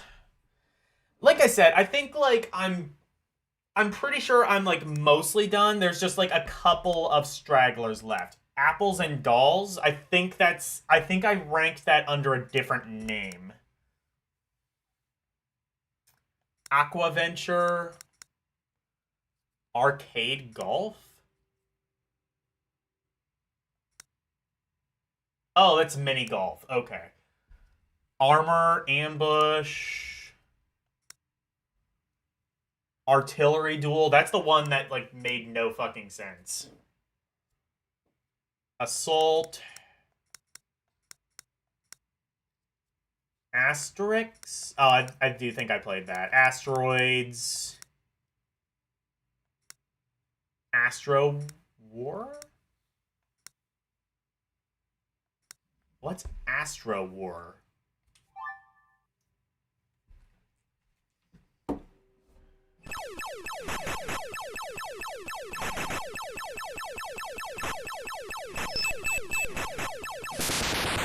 Huh. What's this? I don't know if I've played this.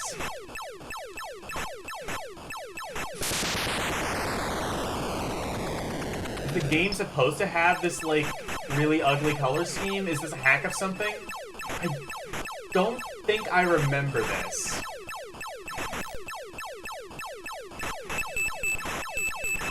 Although, I'm thinking about it, it might just be...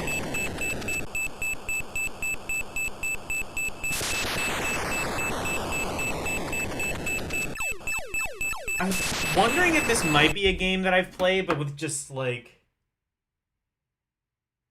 It looks pretty It is pretty responsive. I feel like it is a game that exists, but just without that ugly color scheme of, like, orange and white. Astro War. Let me check something.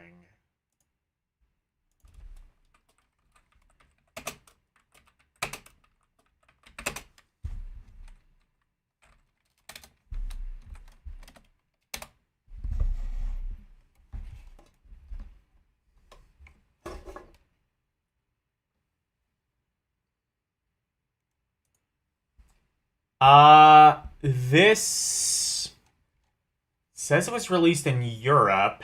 It has artwork. This might be a different game. Oh, Taiwan. 1983 Taiwan PAL game. Known by a few different names. What are the other names? Maybe I ranked it under a different thing. See if any of those names are familiar.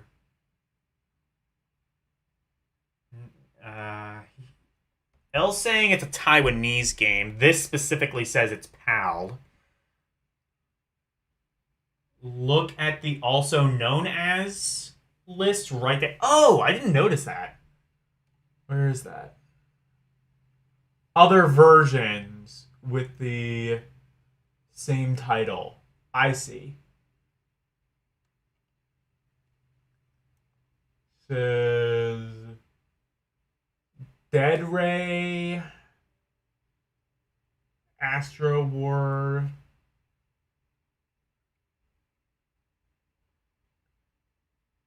and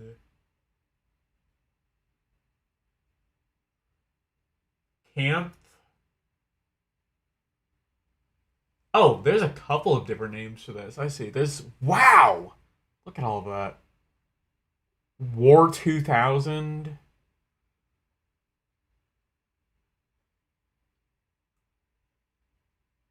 Oh my god. Missile War Star Battle? Did I rank it under Star Battle?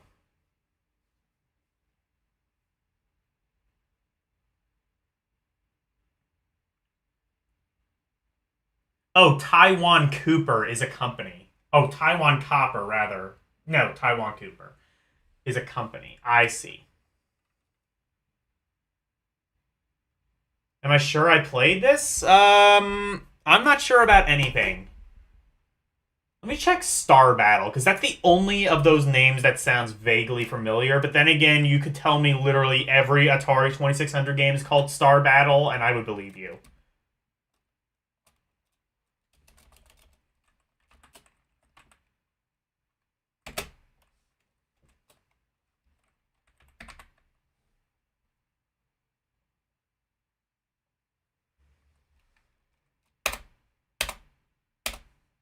Nope.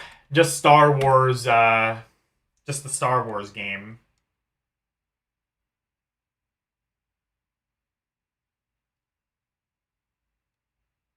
Yeah, well, you'd think it would be recent enough to remember, but again, Star Battle just sounds like the name of every Atari 2600 game.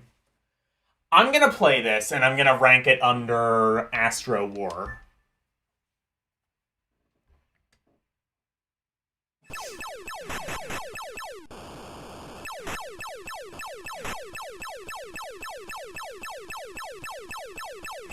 Yeah, well, yeah, LCX said that it is responsive, and it really is. You have like a very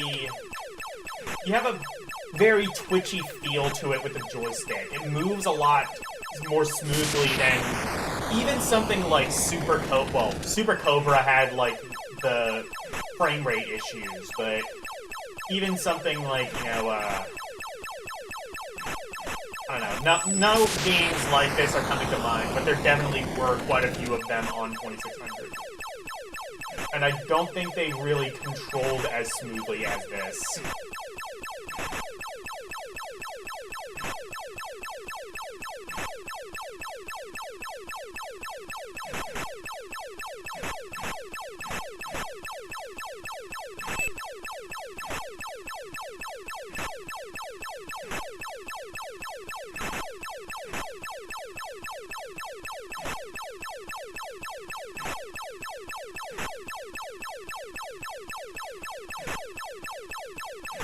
That is a good question, though. How the hell would I even rank this? What name would I...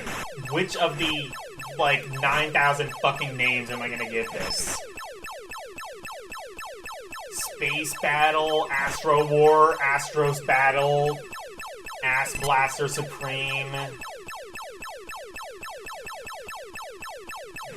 Diddy Daddy, Sean Combs, whatever.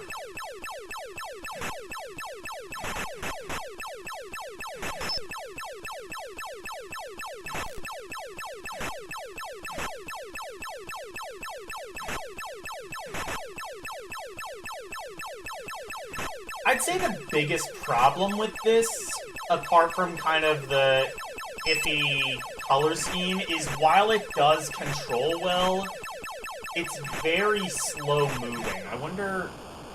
No difficulty options. So, it just moves really slowly, and it... As a result, I think a lot easier than it really needed to be. Granted, this is a PAL-only release. Maybe under one of the other titles it exists under. They made it play a bit faster.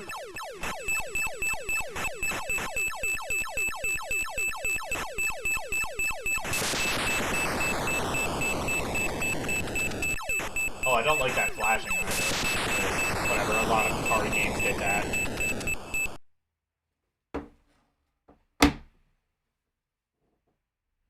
It's the same enemy on both sides. That's interesting. It seems like the enemies sometimes spawn on the left and right side. Yeah. The one I found it for, Astro War? Okay, I will do that. Meh. Controls very well, and I do get a credit for that. And it's overall a playable game. It's just very slow and very boring. Okay. What else we got? Astro Blast. I think that's the one that's Astro Smash on Intellivision. Astro War. Atari Video Cube. Atlantis 2. I think Atlantis 2 I didn't rank because it was virtually identical to... I think it was just... Is this the one I think that was just Atlantis, but they like fixed some bug or something and then released it as Atlantis 2? Something like that. Auto...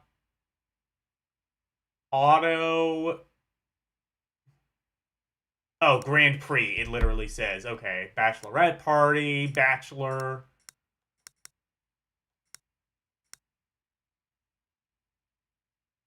Gigolo, Bachelorette Party, yeah. Backfire?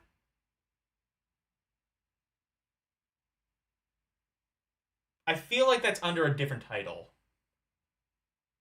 Oh, it's just more difficult Atlantis. That's probably why I didn't rank it separately. I probably could. But... What is this? Activision. I don't know what this is.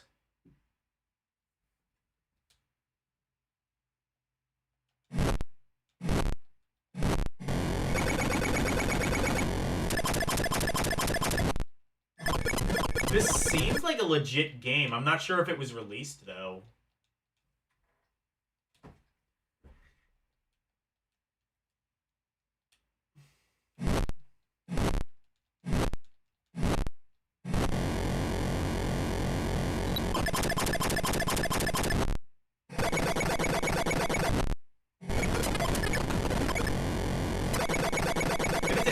Activision game, I would think it would be on my original ROM set. You don't think it said... Oh, you think it said Chad Vision, probably a homebrew? Hang on.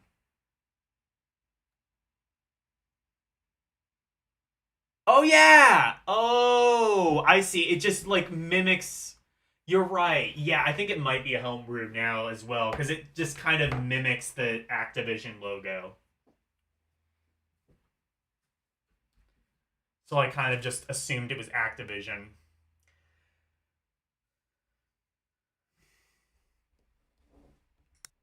Okay. Yeah, I would have assumed if it was an Activision game, it would be on the original full set. The full set, it turns out, is mostly complete. Just...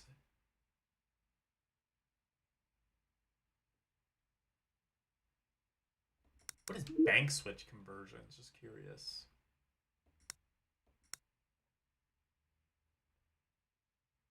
I don't know. That is a whole other kettle of fish that I don't even want to try and eat. Barnstorm? Oh, this is one that... I wonder... This is one that I would have ranked. You didn't see it on my rank. I wonder if I ranked it as, like, Barnstormer or something. Oh, wait. Oops. No, I don't want that.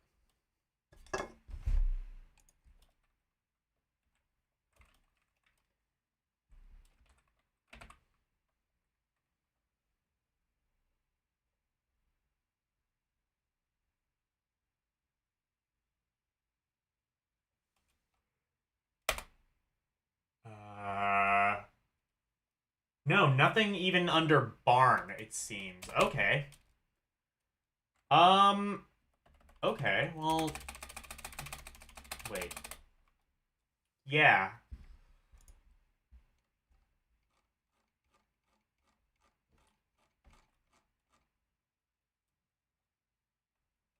Maybe you missed it? Let me see something.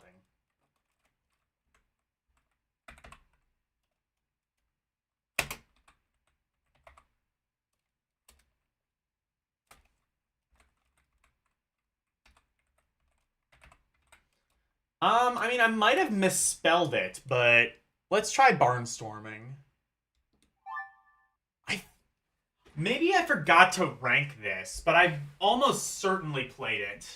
Because I remember playing it and not really liking it. Go back to the original stream? Yeah, I would have played it. Yeah, I could just go back to the original stream.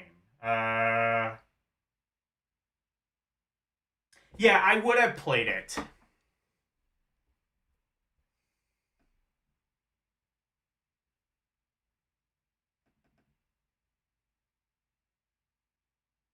Honestly, it would take just as much time to play it as I will do that on my own time, because I'm pretty sure I played this, and I remembered not really liking it. So, I'm going to make I will put it in comeback later. How about that? I'll come back later to Barnstormer. I might have just forgotten to rank it, or maybe I misspelled it or something. Wait, the comeback later thing is empty. Why did I could have sworn, I could have sworn there was something I wanted to put in comeback later earlier that I didn't. Okay, whatever.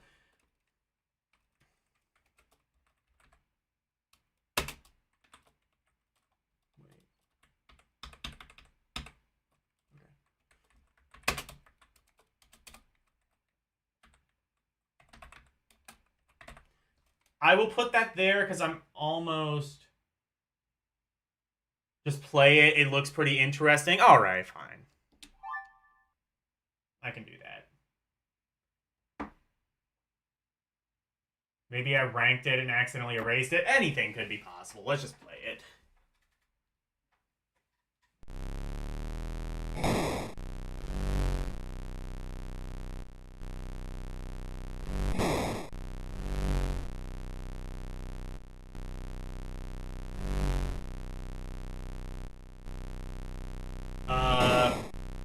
I'm supposed to go through the barns, right? There's no, like, indication that I've done something right.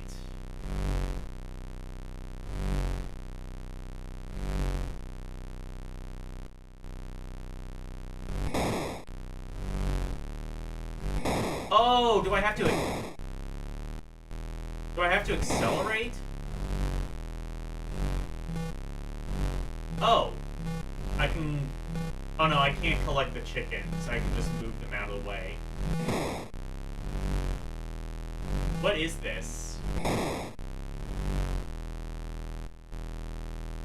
I'm pretty sure I just found this boring. Pro tip, I also still found... Or, spoiler alert, I also just find this extremely boring.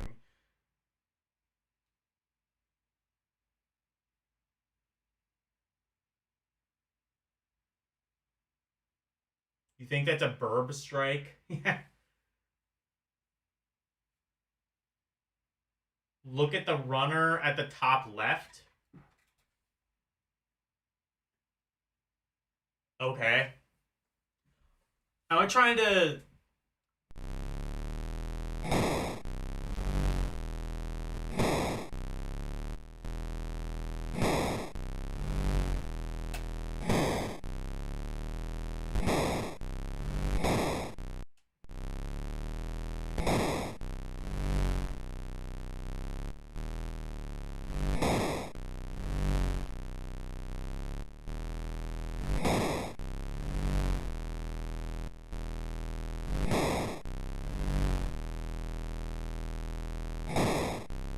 Well, I'm not good at it. Big surprise there.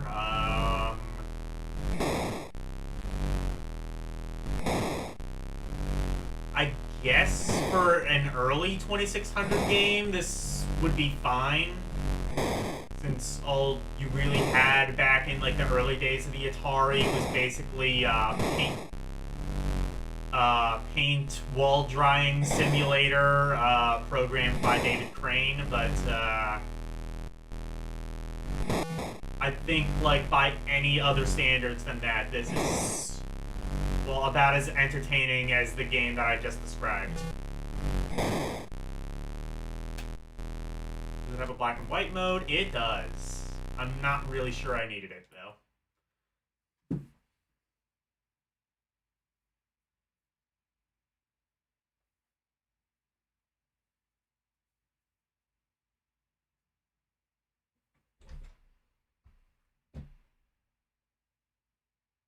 Oh, it tells you how many barns I need to fly through. Oh, I see.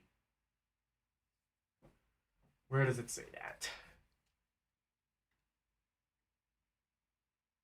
Oh, I see. Is that the 10 in the top left?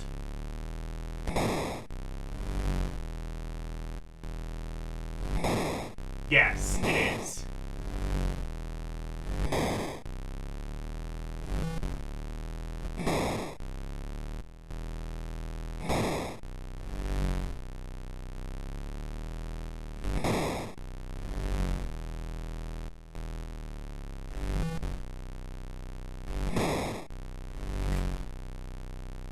Kind of like Flappy Birds, but with less stakes. I can see how someone could get some enjoyment out of this, but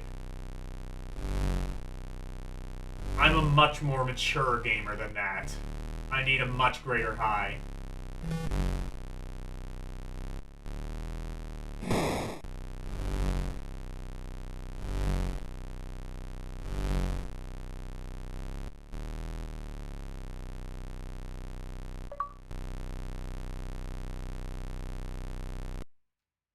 Oh, I did a thing. I'm a mature gamer, exactly.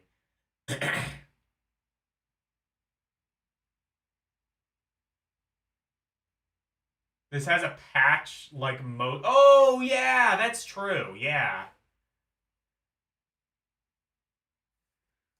That's right. Yeah, there were yeah, you could like send away for a patch if you get like a certain high score or something, or a t-shirt. Okay. Well, I don't know if I ranked this before. I'm gonna rank it meh.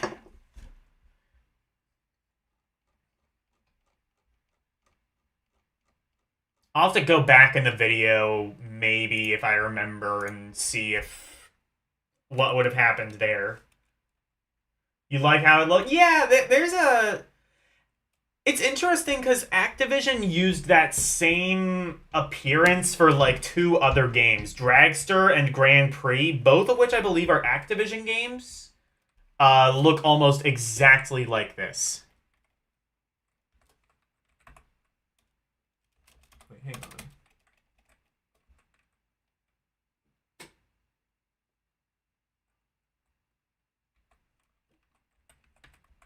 Is it just... It's barnstorming. Okay. Barnstorming the Capitol. Alright.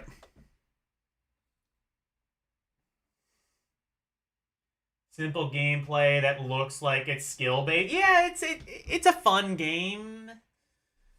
You know what? No. Fine. I think you've convinced me. I will move it up to fun.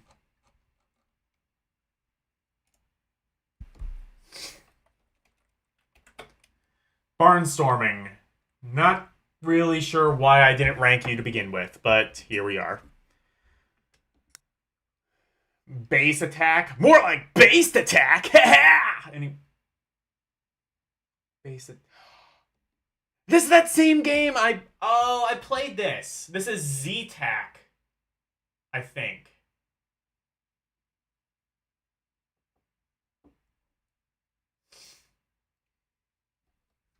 I might have to delete this because I think I have this under 2 different names. I think Z-Tac is the correct name, right? Because this looks like the game I just played.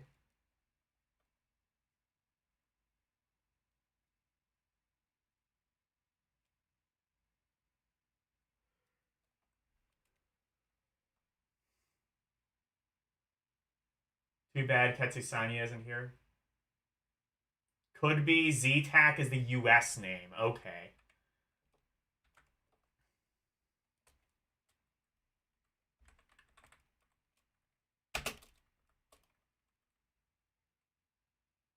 I also ranked that as fun. Alright, well... Shit, I'm gonna delete that. Okay. I'll have to move the rest of the list up, but yeah. Basic math, I'm almost positive I did that. Basketball, I did that. Welcome to the battle zone! Rest in peace, Paul Diano, man.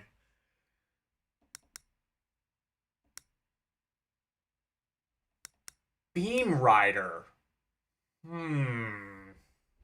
Let me check. Because that's one that he also insists I haven't played.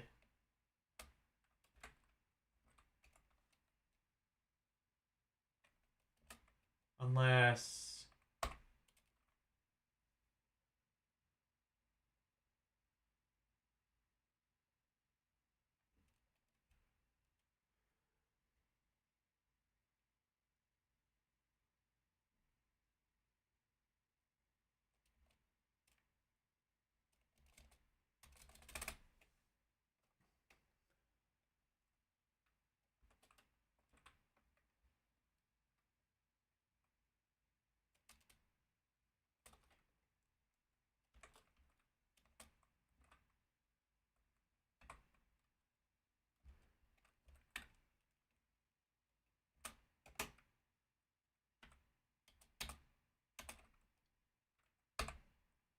I'm just gonna check if I...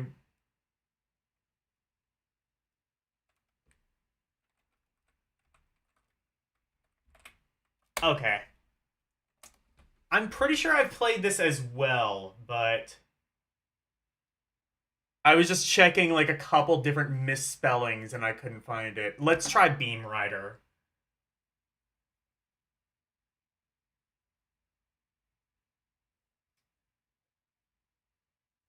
What about basic programming? I'm not ranking that because that's not a game.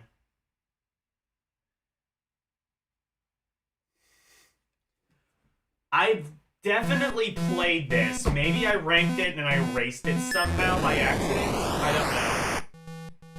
I remember ranking this because this is like almost exactly like another Vectrex game I've played before.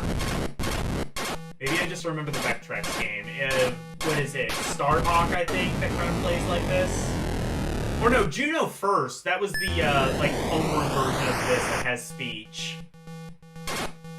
And actually, I think was actually based on an arcade game.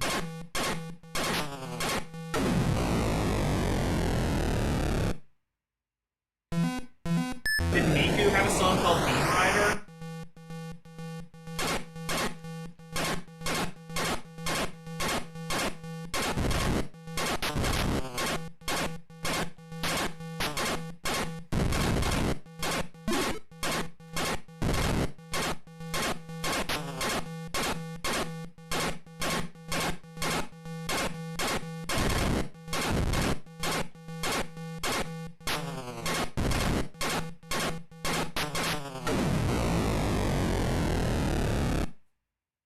Oh, it's a game. Okay.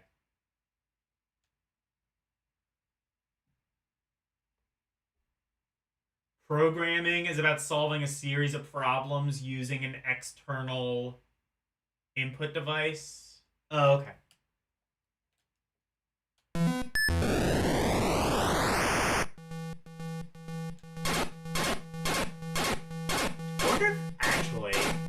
I'm wondering if somebody told me that this is unreleased.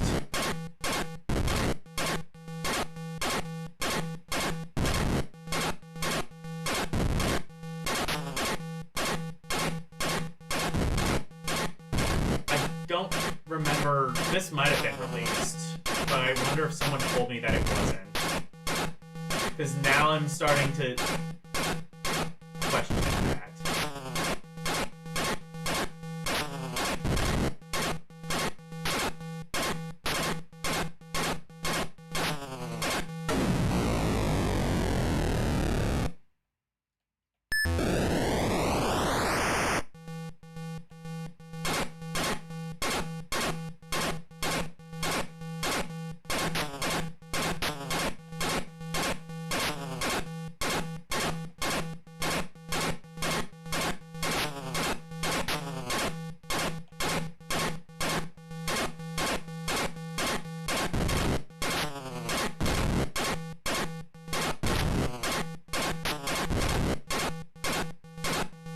I'll tell you what, I would play more of that, but it's already kind of late and I have a bit more to go through. The segment is taking a little bit longer than I was expecting, I must admit. Game, though, is fun. It plays like a shooter should play. It controls like a shooter should control. There's really nothing wrong with it, other than it being a little bit boring by today's standards. Beam Rider is one word. Okay.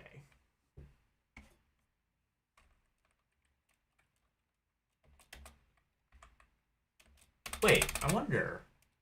Just real quick. I wonder if I did that before.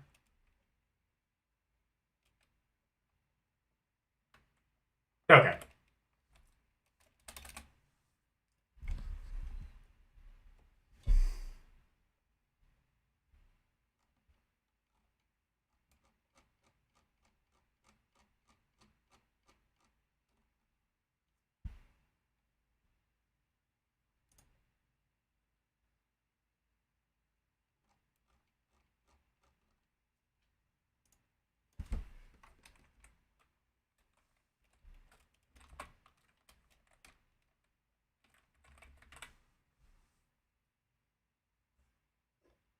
It was definitely released? Okay, then. Beanie Bopper, yeah, I'll assume I've done that. Beat 'em and eat 'em, I definitely did that. Berenstain Bears, that's the one that requires like a cassette tape, so I don't have the ability to play with that.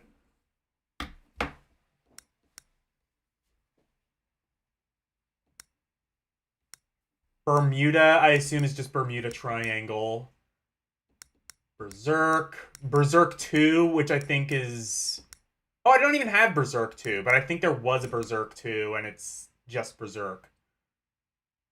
Oh, yeah! There's the hack that added, voice.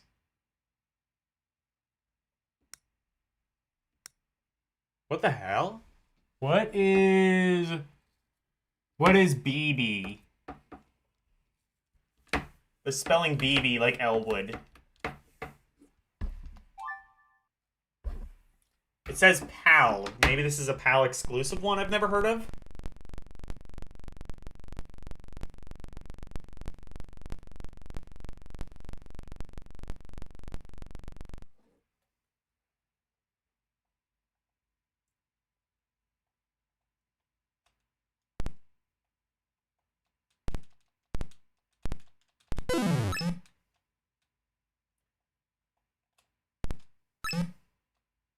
Shoot your eye out, kid.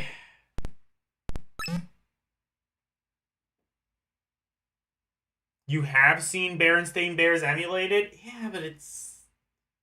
I mean, you can emulate it, but I think you need...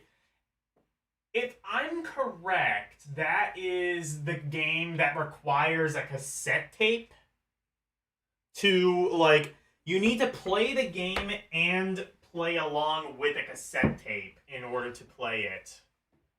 I guess you could, like, go on YouTube and find that cassette tape, because if it's a cassette tape, it wouldn't, like, randomize the pattern. It would all be, like, the same pattern each time, right? I mean, it's a shitty educational game. Why am I putting this much effort into it?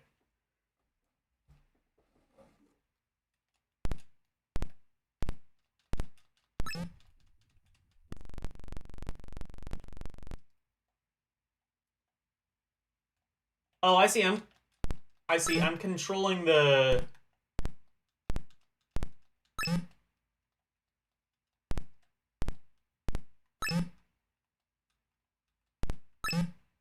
These aren't BBs, by the way. They're bombs. Is it supposed to be, like, bye-bye? Like... Oh, I think maybe that is. It's supposed to be, like, bye-bye. Like, biplane, maybe. Either way, it doesn't exactly make sense, but here it at least makes a bit closer to sense.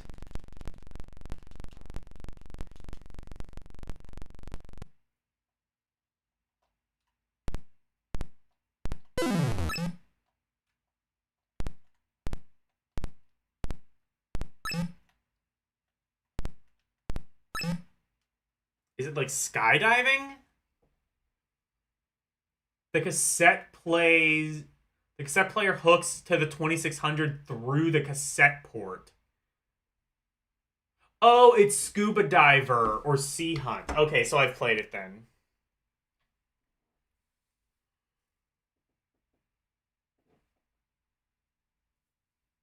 Baby Boomer on NES is the best baby-related game. Yeah, but, you know, what's really the competition? Bye, bye, bye! Big Bird, it's Sesame Street, I can't play it. Bionic Breakthrough. Blackjack, I'm sure I've done. Bloody Human Freeway? Yeah, isn't it? Oh, this is like the sort of... This is like the internal thing that they made, if I recall. That was funny. Blueprint, I must have played that. BMX...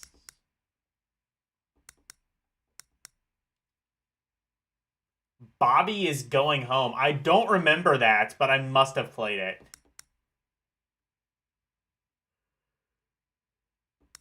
Bogey Blaster?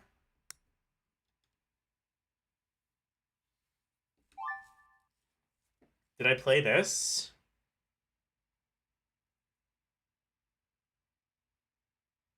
What's a hack?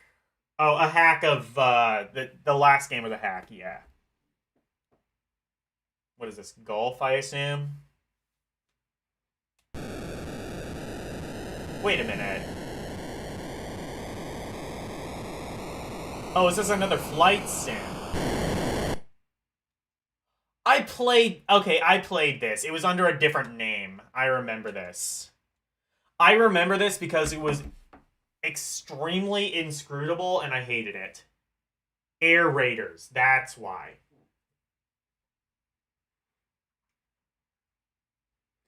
I knew I played that under another name, and I knew I hated it there. Boing, I definitely remember the game called Boing. Bowling, I played... Oh, oops. Oh shit, 4K! Okay. Boxing. Did you know the Atari could do 4K? According to this, it can't. No, it's 4 kilobytes of RAM. Brain games, I don't know if I ranked that or not, or if I break down. Oh no. I refuse to rank that because it references Tom Petty. No, what is this? Oh, I literally just played that. I forget what it was called, but I liked it. Oh yeah, wall protection or something.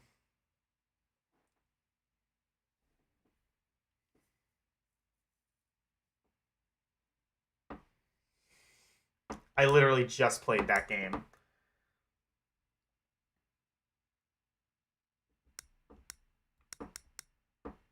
Wait, Breakout is called Breakaway 4? I assume that's the Telegames version, but why Breakaway 4? Why the 4? Explain that to me. Explain yourself, Atari, or Sears. Mostly Sears. Explain yourself, Sears. Brick Kick? I'm guessing this is a hack of something. Let's see. Wall Defender, that's right. I think I played this. I remember this, but it was under a different name, I think.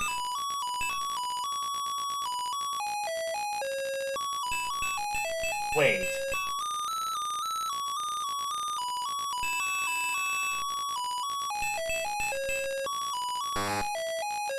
Maybe this was...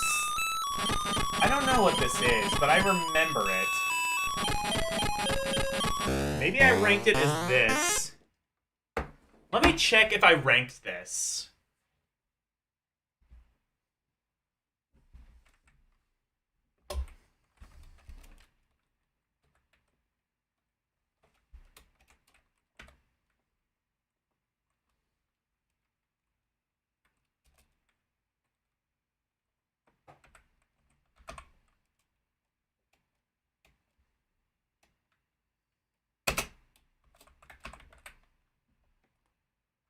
No, I don't think I have.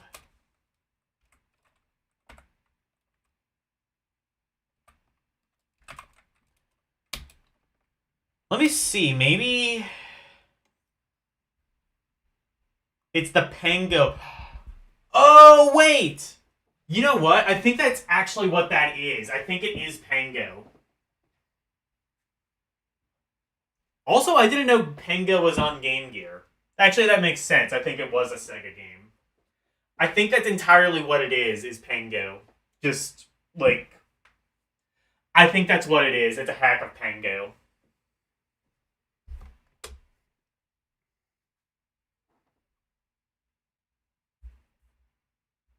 I think Pango is actually an arcade game, by the way, Elle. If you play the Game Gear version, try the arcade one, because that exists.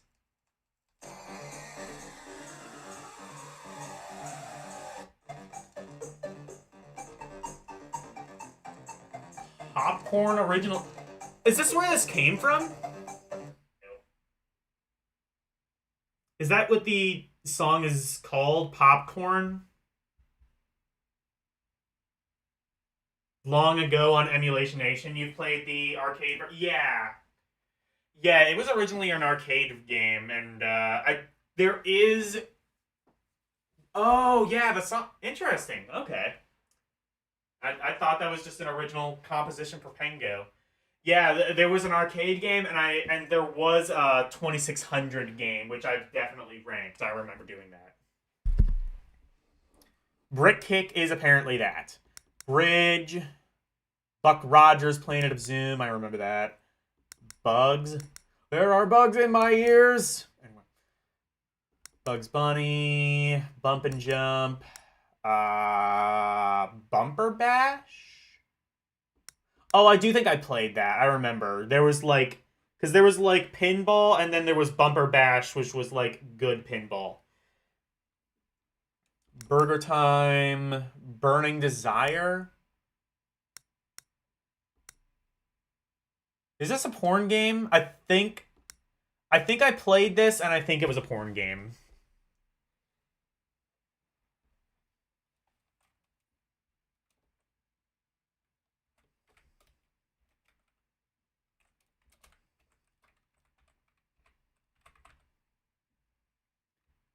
Yes. Yes, it was a porn game that was also Bachelorette Party.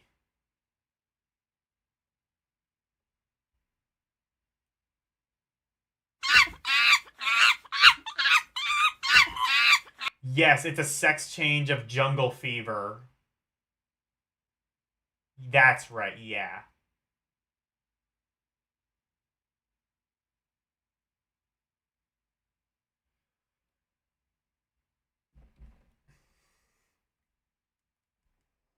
What's this?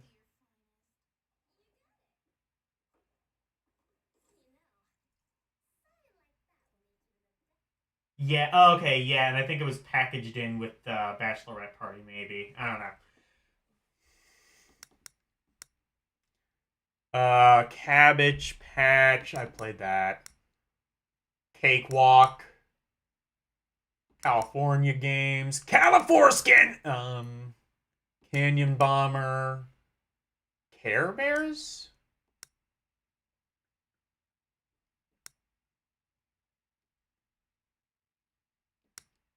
I don't remember playing a Care Bears game. Was this unreleased? You're going to bed? Okay.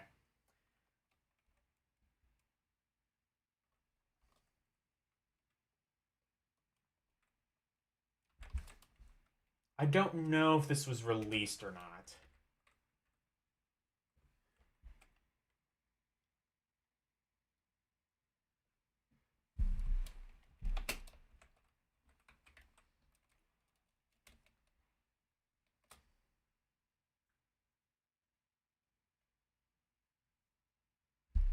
It was a prototype. Okay. Oh, thanks for that. Before you go out. Casino, I've done. Carnival, I've done. Cat Tracks, I've done. Cat House Blues is porn. Centipede, hell yes. Challenge. Challenge of Nexar. Championship Soccer. Oh, Chase the Chuck Wagon is there. Did I play that? I swear I do not remember playing Chase the Chuck Wagon. It is not there. I must have skipped over it at some point. That is strange. Okay. So I guess my ROM set was a bit more complete than I thought. This is going to make things a lot harder.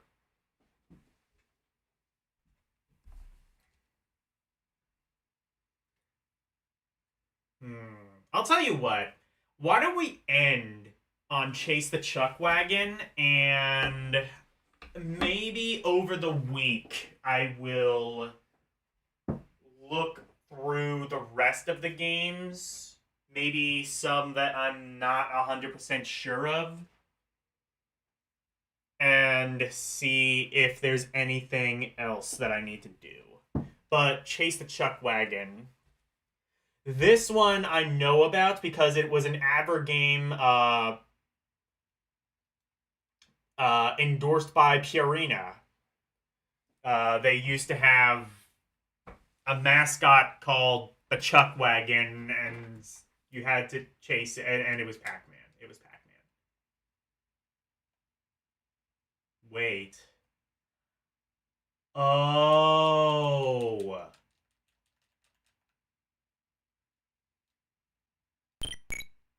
Oh, you have to press the select button. I wonder if that's why I didn't rank it, is because I just thought it didn't work. But you have to press the select button to start it. Or the game switch, whatever, to select it.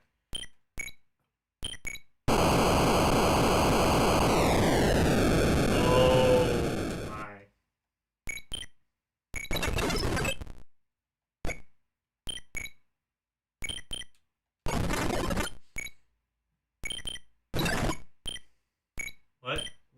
What's stopping me? Video game? Explain yourself.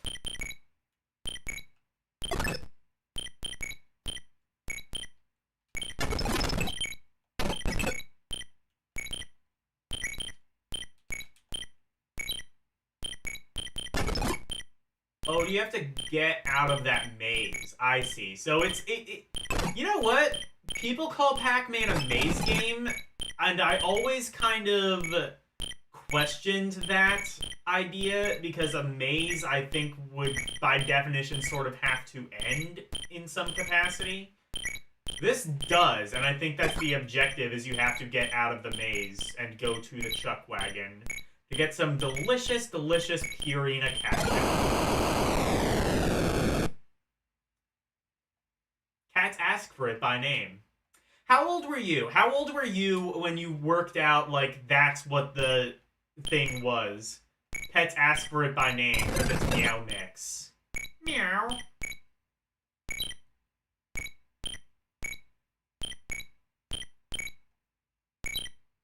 Yeah, the idea is to get to the chuck wagon, named, of course, after famous French scientist, Mr. Chuck Wagon.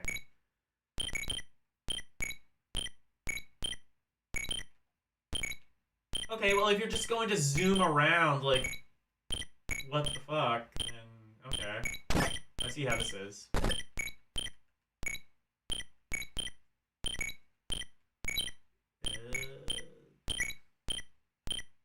Okay, here we go.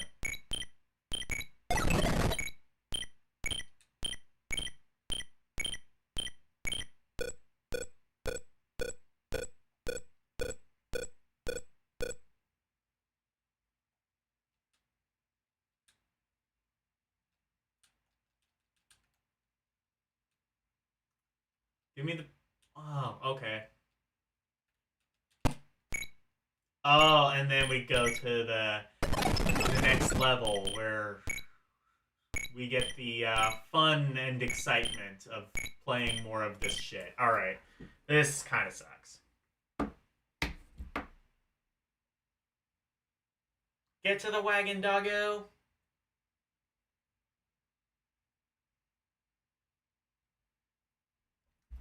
Well, I mean, it sucks, but what do you expect from an advert game? Answer? At least some standards, because at least McDonald's had some... I mean, McDonald's had some good advert games. There was McKids, there were like a couple on the Genesis, which I think might have also had Game Gear versions. It has different courses. Yeah, but... does it?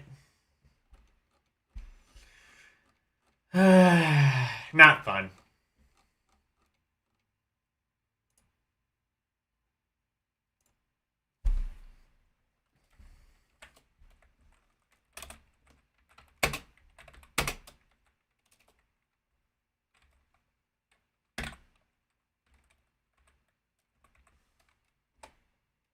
Okay.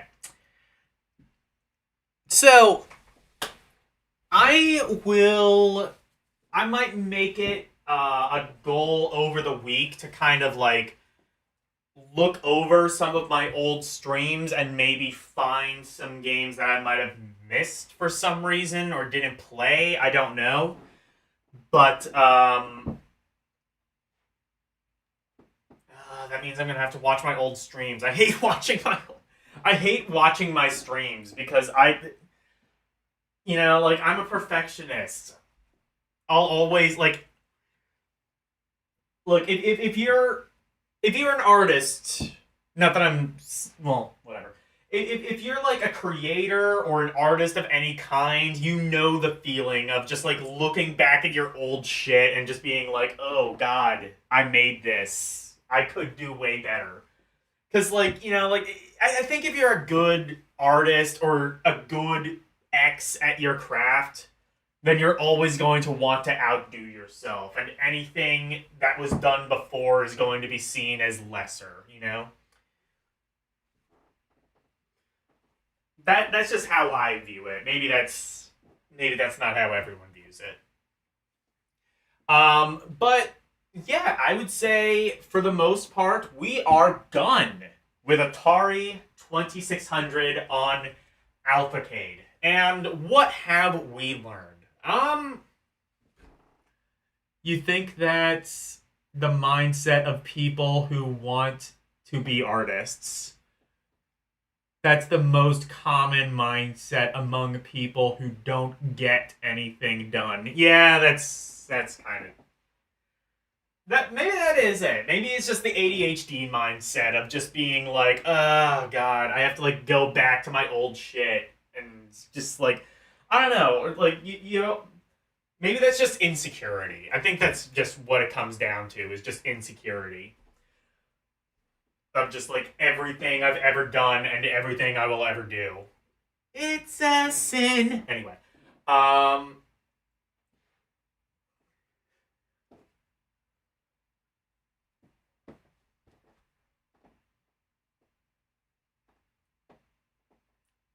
you've even parodied that in your stories. Okay. Um, so what have we learned about the Atari 2600? I think, first of all, I think the thing I learned is that I did not know that the 2600 had this much of a presence in Europe. I mean, I know that it was sold. I knew that it was sold, and I knew that at least some people bought it, but there were a lot of PAL exclusive 2600 games, especially later on in its life. I guess it makes sense though, because like the NES, which initially did not sell well in Europe, especially the UK, kind of had a bit of a second life once. Well, one, they kind of worked out how to market the thing properly, and two, it kind of worked as sort of a budget console.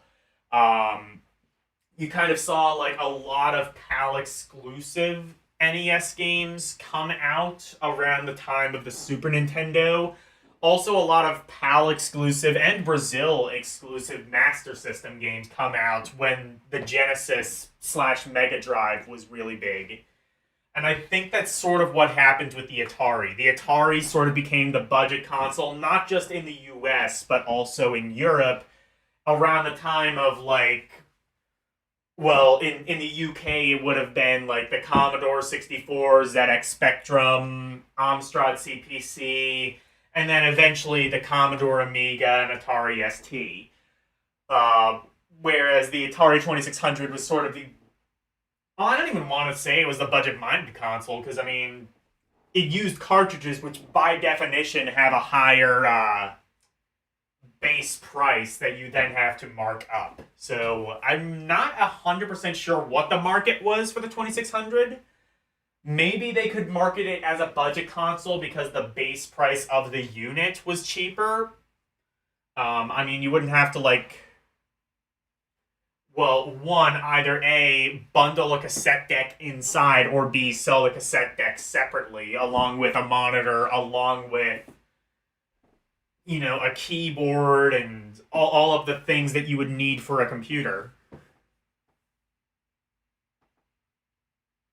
Did I like the 5200? Well, I've never played on an official 5200, so I'm going to say yes with the caveat that I've never had to use the shitty controller. Then again, though, I have used a Switch, so I am perfectly used to joystick not centering properly.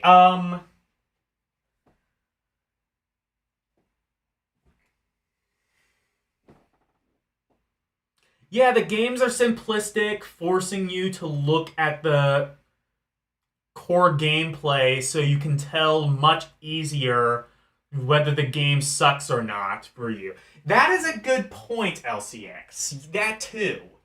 Yeah, it does kind of, you know, this is a term I'm going to steal from Retro Pals. They did a stream where they covered like Tiger LCD games, and they used the term gaming deprivation.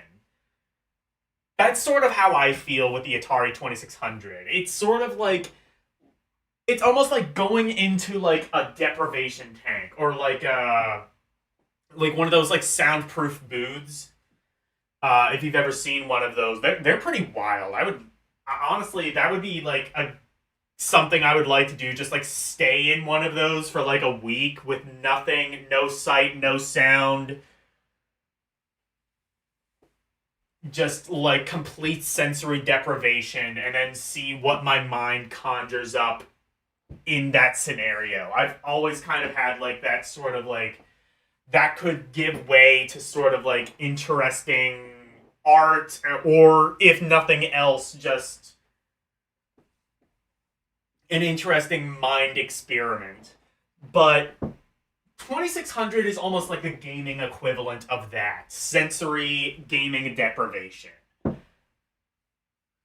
There's gameplay, graphics, sound, everything is boiled down to about as basic as you can make it while still being a functioning video game, with the exception of the Magnavox Odyssey. But even then, the Odyssey had overlays.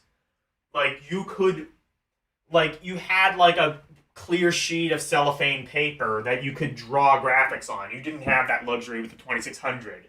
The 2600 is about as basic as you can make a video game while still being able to call it a video game.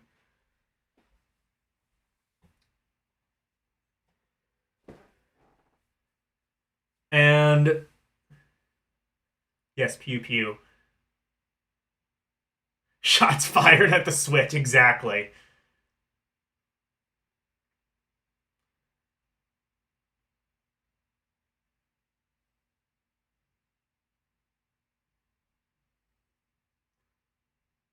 Oh, you wrote a story called So You Think You Want to Call, make a visual novel. Okay.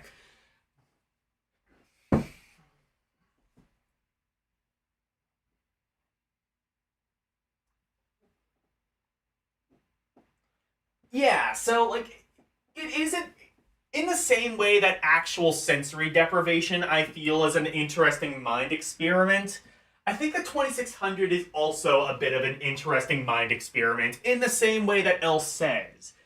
It does kind of force you to look at the actual gameplay. You can't be distracted by flashy graphics or polygonal 3D, you know, super realistic sights and sounds, and because like half the time you kind of have to just assume what things are meant to, you don't even know what things are meant to be a lot of the time. And that's sort of, you know, you have to use your imagination. You have to kind of make the graphics yourself. And again, it's sort of like, as I keep saying, sensory deprivation. Yes, a lot of so-called classic games in the short history of video games don't feel so classic in a vacuum without their pedigree and nostalgia. That is true. And honestly, I don't know if I would say I'm the perfect person to do this. Because, like, I have experience with the 2600. As I said, I used to own a 2600. It was a 6-switch model. Not sure if it was a heavy sixer. But it was definitely, if not the first model of 2600, then the second one. The light 6-switch model. But I played on that. I had like Video Olympics. I had Combat. I had Pac-Man. I think I might have had Raiders of the Lost Ark, actually, which, yes, has kind of become a bit of a running joke just to trigger Jeremiah Thomas, but I do think I had the physical card of that. The one you played had the wood grain thing, you think? Okay, yeah. So it could have been it could have been either a 6-switch or a 4-switch model. They had both variants. There was also a black variant of the wood grain called I don't think it was ever officially called this, but it's kind of been nicknamed the Vader model. So I think that model might be a little bit more rare, so I'm guessing you didn't have that one. I'm also not 100% sure if that actually... I don't think any of them were wood grain, actually. I think it was sort of like fake, because if you feel it, it definitely feels plastic. It doesn't feel like wood. But maybe it was actual wood grain? But it wasn't even yours. Yeah. But I would say the vast majority of the games that I played,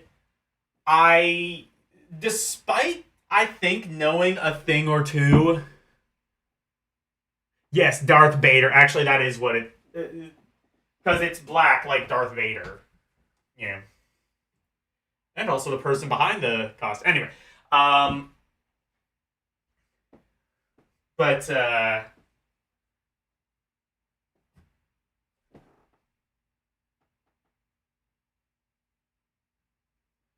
yeah, I would say the vast majority of the games I had never seen, and even less I had heard. Oh, well, and even the smaller amount I would say I've even heard of. You know what I mean? But whatever. It's like 2 in the morning. Whatever. But I would say, well, just going by, I mean, the statistics of this, the vast majority of these games, I put at least positive. The vast majority of them, I would say, are fun, which to me kind of translates to like a 6 or a 7 out of 10. Meh, even, I would say, could translate to like a 5 to a 6 out of 10.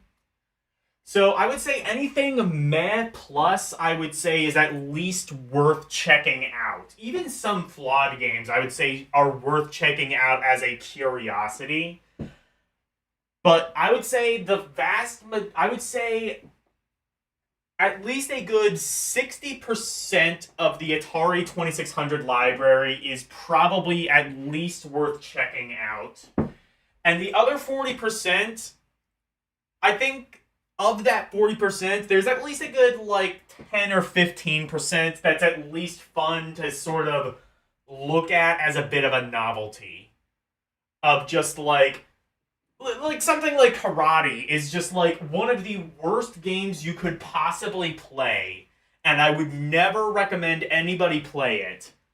But it is kind of just so bad that you kind of have to marvel at just like... But like, then again, even that, like, you kind of have to admire at least sort of the attempt at doing sort of just these multi-jointed... Even the bad games, sometimes you can kind of admire the ambition behind them and sort of what they were trying to do. Something like E.T., for example. There was an idea with E.T. It was an idea that was in no way properly executed, and it couldn't have been executed properly given the time crunch that they were under. But it was an idea that they attempted and failed to execute. And you can kind of... The main reason I wanted to do this series in the first place is because I see the Atari 2600 and its developers as a sort of Wild West. I actually see that more in terms of like the Commodore 64, the ZX Spectrum, but there's not a shot in hell of me doing something like this with those computers with, as Orc said, an estimated about 2 million games. That's not happening. So I've decided 2600, that's reasonable, and it turned out to be because I finished it. But the 2600 was sort of the Wild West, I think, of games. Because you didn't really have much of a blueprint to go off of. You can say, like, you can kind of criticize a lot of these games by today's standards, which I admittedly did. By just, you know, like how Pitfall kind of controls not very good, or how, oh, this game didn't really, you know, have the right sort of difficulty balancing, or oh, these graphics don't look the way that they should, or whatever.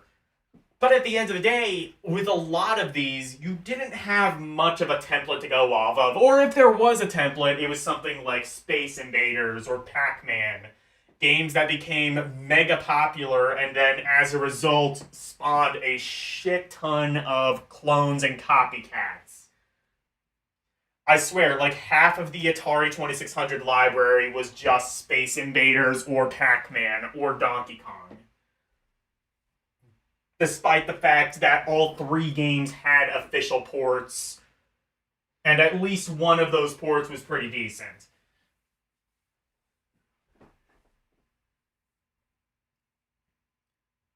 Karateka better.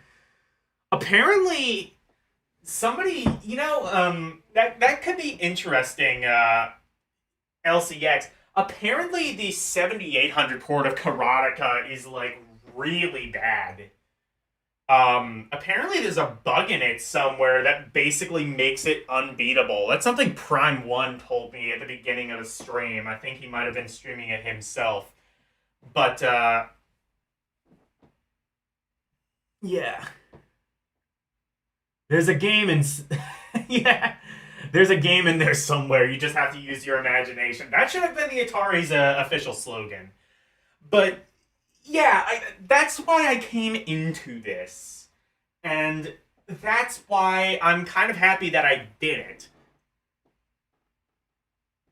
But it's possible. I don't think it... I think quite literally it is impossible to beat. At least the 7800 version. I think there is a bug in it that prevents you from beating it. I don't know the full story of it, but that's what Prime 1 told me.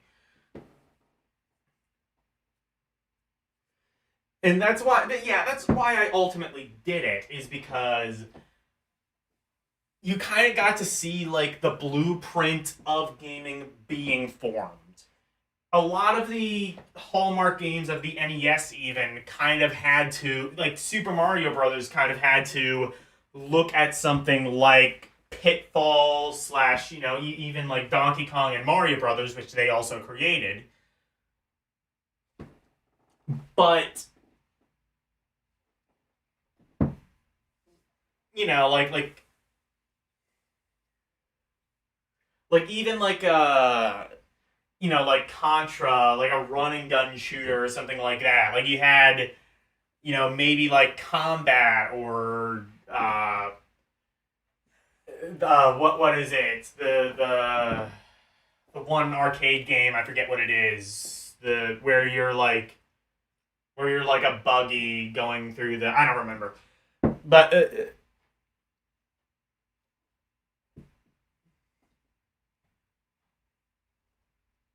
But anyway, yeah, I enjoy doing this. I'm definitely going to enjoy doing Atari Lynx. That is a system that a lot of people like to shit on, and I, for one, I think I'm really going to like. I think we're going to find a decent amount of hidden gems on the Atari Lynx. And it's a slightly shorter one, so we might be able to finish this a little bit faster. Maybe. Fingers crossed. Lynx games are better. I mean, yes, but... Yes, Lynx games are better. Definitely graphically, but... The other thing, too, with the Lynx is... games were more complex than the 2600, but in terms of gameplay, not really that much. If you're familiar with like the Game Boy and the Game Gear, they had the power to do like RPGs, and they had several, both respectively. Obviously, Game Boy had Pokemon and Final Fantasy Adventure and Suikoden and whatever. But and whatever the proto Secret of Mana game was that I forget what it was called. But and the Game Gear obviously had like Golden Axe Warrior, Shining Force, Phantasy Star.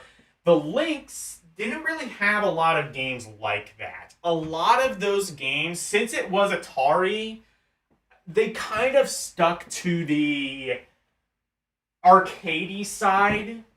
And I think that's a little bit of why the Lynx failed. There were other reasons, don't get me wrong. But that's at least part of the reason why it failed. Final Fantasy Adventure, okay. Nah, Lynx is actually more powerful specs-wise. Just didn't get support. Oh yeah, the Lynx was a 16-bit console that came out even before Nintendo's did. Arguably before the Genesis even in America, but it was a 16-bit portable console. It had Mode 7 graphics, again, before Nintendo. Or maybe they didn't call it Mode 7, but it was definitely full-on sprite scaling, like hardware-based sprite scrolling. And as a result, you had games... We might be able to see Blue Lightning next week, but you have games like Blue Lightning, which are like Afterburner, Super Scalar arcade games with hardware scrolling done on the Atari Lynx. But anyway, we will get to that next week. Let's find who is still alive. Is it just Arus?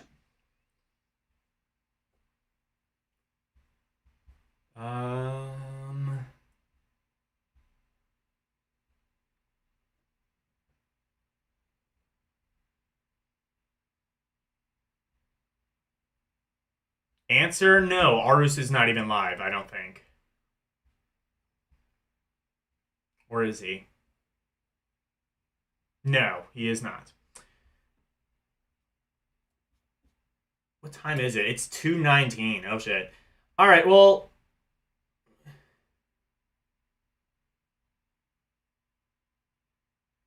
What is Slim Nim playing? Is this... I don't know what he's playing, but it's something retro. I don't know if I've seen this.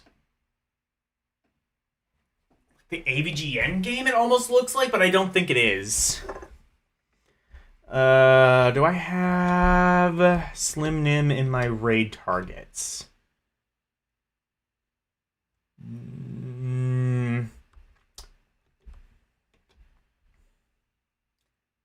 No, I'm gonna have to copy and paste the link. I can do that, though.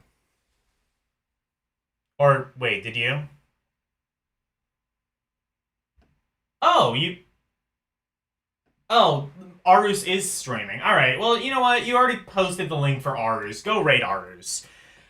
He looks like he's playing Mario and Luigi Partners in Time. I don't know if he's gonna play anything after that, or if he is playing anything after that, but I guess you'll have to find out. So, tomorrow will be more Grim Grimoire. Thursday will be Pop the Mail. Saturday, I will be on LCX's channel in the morning to play more Crisis Core. And in the evening, I will be with Orc War Chief Reviews to play... I forget the name of the thing already. It's fucking Dominion Police Tank or something like that.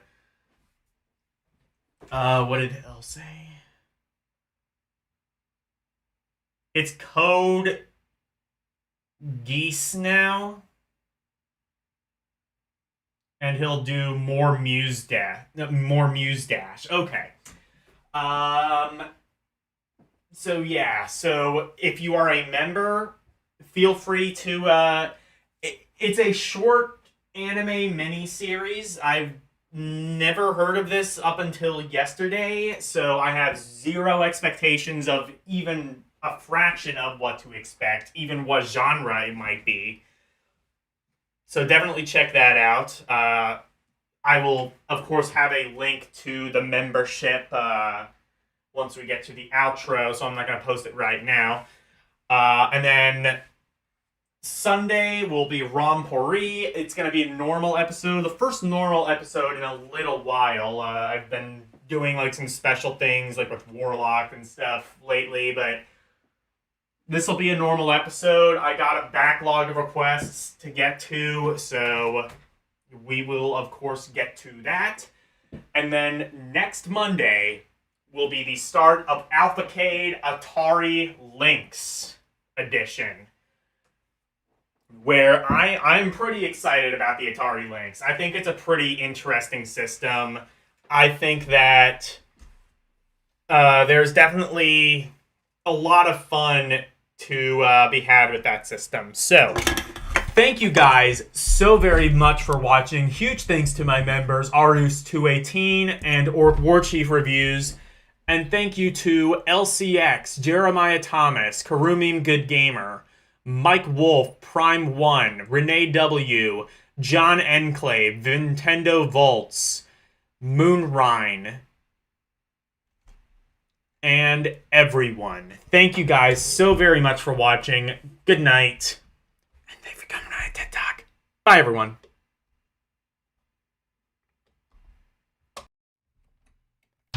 It's the outro, and here's the outro free.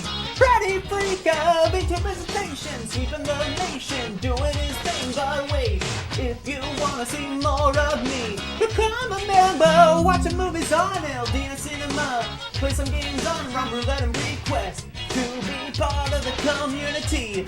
Join the Discord, talking about games, music, rum requests, and more. Join now. That's all of the plugs that I've made. Thank you all for watching. Now let's raid!